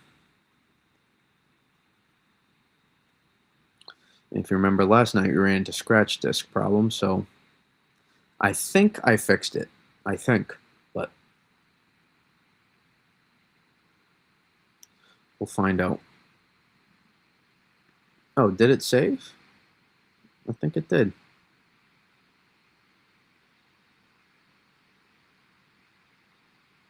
Even though it said the scratch disk problems.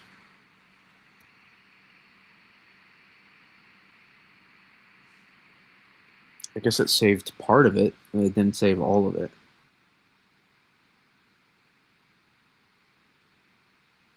But luckily, I won't have to reduce this. Okay. I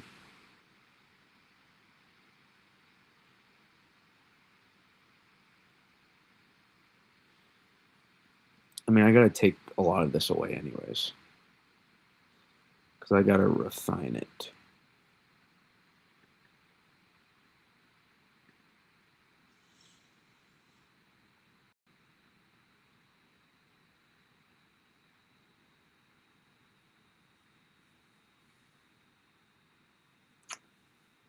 Yeah, but you're not staying all snow. So I still don't I understand from your life experiences. I get that, but the atmosphere is way more nuanced than that. And you're not staying all snow. So like the question isn't about whether you stay all snow or not. It's how much snow before your sleet line gets there. Because you're not really going to be able to move the low pressure, like just magically move it so much more east at that point. And I agree, it's not just about north or south. I've been trying to say that for days now. And I kind of understand where you're coming from, but I think you're really obsessed about whether or not you stay all snow or not. And you're not going to magically just change the setup this close to it. You're going to mix. You're going to mix in this setup, and it's a given right now. I would be shocked if you didn't. There's not some magical there's not going to be some magical placement of the low pressure right now that is going to change the fact of if you did, because you cannot, we're not moving. The low pressure is not going to set up 100 miles further east that could save you. It's just not gonna happen. So, like, I kind of understand what you're asking, but, or what you're talking about, but you're not gonna fundamentally change the setup. You're going, like, it's not about whether how much, and pinpointing that.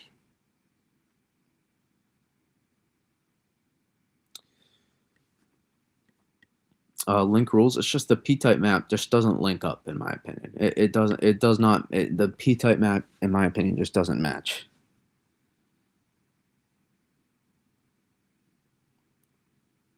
No, I'm not missing your point. It's not going to form that far, though. I'm not missing I'm not missing your point. I promise.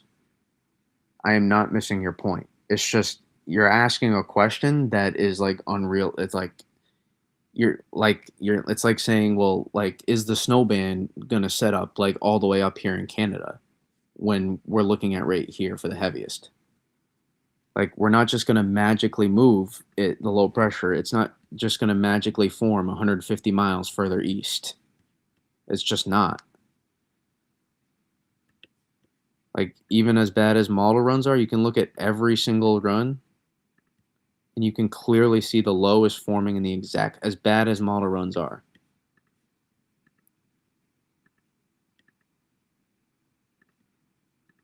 And I promise I'm not missing your point. It's just the low is not going to form that far east, and you're not, like, you're gonna mix. You're not like like, this is why, talking about it, people are seeing mix and freaking out. In reality, you're gonna get a solid front end thump, though. How is Arkansas looking? Pretty sleety, I think. It depends on where in Arkansas, though. Green crawler. North might you might be able to get a good amount of front end thump potential. Or actually, you're probably snowing right now. You might be in northern Arkansas. I'd have to look, because this is just a model depiction, and then you might finish as snow as well in Arkansas. But it seems like a bit of a sleet fest in Arkansas, a lot of it. So that will be problematic, very problematic. You might get at least several inches of sleet in Arkansas.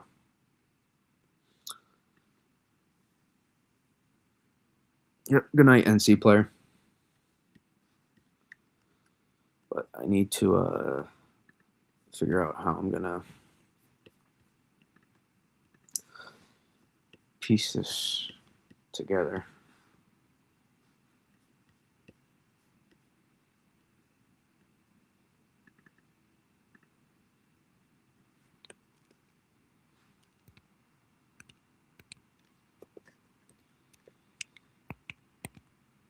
Maybe pulled this up, like, I don't know, like 5-10 minutes ago.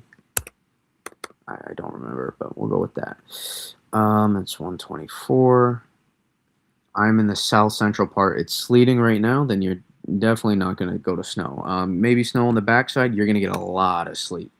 You're going to get a lot of sleet, maybe at least several inches of sleet. It's going to be the removal process is going to be very difficult. You're going to get a good amount of sleet in Arkansas. Good amount. Oh, no, no, no, no. I wasn't saying you were freaking out, Rhoda. I was not. I'm talking about other people freaking out. I am not talking about you at all freaking out. Um, I'm not talking. I no, not talking to you at all. Make that very clear.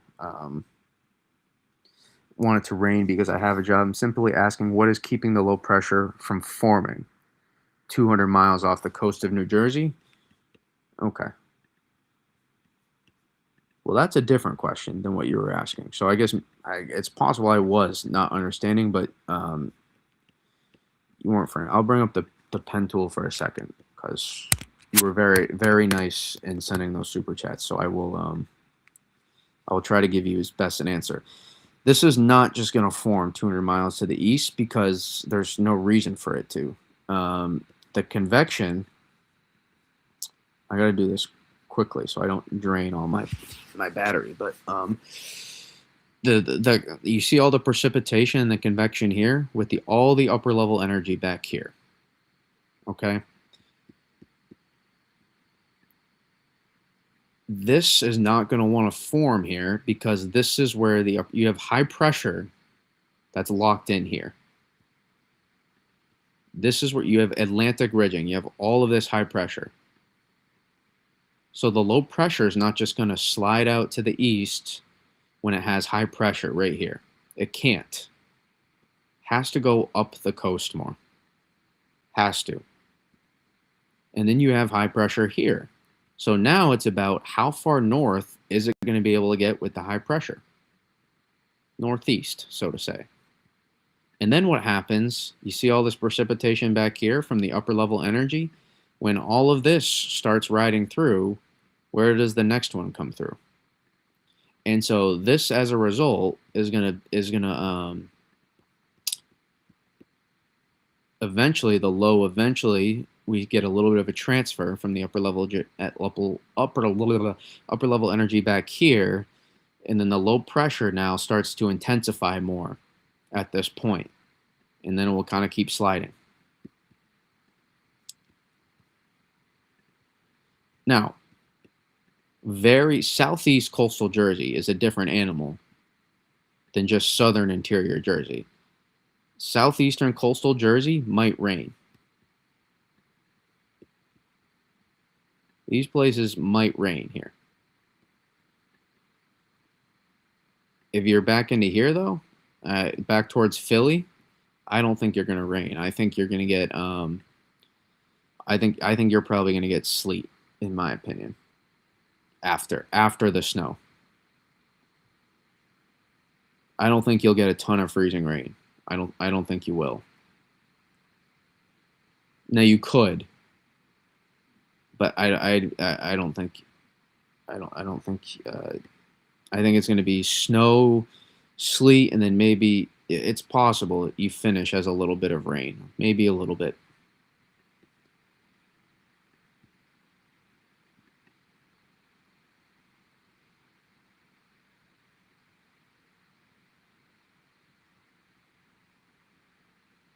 And then you might finish with a little bit of rain, but that's not before you don't get a lot of snow. You're asking about your job. I'm not sure. It will depend on the snow removal of how well on Monday. So hopefully that provides more context. That's why the low is not going to pop though, like 200 miles further east. Could it be a little bit off from where it's depicting it? Absolutely. If it's a little bit off, that would make a huge difference. And then these places here, you're not going to stay as much rain. And you would, at the end of the storm, at the end of it. So hopefully that provides some context. Do your magic and make it snow in North Carolina. I can only do so much. We got to keep it within reason. If you're not sick, can you talk about Raleigh? Give me a quick update. Sleet and freezing rain still, Kelly. Question is, do you get 1 to 2 inches of sleet? Maybe more? And then a quarter to half inch of freezing rain? Or do you get ½ inch to 1 inch of freezing rain and like a ½ inch of sleet? That's the biggest question.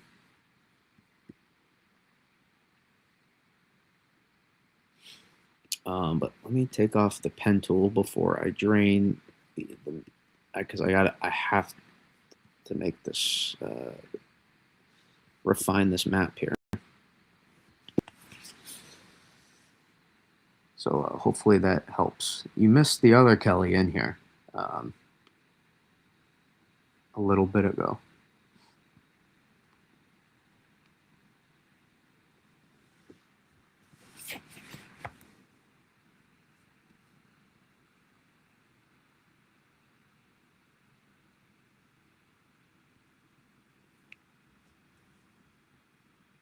You're welcome, Kelly. Also, Kelly, you can rewind the stream. And we went in depth on soundings for the Raleigh area and a lot of the North Carolina areas as well. We did again. So if you can rewind as well and go back. You could see some flakes. You could see some flakes to start. You could. If you're lucky, you can get a little bit of snow to start. If you're lucky.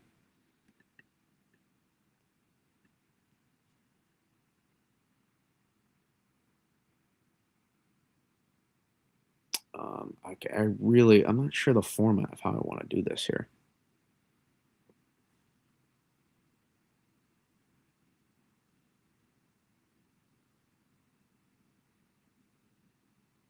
I just answered that.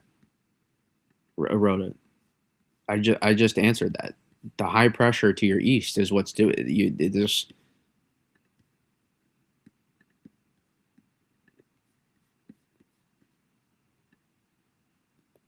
the high pressure right here. This high pressure forces moisture to go up the coast. You have Atlantic high pressure here. Low pressure is not. It's not. There's it's such a weak low pressure forming. The main upper level energy. I just answered that. I promise. I'm not like mad, or I'm just trying to make it as clear as possible. The high pressure. There's high pressure here to the east. It can't just magically drift. Not like 200 miles. Can be off a little bit from where you see from the general idea now, but it's not just going to magically change. That's about as as clear as I make it. Your high pressure to the east again can't just barrel through that.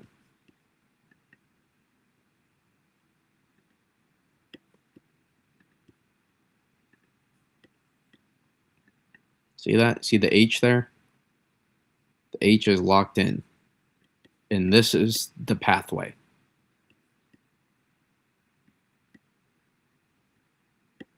Yep, it's the same. It's the same one. Is why it can't work through here. You have high pressure all around this storm. And this is the biggest pathway, though. You see there at the upper levels. Here's 500 millibar. There's the biggest. There's the biggest pathway for it to go through.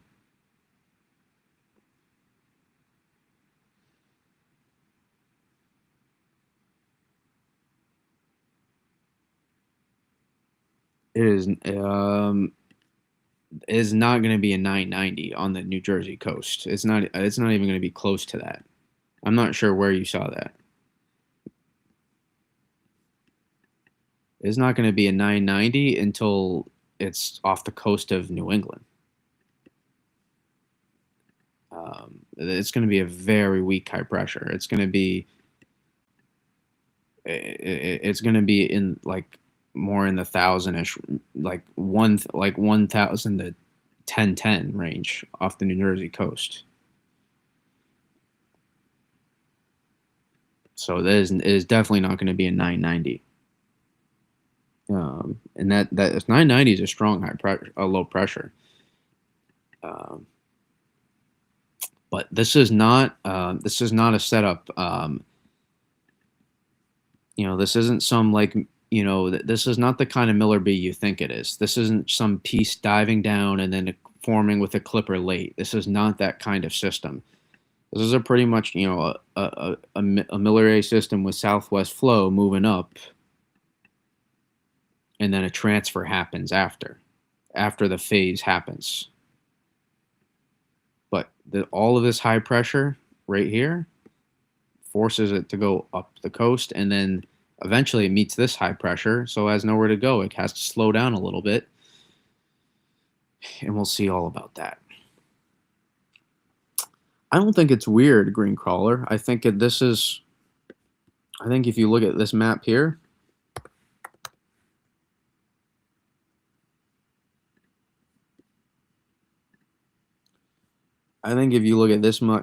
it's pretty understandable why this is getting so much attention.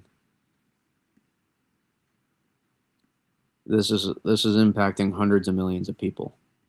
all at the same time. I mean, there's a pretty good reason why it's not. I mean, you may be going toward. I don't know. I can't speak for everybody. How what they. I am so locked in and focused on how I'm forecasting the system that I can't speak for everybody else. Can only tell you really what I don't see. I try to keep off of a lot of social media. In terms of seeing other people's like stuff. I really keep it only for like the replies and finding, people I want to see their stuff. But this map tells you why.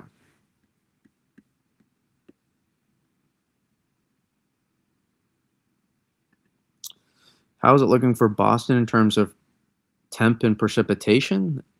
Uh, it's well, there's a big snowstorm coming in Boston. I think that's pretty well known at that point. Boston's just going to get a major snowstorm, like pro- at least 12 to 20 inches of snow. Weird as it's affecting so many people at once. Well, that's what makes it a pretty rare event. Not that it can't happen.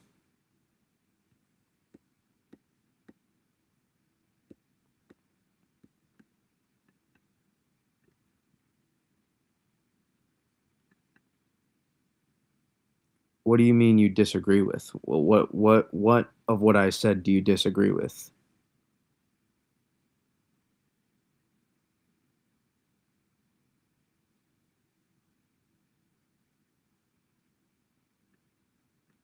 I'm not sure what over the past like time frame here that I said that is like a hot take or something. I don't think I said anything that was like extremely debatable. Not that I'm like uh, the king or something. I'm not trying to. Honestly, I'm just trying to make a threat map. I'm trying. I swear, I'm trying to put together the pieces here.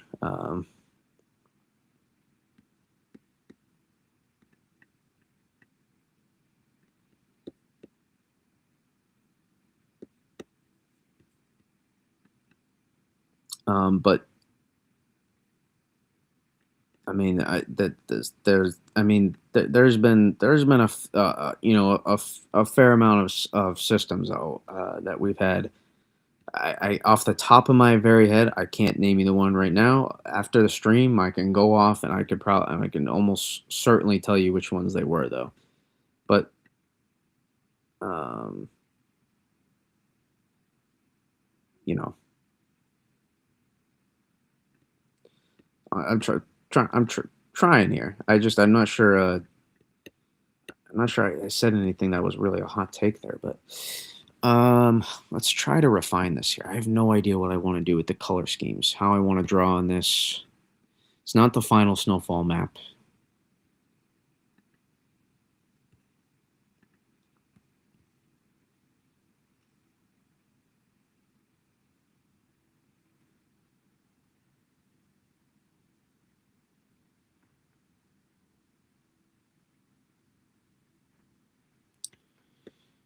I mean, I don't know if anybody can remember stuff of snowstorms when they were six, but that's asking a lot. But what happened to the? Why is my toolbar not showing up?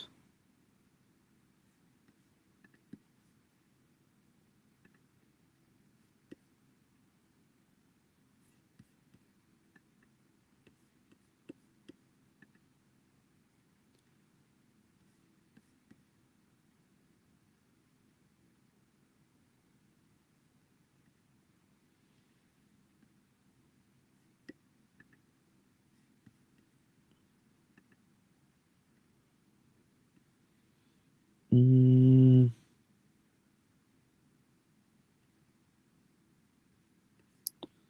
what? What happened to my toolbar?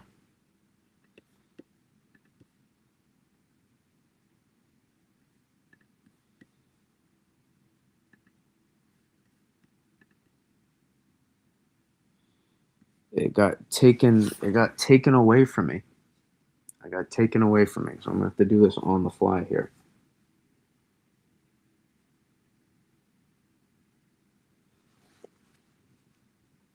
And that's unhelpful. Okay. Let's not put the flash on.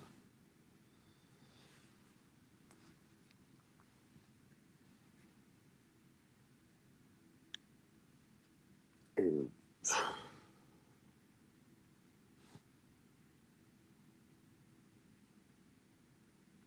Yo, I am trying everything I can to hold it together.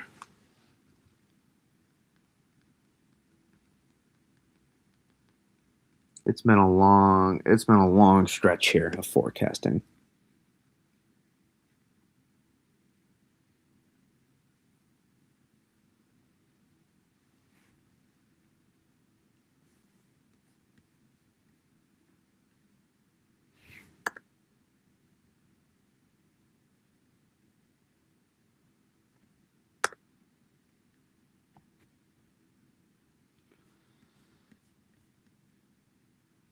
Click. Where's the Windows? Where's the Windows at? File.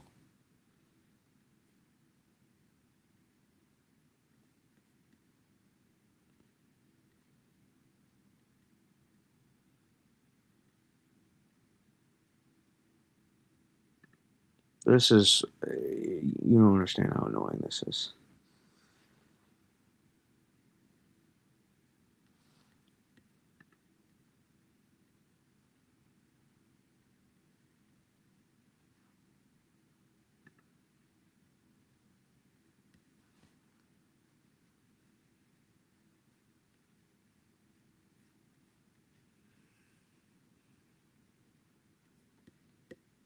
Extremely, extremely annoying.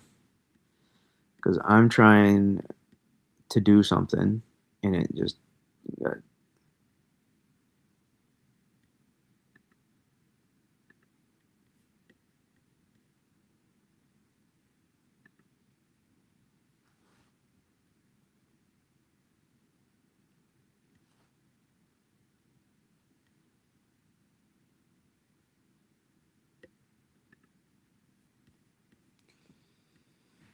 It just took away.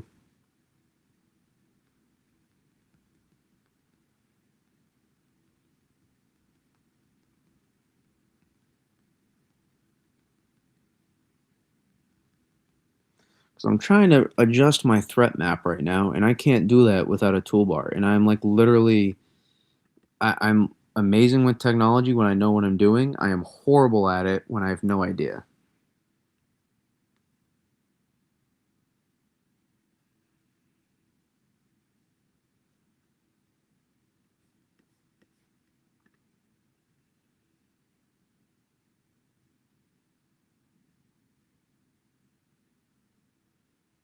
Hover over the workspace?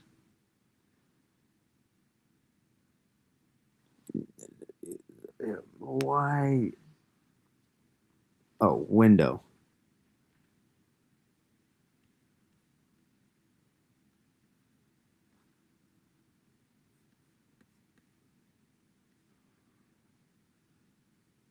Workspace, and then click Essentials. That did nothing.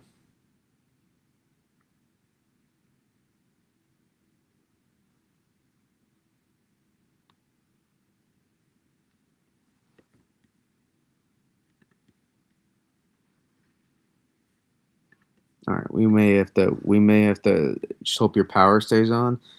Um, well, the good news is I think the sleet will make it easier. Well, it could be a close call.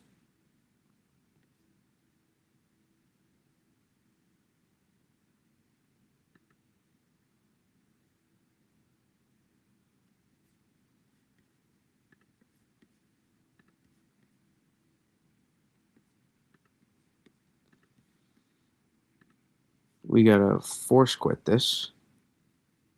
It's ridiculously annoying. All I'm trying to do is get a toolbar to show up. so I can make a map. The reason I still haven't updated to the most recent Photoshop is for this exact reason right here. When am I going to have Gerald join my live stream? Probably never. Cheryl is not going to stay up this late. Ever.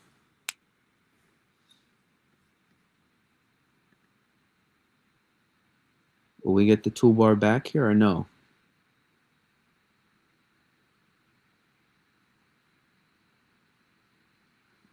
Still missing.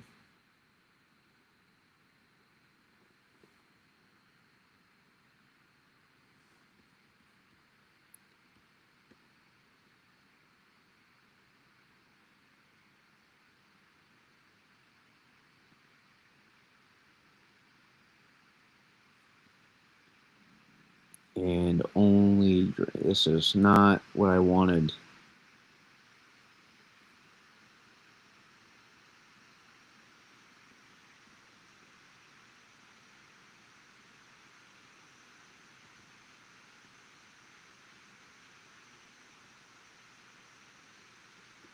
Oh boy.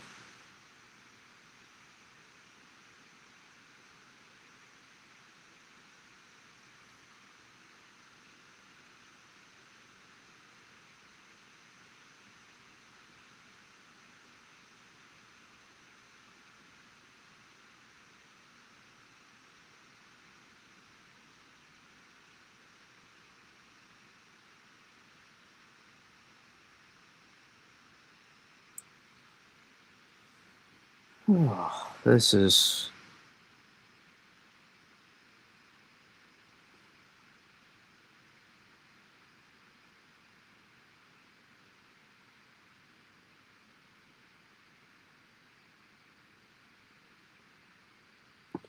I'm holding it together, but I'm beyond pissed right now.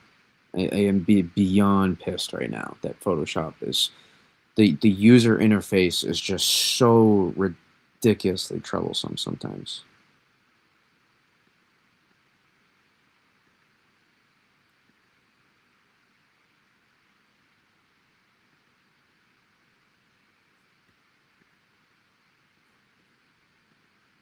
That does not do anything for me at all whatsoever.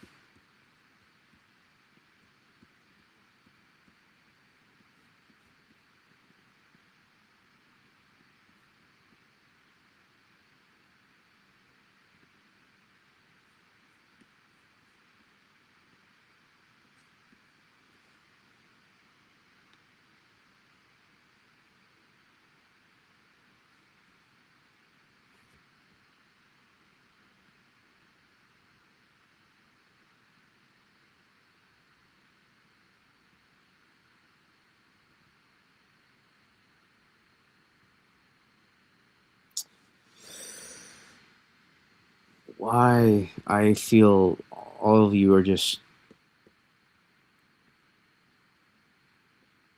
Yeah, I see the history. You took, at some point, you have taken away my toolbar, and you've made me feel extremely stupid, Photoshop. Extremely stupid.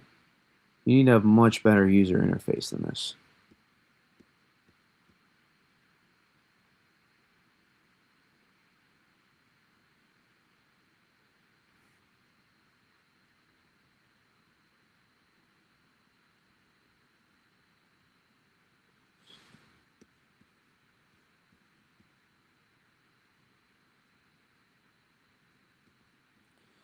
Open Finder?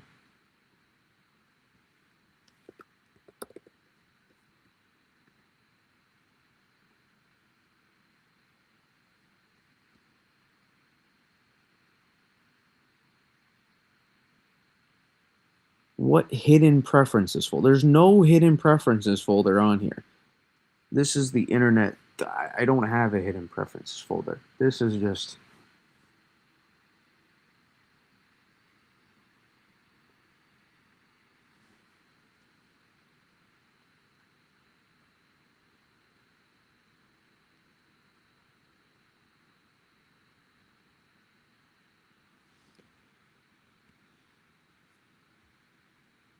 Too many components in the. I agree.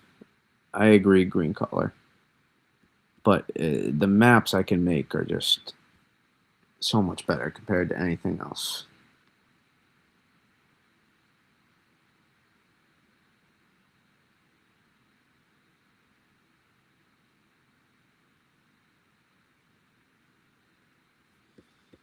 This is the dumbest. This is the dumbest thing that has ever happened using Photoshop, in my opinion.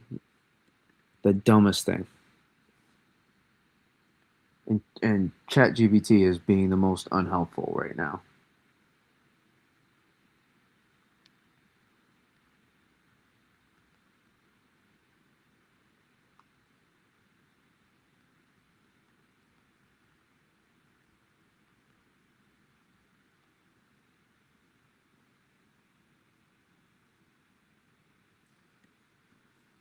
Click. There is no window. Sure, the tool is checked.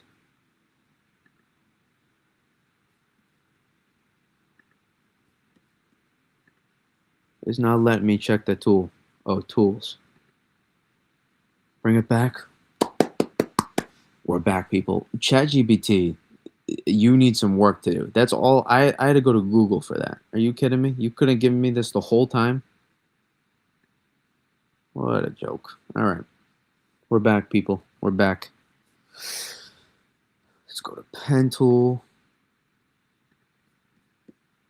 That's it. ChatGPT is embarrassing.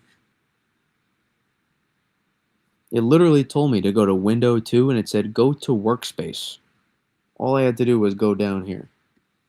Incredible. I hope I don't lose power. I want to watch the football games on Sunday. I feel you.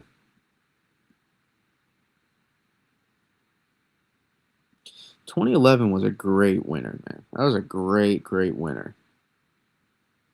Um,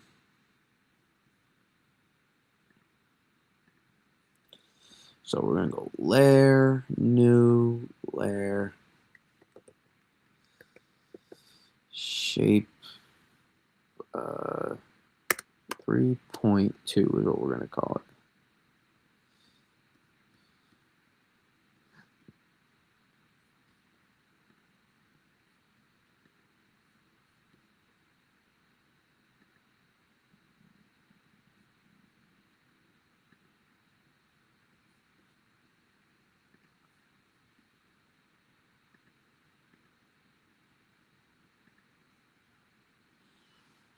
I just don't know what I'm going to do with the ranges. You know, we're just going to do it.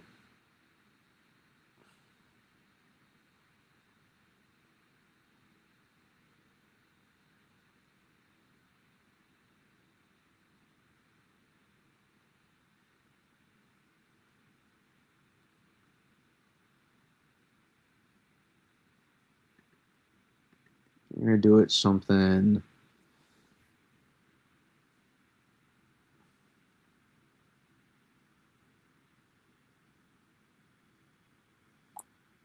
See, this is hard because I don't usually not, I either make a snow map or a threat map. So this is a little bit different. But this is kind of what we're going to go with. We're going to try.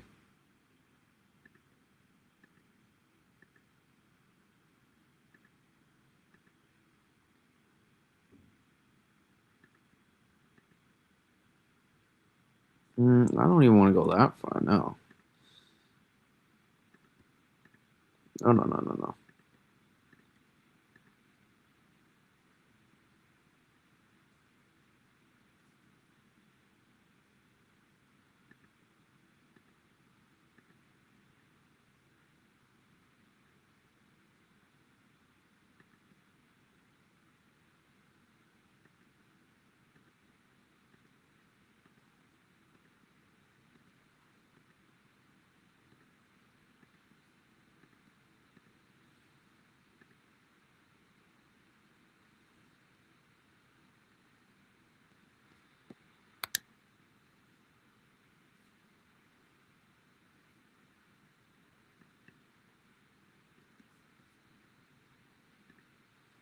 Okay.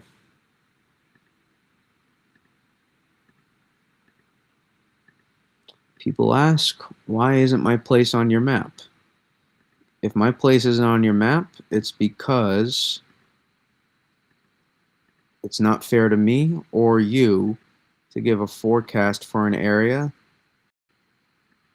out of my expertise. Not saying that I'm an amazing expert for these areas. I'm just, that's not fair to you really at all. To give you a map for somewhere that I don't know as well as other people do. Not that we won't expand eventually, maybe, but for the moment,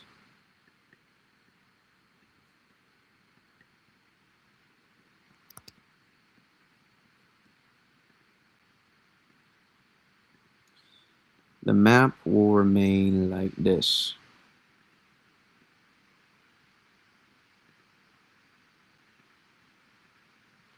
And you can use a magic wand tool on this, but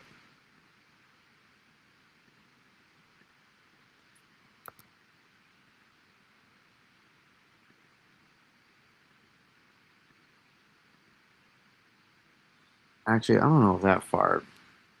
I'm not sure that far. Yeah, it will. I think that far north will. Mm, do I?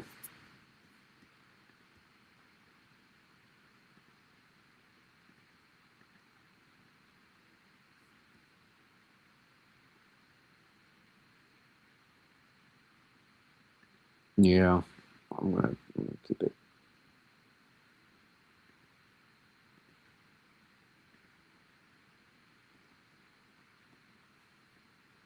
Mm, it's tough. This is all.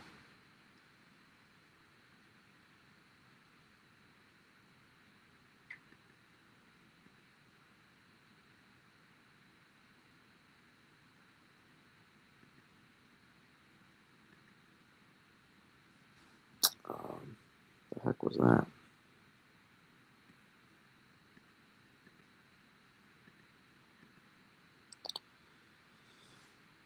I don't know. Yeah, I think they will on the coastal. It's a tough call though.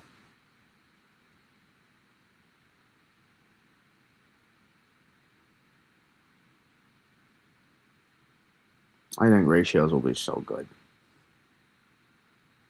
I'm gonna fill in the hole. I think ratios are gonna be so good. I'm taking it back.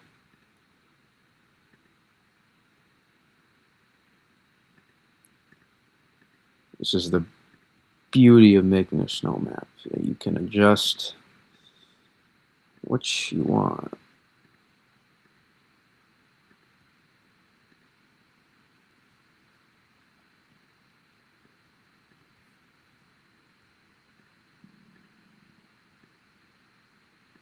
We're just gonna stack up the powder up here. We're gonna stack it up.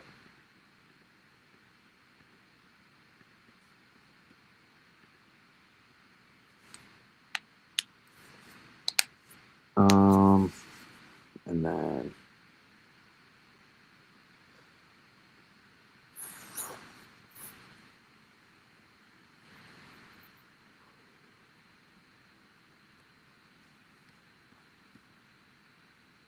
we'll add one more.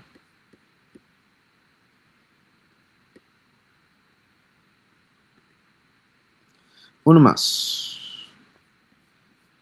Vamos.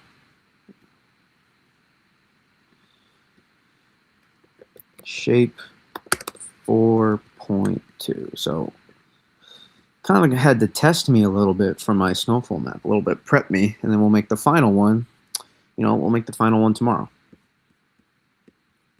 Right before, but before the storm comes in, we'll make the final map tomorrow.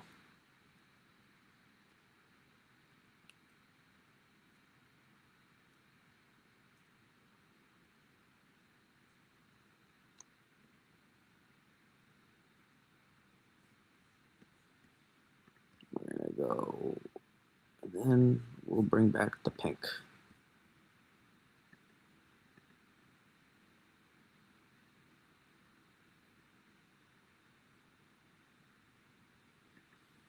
I think the Cape does. I think Martha's Vineyard does as well. Um, I mean, why test it? But we'll fringe it.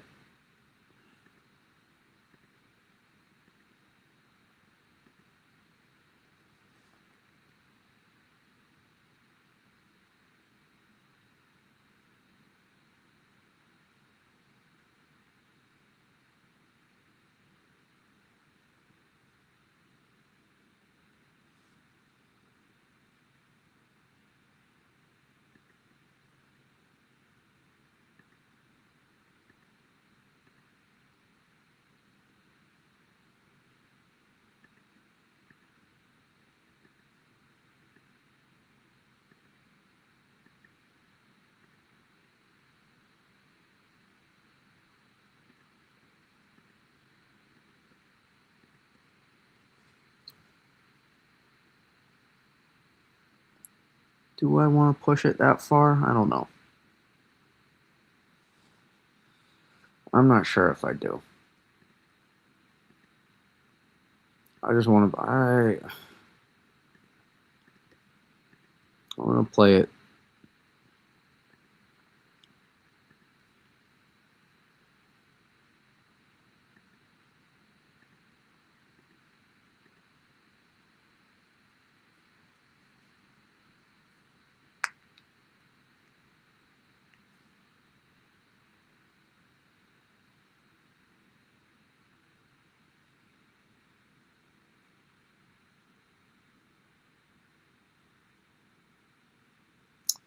It's tough. It's tough calls, man. But I'm gonna go with what we think. I mean, this is we can refine.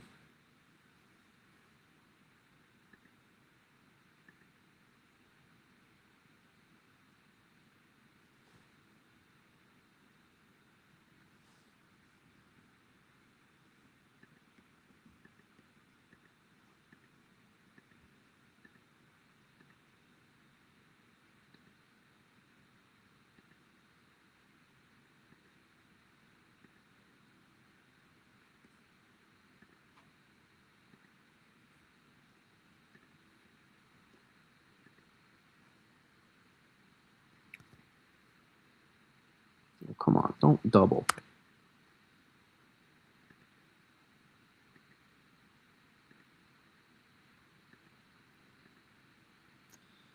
Here we go. Boom, boom. Moving up.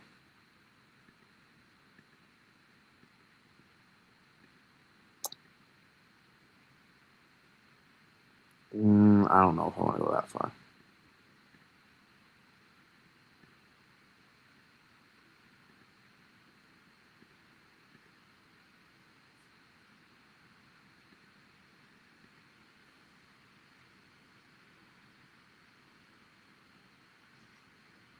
But I am gonna go this far.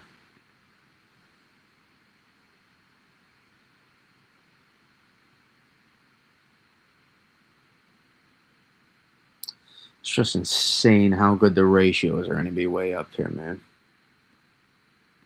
But no need to we can refine. So no need to overdo it.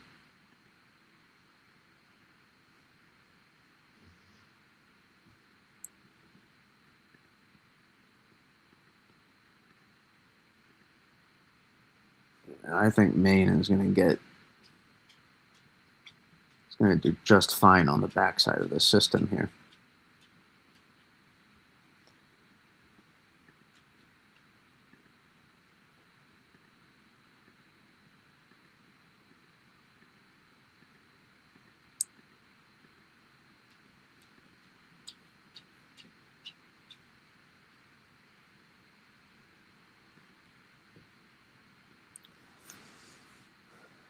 Uh hmm. Tricky.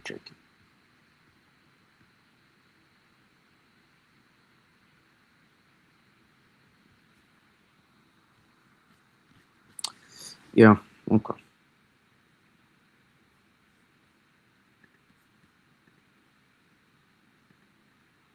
I could extend that more, but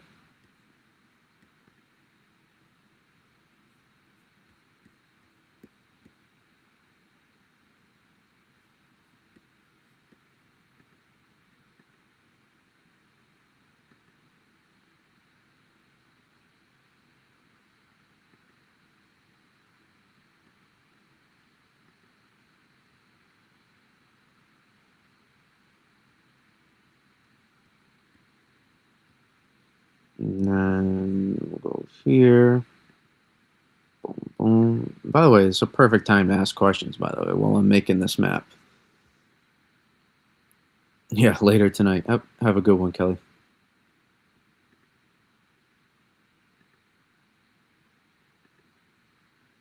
That's too tough.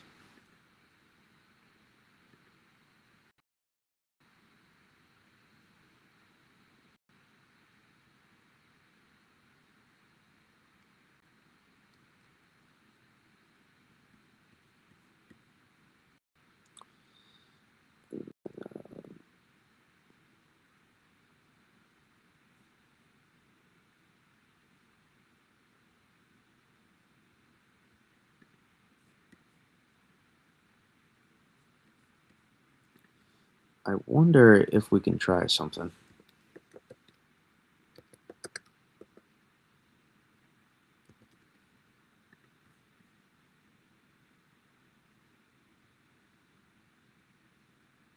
I wonder if we can.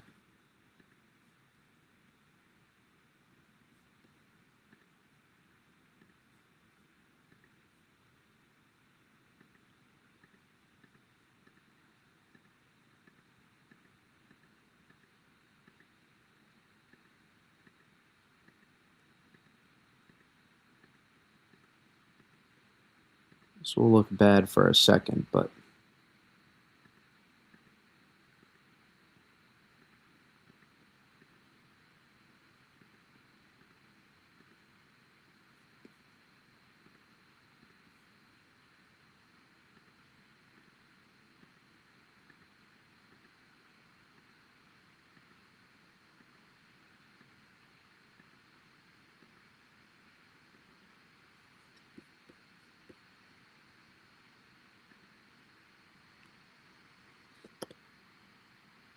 nah. It does look kind of cool, but I can't.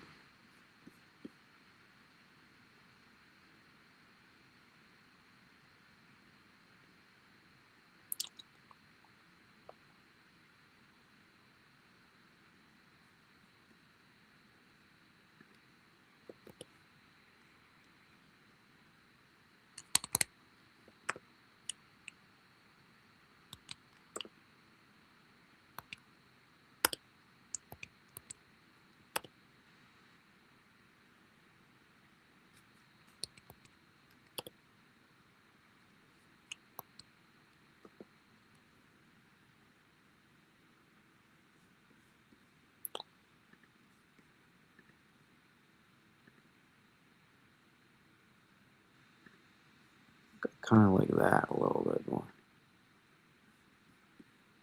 And then we'll try this. Here we go.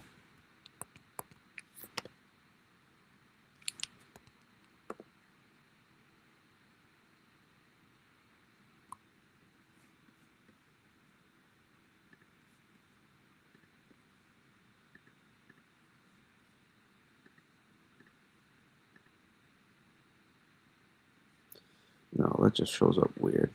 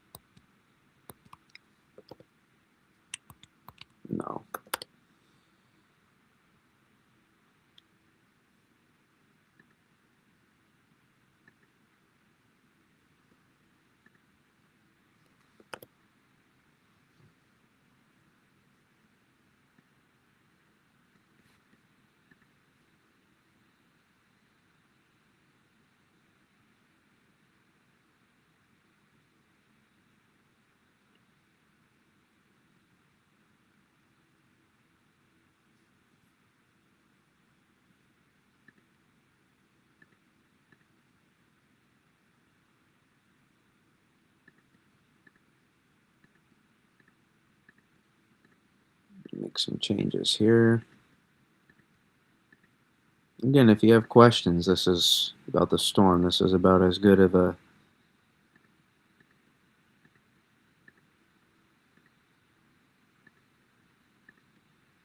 an opportunity you're going to get here.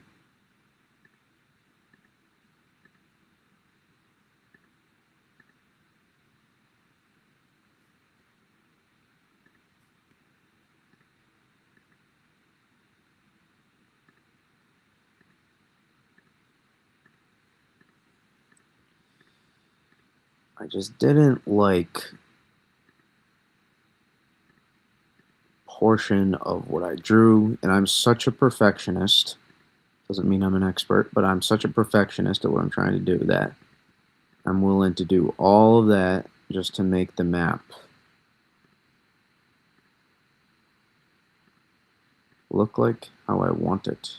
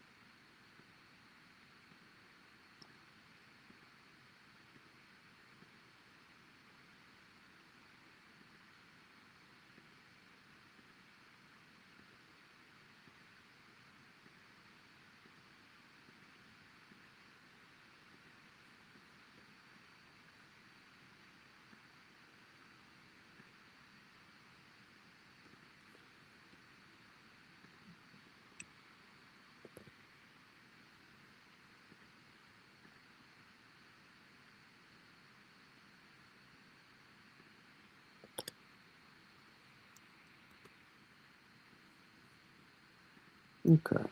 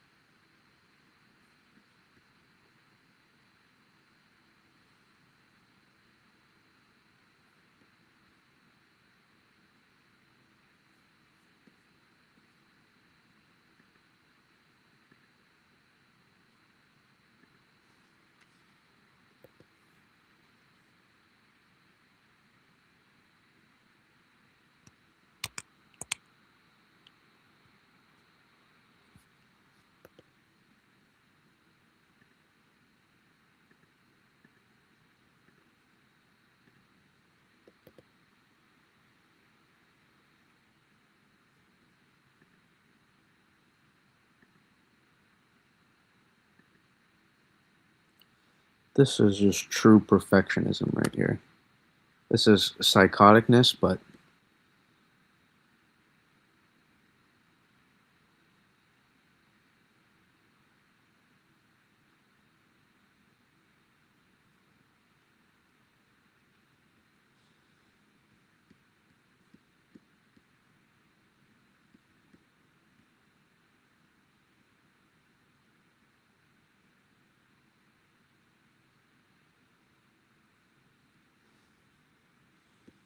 okay.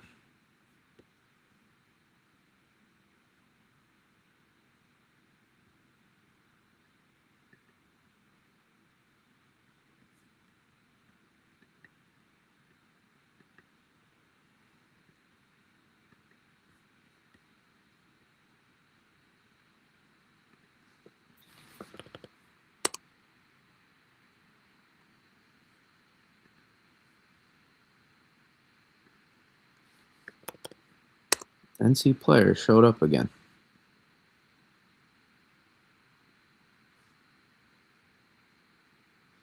No, I would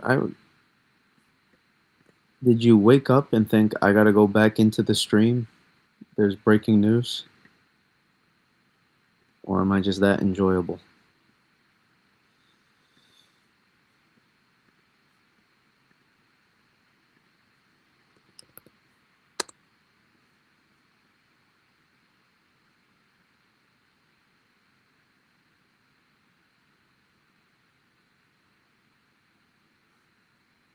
Yes. Oh, Kelly. I did not know Kelly showed up again. I thought Kelly left. That's how locked in on the map I was.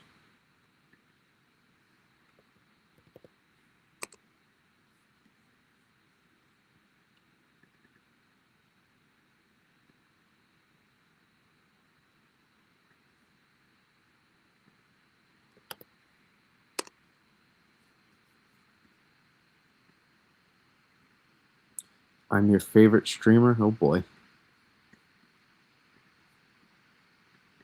It's a lot of pressure.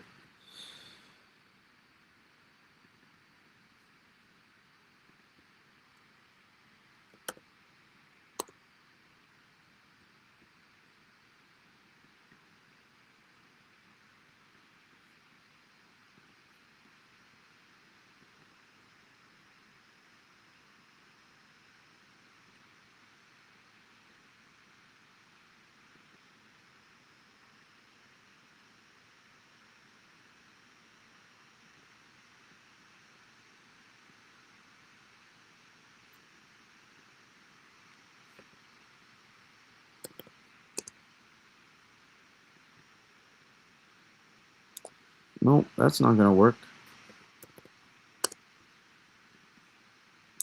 You all get to see right now how now they are usually more efficient, but you all get to see the behind the scenes process here. Not too many people show them how you make maps. Not too many. There's not too many Mets that are willing to.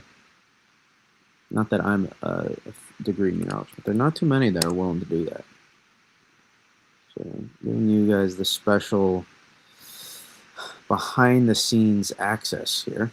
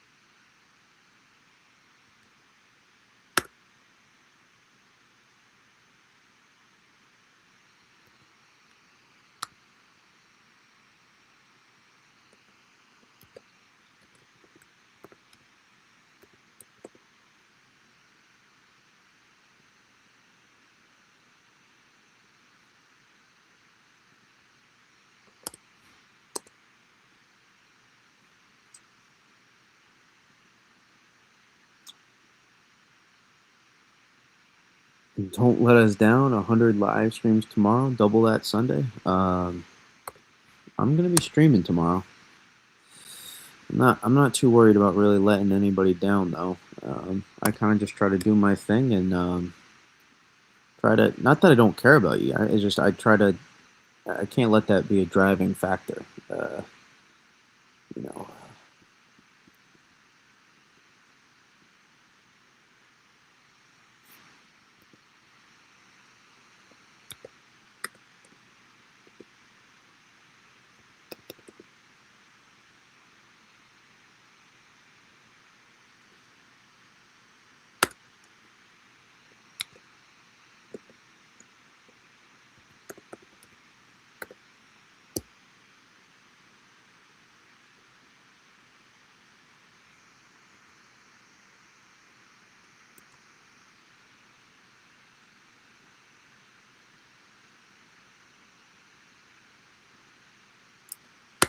I try to stick to facts, but I'm always not perfect either, so it's tricky.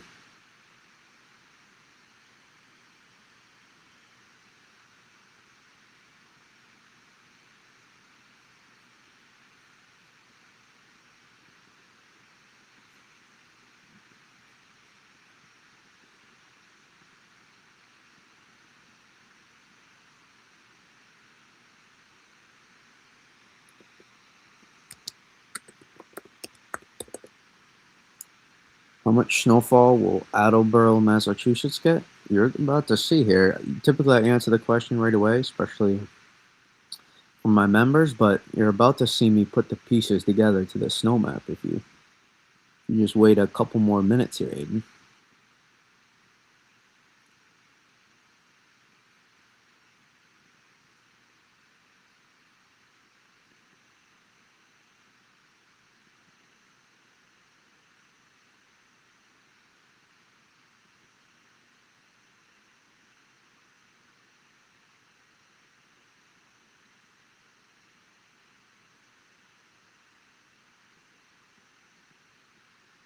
That's why.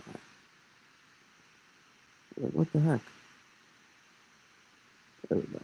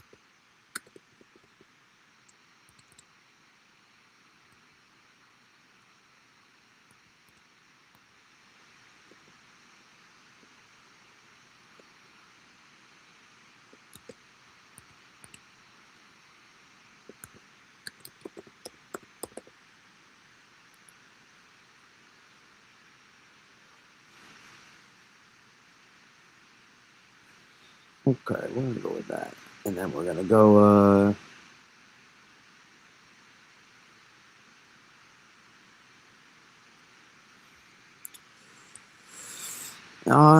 NC player. It's not. It's just sometimes it's hard to read tone. Yeah, I don't think you understand sometimes how hard it is to read tone. It's very difficult. Not you, people in general. It's me included sometimes as well. It's very, very difficult sometimes.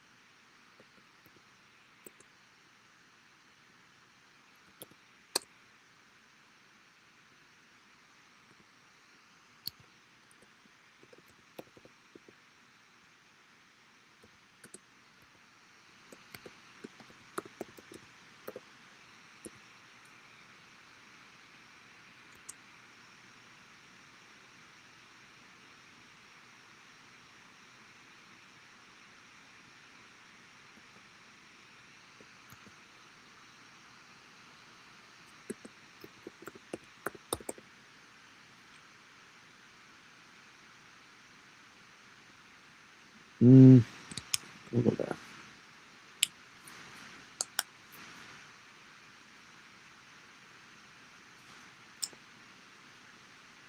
It's just tough, man. It's just not easy.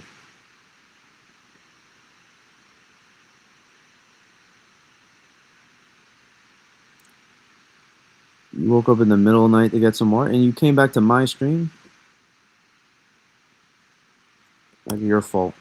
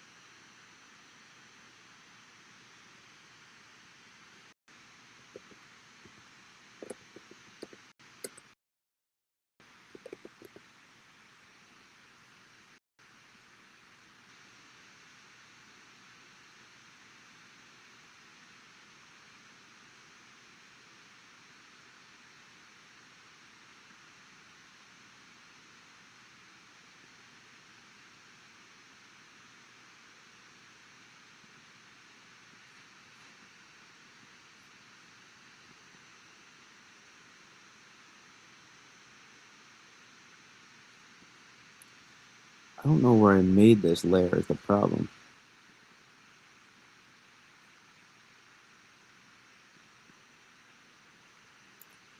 Here we go.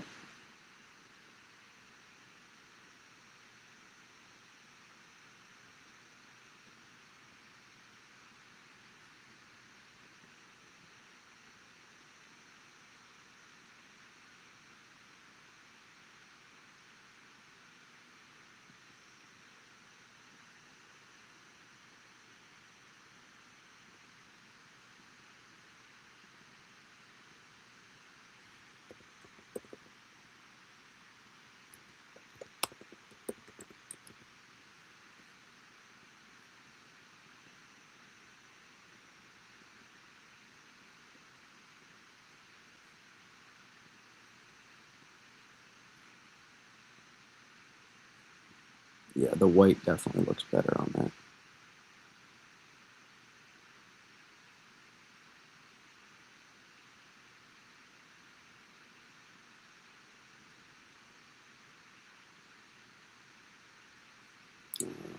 Okay.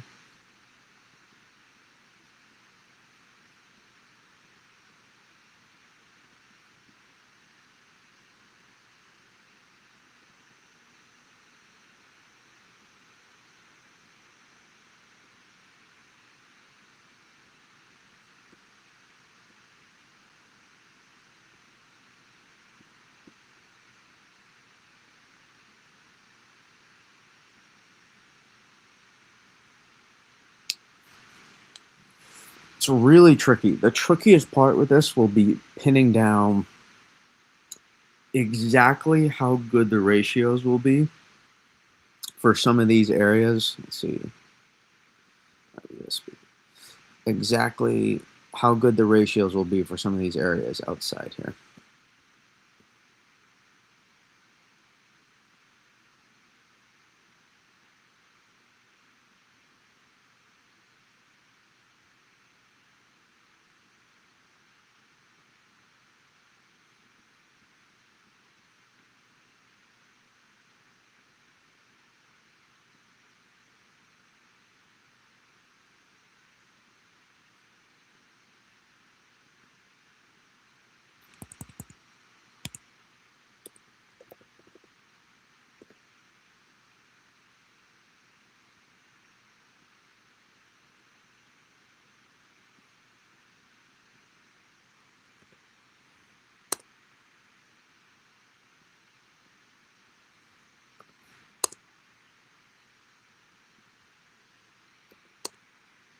Nope. All right.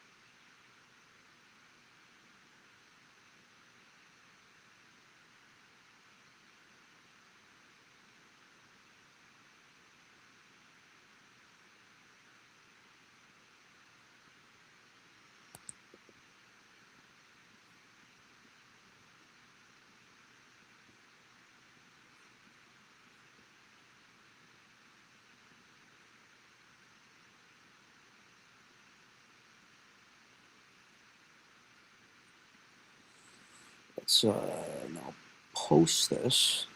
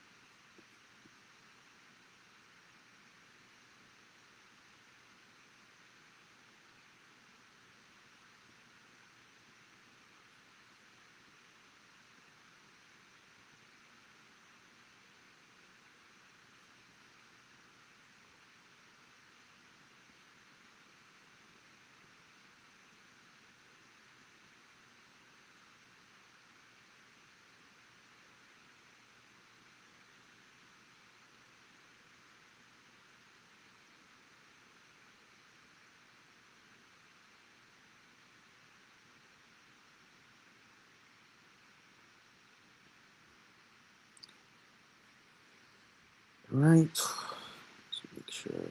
There we go. Updated threat map.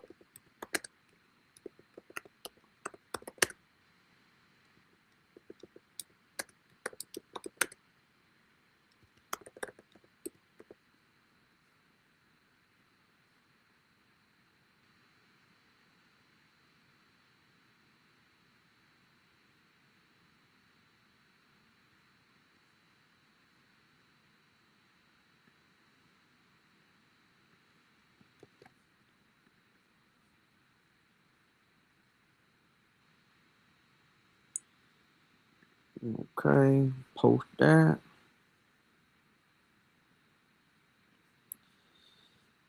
Take that for data.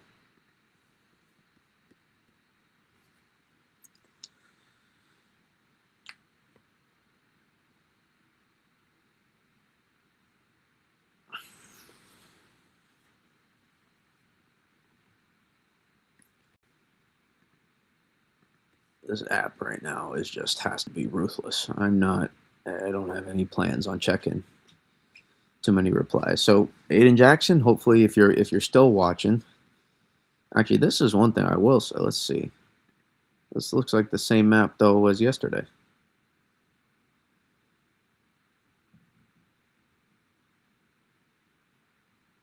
Literally not that different. This is not lower con. They're gonna get this. They're gonna get. That's just my opinion. Sorry. Uh, National Weather Service does great. I'm sorry. They do. You know what? They do great. You know why? They're showing me 18 to 24, so can't complain. Also, there's no point in making an 18 to 24 and saying lower end of the range more likely. Why do that to yourself as a forecaster? If it's the lower end of, like, why handcuff yourself like that? What if these areas overperform and do see 23 inches? I don't understand why you would do that. Why would you handcuff yourself like that? That's just my opinion.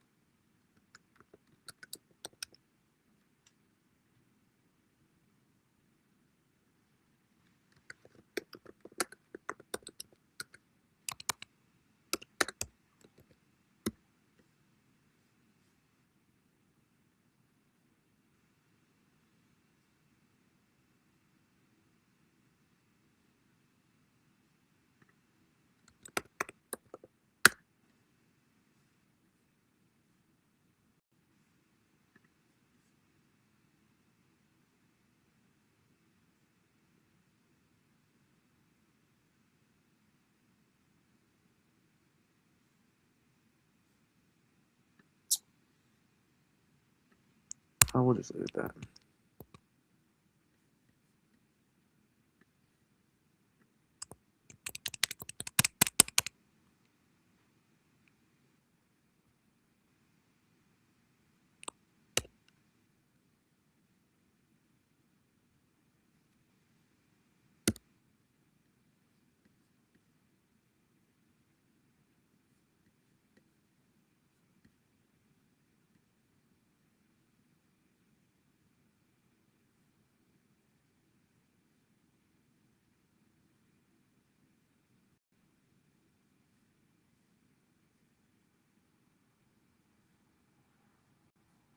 All right.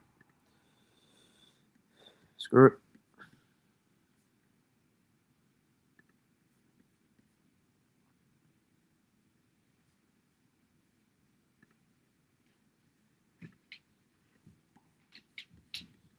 Now Tatum wants to get active.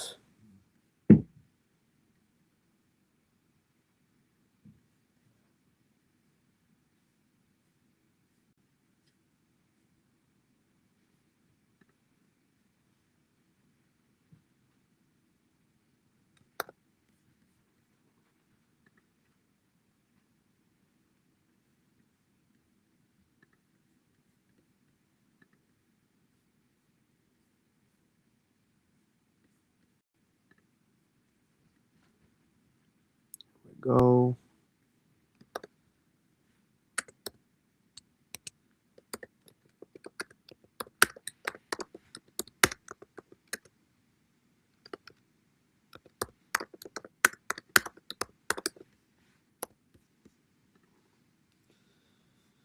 All right. I appreciate everybody tuning in. That's going to do it. We will go live again, I guess, later tonight.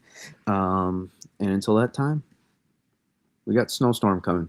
Don't take it for granted, okay? A lot of times this hasn't happened over the past several years. Don't take it for granted.